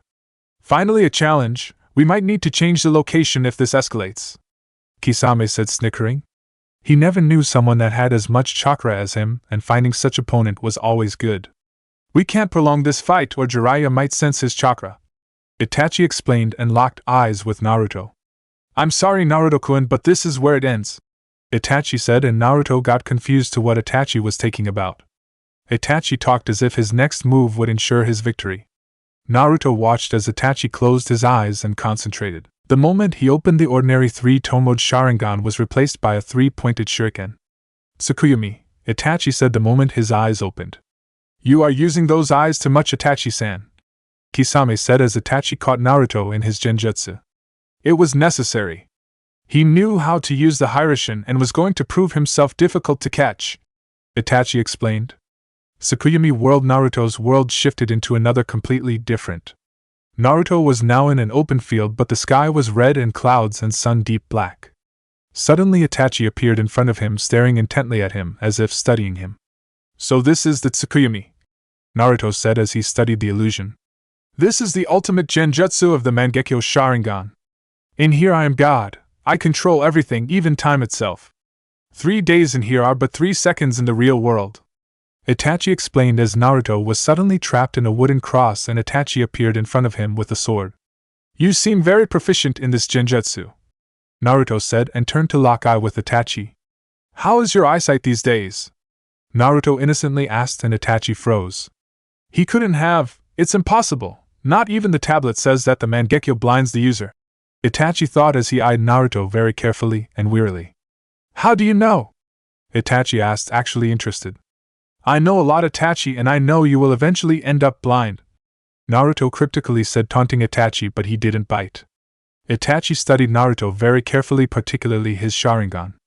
His chakra pathways beneath Naruto's eyes seemed very well developed, indicating he had the Sharingan for years now. You really are Madara's grandson. I've noticed that you awakened your eyes a few years ago, Itachi said, and Naruto nodded. I was 5 at the time, Naruto explained, and Itachi raised an eyebrow. You are skilled, a shame we must take you. Now let's begin, Itachi said, and was about to stab Naruto when he got interrupted. How about we don't get started? Naruto said, and Itachi was surprised by his statement. Suddenly Naruto's eyes started spinning until it turned into a complete new pattern. A Mangekyo? Itachi asked, surprised. He would never in a million on years expect Naruto to have advanced his Sharingan to the next level. Suddenly the whole world froze and Itachi was rooted in place. Piece by piece the Tsukuyomi world started shattering until it remained nothing but pieces on the floor, like a mirror breaking. Moments later Naruto was back in the real world, still staring at Itachi. Real world Kisame was about to ask what happened when Itachi fell to his knees, clutching his head in pain and bleeding from his eyes. You broke my Tsukuyomi? Itachi asked, but it was more a statement as he noticed that Naruto wasn't even affected by the genjutsu, and he broke it like nothing. Jinchurikis are immune to illusions. You should know that, Naruto said, taunting Itachi, and Kisame reacted by swinging his sword and trying to smack Naruto, but to his surprise his sword phased right through Naruto. When the sword left his body, Naruto turned and tried to slam a Rasengan into his chest, but to Naruto's surprise the Rasengan was absorbed into the sword. That was like Madara's technique. Is it because he is his grandson? Itachi thought as he watched Kisame's sword phase right through Naruto. What the hell? Naruto asked when he noticed his Rasengan being literally eaten by his sword. My sword absorbs chakra, ninjutsu is useless against me, Kisame said, laughing, and tried another swing, making Naruto jump back. Then taijutsu is the only thing left, Naruto thought, and looked back at Itachi, who was still recovering from Naruto breaking his illusion. Ninjutsu is useless as long he has his sword, Naruto mused in thought. Naruto decided to employ his strongest form of taijutsu. He channeled lightning chakra through his arms and legs to increment his strength, and was using his Kamui to outmaneuver Kisame. Naruto jumped in the air and tried a spin kick, making Kisame tilt back slightly. Naruto allowed this opening and gave him an upward kick on his arm, removing the Samahata from his grasp. Naruto picked the sword by the hilt but was surprised when the sword's hilt expanded and shredded his hand's skin, making him drop the sword on the ground and clutch to his bleeding hand. Taking this advantage, Naruto was forced to duck under a kick. Kisame saw Naruto duck and, placing his hands on the ground for support, used his other leg to kick his shoulder and throw him back. Naruto used this opportunity and slipped an explosive tag in Kisame's chest without him noticing. Naruto was pushed back by the kick. He flipped mid-air and landed on the ground harmlessly. Kisame was grinning like a madman until Naruto placed his right hand on the tiger sign and said "Ki," and the tag exploded, killing Kisame. Now for you, Naruto said as he walking towards Itachi, who was slowly regaining his footing from the pain he got. Naruto was about to attack him when he was kicked from behind and sent flying into the wall. Naruto shakily got up and wiped a bit of blood from his mouth. He had cracked a rib from that kick, but Kurama was already healing him. Thank God he had the fan on his back, otherwise that kick would have done a lot more damage. Naruto got up to see who was the author of said kick and noticed Kisame was grinning at him. I know for sure you weren't a clone, Naruto said, surprised to see Kisame back to his feet like nothing had happened. As long as I have chakra, my sword heals me for everything. I don't tire and I never fall, Kisame said, grinning. They are both dangerous opponents. If Itachi can use the Tsukuyomi, then he might be able to use those other 2-inch, Naruto thought. Kisame, be careful, he has the Mangekyo as well, Itachi explained, and Kisame took notice to Naruto's new eyes. He grinned, happy to see that he would have a good fight. Up until now they all were doing lame missions without any worthy adversaries.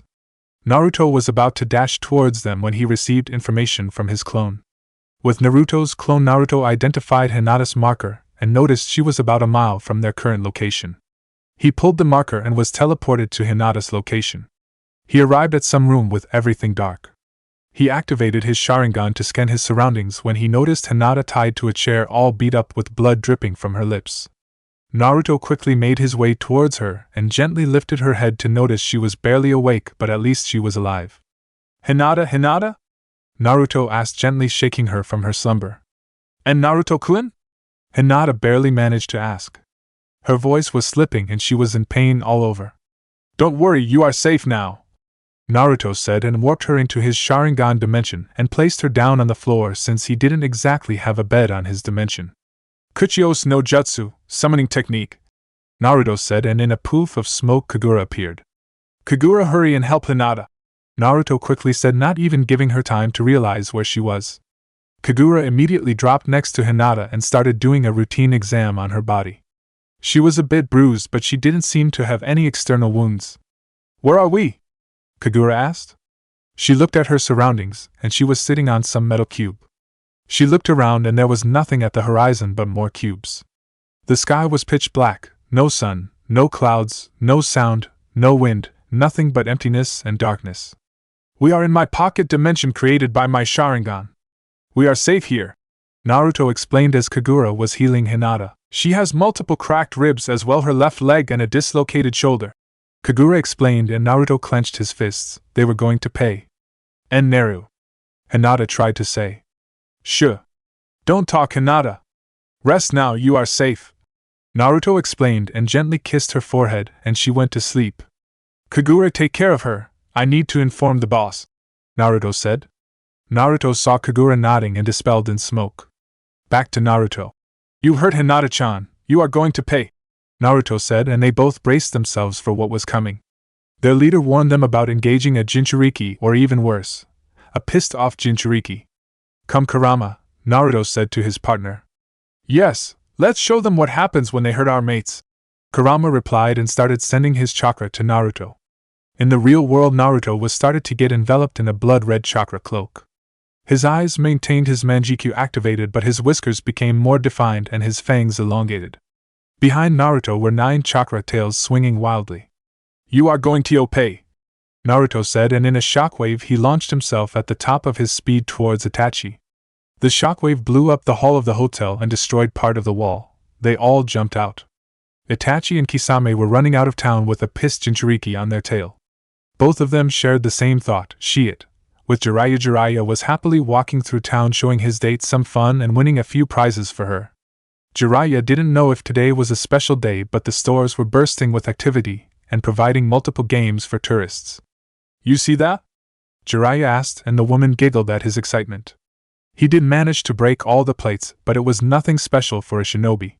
Suddenly a massive amount of chakra washed through the city, and even the civilians were panicking and running like wild chickens from the feeling they got. Damn it, Naruto, Jeriah thought as he was preparing to run towards his godson. Sorry, but I have to leave, Jeriah said, and jumped away from his company, quickly running towards his godson. With Orochimaru and Kabuto, both of them felt the Kyuubi's chakra being unleashed, and it wasn't very far from their location. It felt like he was about 5-6 miles away from them. Looks like the Kyuubi brat is in town, Orochimaru said, chuckling. Though I wonder what he could be doing to be using this amount of the Kyuubi's chakra, Orochimaru wondered. It might be the Akatsuki. Kabuto provided an explanation. Should we go help? Kabuto asked. Naruto-kun can take care of himself, Orochimaru said, chuckling evilly. After all, I don't pick weak and ordinary vessels, Orochimaru explained. But Sasuke-kun isn't even close to the level of Naruto-kun, Kabuto said. How very true, Orochimaru agreed. However, Sasuke is driven by vengeance, and he will be easier to convince, and he also has the Sharingan. I would prefer Naruto-kun above all others since he even has the Mangekyo, but he won't come easily, Orochimaru explained, and Kabuto nodded. With Tsunade and Shizen, both women were at a bar with Tsunade drinking herself stupid with sake. After what she just heard from Orochimaru, it wasn't particularly hard to understand why she was doing this. Even though Tsunade was lightly drunk, both of them could easily feel the chakra that washed through the whole town.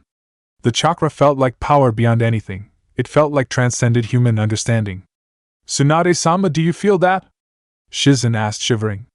She knows very well what the Kyuubi did to Konoha 14 years ago. Tsunade asked, lifting her head from the table. Her cheeks were red from all the alcohol she had ingested. That's Kyuubi, Tsunade said, and she was performing a self-healing technique designed to quickly purge the sake from her system. Shizen, let's go, Tsunade said, picking up her jacket and running out of the bar, heading towards the chakra source. Hi, Shizen replied following her sensei. Back with Naruto, Itachi and Kisame were running out of town with Naruto hot on their trails. They stopped near an empty field and decided to make their stand there. Kisame, we can't prolong this. Jeriah definitely sensed the Kyuubi's chakra. Itachi stressed out and Kisame nodded. What do you suggest? Kisame asked. He dropped the playful attitude and took a more serious one. Any Jinchuriki using their Bijou would be a dangerous opponent. The Tsukuyomi is useless, and using it again would most likely knock me out, Itachi explained. Keep him busy. The backslash from Tsukuyomi weakened me and I need to gather chakra for the next move, Itachi said, and Kisame nodded.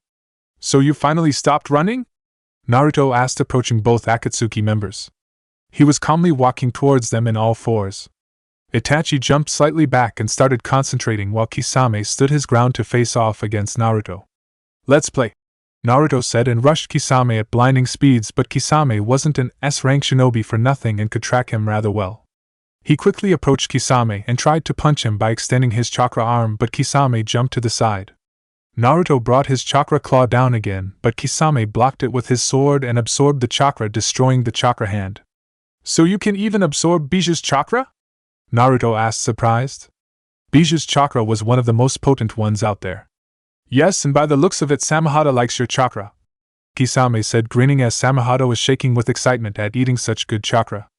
Suetun Baku Swishuha, great exploding water wave, Kisame said and pumped his lungs full of chakra, expelling a gigantic wave of water that came crashing into the ground.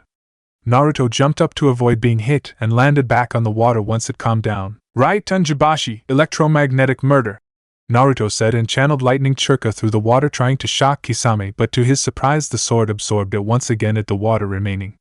That sword is annoying, Naruto said, and Kisame laughed. I know, isn't it great? Kisame said. Suetun, Gasho Kazame, 5 hungry sharks, Kisame said and slammed his hand onto the water. As he poured chakra into the water, it started molding until it formed 5 sharks that started speeding towards Naruto, who remained in place. The sharks quickly arrived near Naruto and flew out of the water trying to eat him, but Naruto just swatted them away like flies using his fan. In just a second, all the sharks disintegrated back into water. Acting on the surprised face of Kisame, he quickly threw a 3-pronged kunai towards him as fast as he could. Kisame snapped out of his stupor and jumped as far as he could and managed to avoid a Rasengan to his chest. It seems Naruto-kun's range is limited to about 15 feet from the kunais, Itachi concluded as he watched Naruto's Hirishin. Itachi was gathering up chakra, but he could still watch and analyze the battle for any weakness Naruto may have. Kisame, stay 15 feet away from the kunais, Itachi yelled out, and Kisame nodded. He figured it out. Naruto thought, a bit surprised, but Itachi wasn't called a prodigy for nothing. Naruto was busy in his thoughts. He noticed Kisame appear right behind. Suetun Surin no Jutsu, water prison, Kisame said, and water enveloped Naruto, trapping him inside a water bubble. I got you now, Kisame said, grinning. No you don't, Naruto said, and using his Kamui he simple walked out of the bubble, much to the surprised face of Kisame. Naruto took the moment, and with a well-placed kick threw his Samahata away from him. Naruto channeled chakra to his right hand and a swirling sound could be heard. What a Rasengan, Naruto said, but he still couldn't maintain his big Rasengan, and it destabilized, blowing up in front of him. Kisame's chest got a few deep wounds like they were made with claws and was thrown backwards, bleeding from his chest. Samahata quickly approached his master and healed him. In just a few seconds Kisame was back on his feet. I really hate that sword, Naruto thought, sighing. If he didn't find a way to rid him off that sword permanently, this would go on until one of them ran out of chakra. Katan, Gakaku no Jutsu, great fireball technique, Naruto said, and this time sent a big fireball powered with the Kyuubi's chakra towards Itachi, who wouldn't be able to dodge in time. Kisame quickly appeared in front of Itachi and said, Suetun Surgeon Hiki, water wall.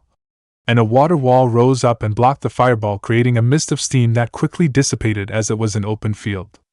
Naruto, using the mist as cover, made shadow clones that took his place while the original went beneath the water and underground. Kisame was quickly running towards Naruto to keep him busy and away from Itachi, so he didn't realize it was only a clone. Shadow clone explosion, the clone, Naruto said, and exploded. Kisame brought his sword in time and blocked the fire, and jumped back to find Naruto, only to see him right in front of Itachi. The original Naruto quickly rose from the ground right in front of Itachi. Naruto's eyes were glowing with power. Naruto locked eyes with Itachi and whispered, "Tsukuyomi." Naruto's Tsukuyomi world. Naruto dragged Itachi into his own genjutsu. Naruto, after seeing Itachi's Tsukuyomi, knew how to perform it. Since Naruto's Tsukuyomi was copied from Itachi, his world was similar. The sky was red with sun and clouds being pitch black. "Welcome to my world.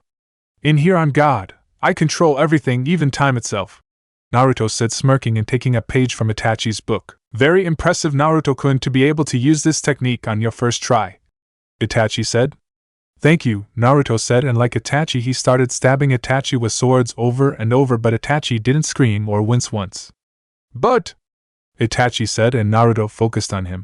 "You are still far away from mastering it," Itachi said, and the Tsukuyomi snapped like a twig and they were brought back to the real world. Real world. Naruto was brought forcefully to the real world and arrived just in time to duck under a swing from Samehada. However, the sword still grazed him and yanked a chunk of his chakra, forcing Naruto into a three-tailed state.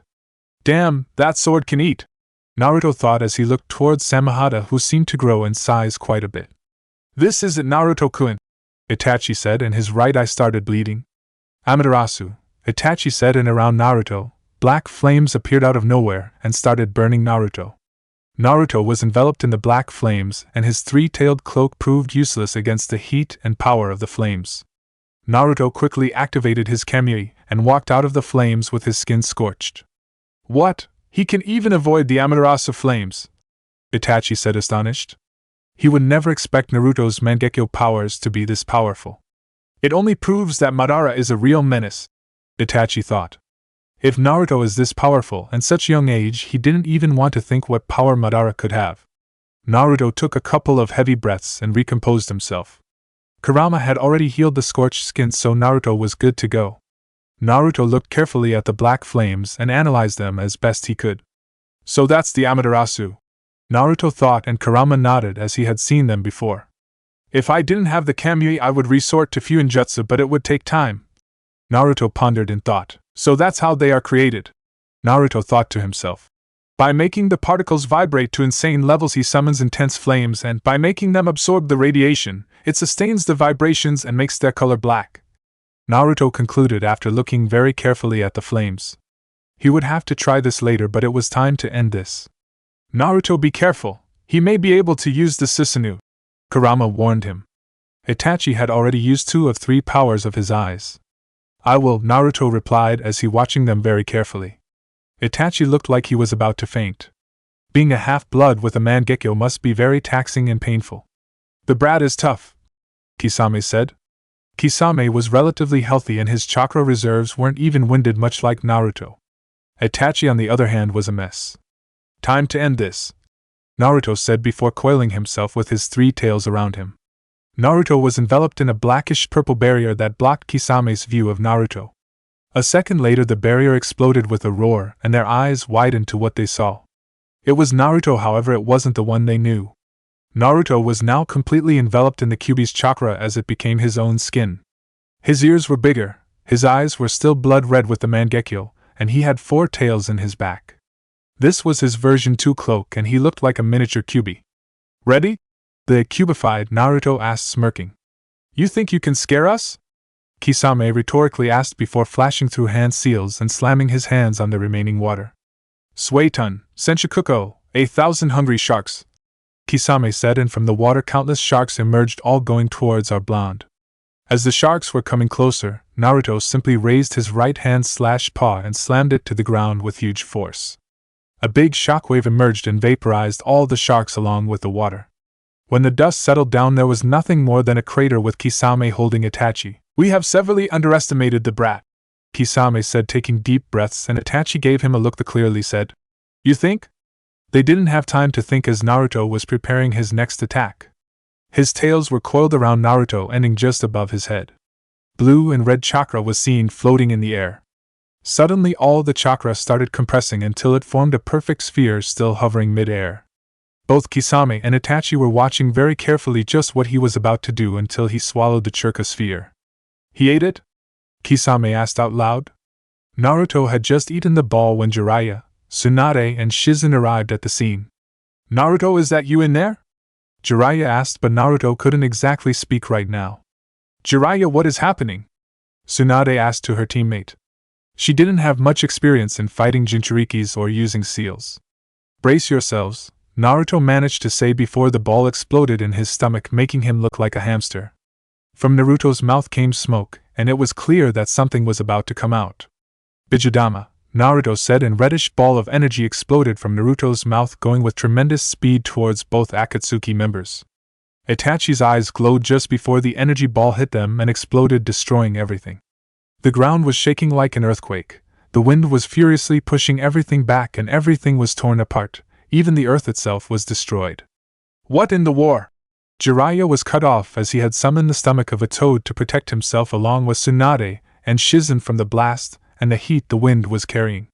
The blast was over and the dust was clearing, and right in front of Naruto there was nothing more than destruction.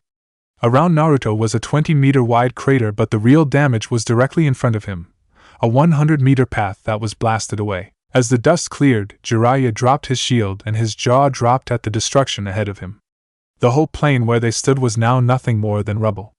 Kisame and Itachi were still alive, as Itachi had a reddish humanoid barrier around him. That's it, Naruto.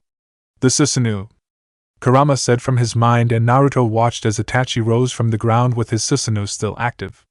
The shield withstood a low-powered Bijudama, Naruto replied to his partner. That is just a watered-down version of it. The real Susanoo can destroy mountains by itself, Kurama explained, and Naruto got giddy. Kisame, we are leaving, Itachi said and fainted. Kisame picked him up and as fast as he could shined away from the area. They were barely holding against Naruto, but now Jeriah and Tsunade had arrived. Naruto, are you in there? Jeriah asked as he approached the cubified Naruto with caution. Yes, it's me, Naruto said as he dropped his cloak and sat on the ground to catch his breath. What in the world was that? Jeriah almost yelled up, pointing towards the blast field. That was the Biju's ultimate attack. It's called a Bijudama, tailed beast ball, and that is what my father based the Rasengan on, Naruto explained as he got up to his feet and cleaned his forehead of sweat. You picked the best time to go peek at the hot springs. They kidnapped Hinata, Naruto said, and Jiraiya's eyes widened. Did you get her back? Jeriah asked. I did, but she was injured. I've got a medical fox taking care of her, Naruto explained, and turned to see Tsunade and Shizen looking at him with their jaws on the ground. By the way, I found Tsunade, Jeriah said, and everyone's sweat dropped. Hey there, Bachan,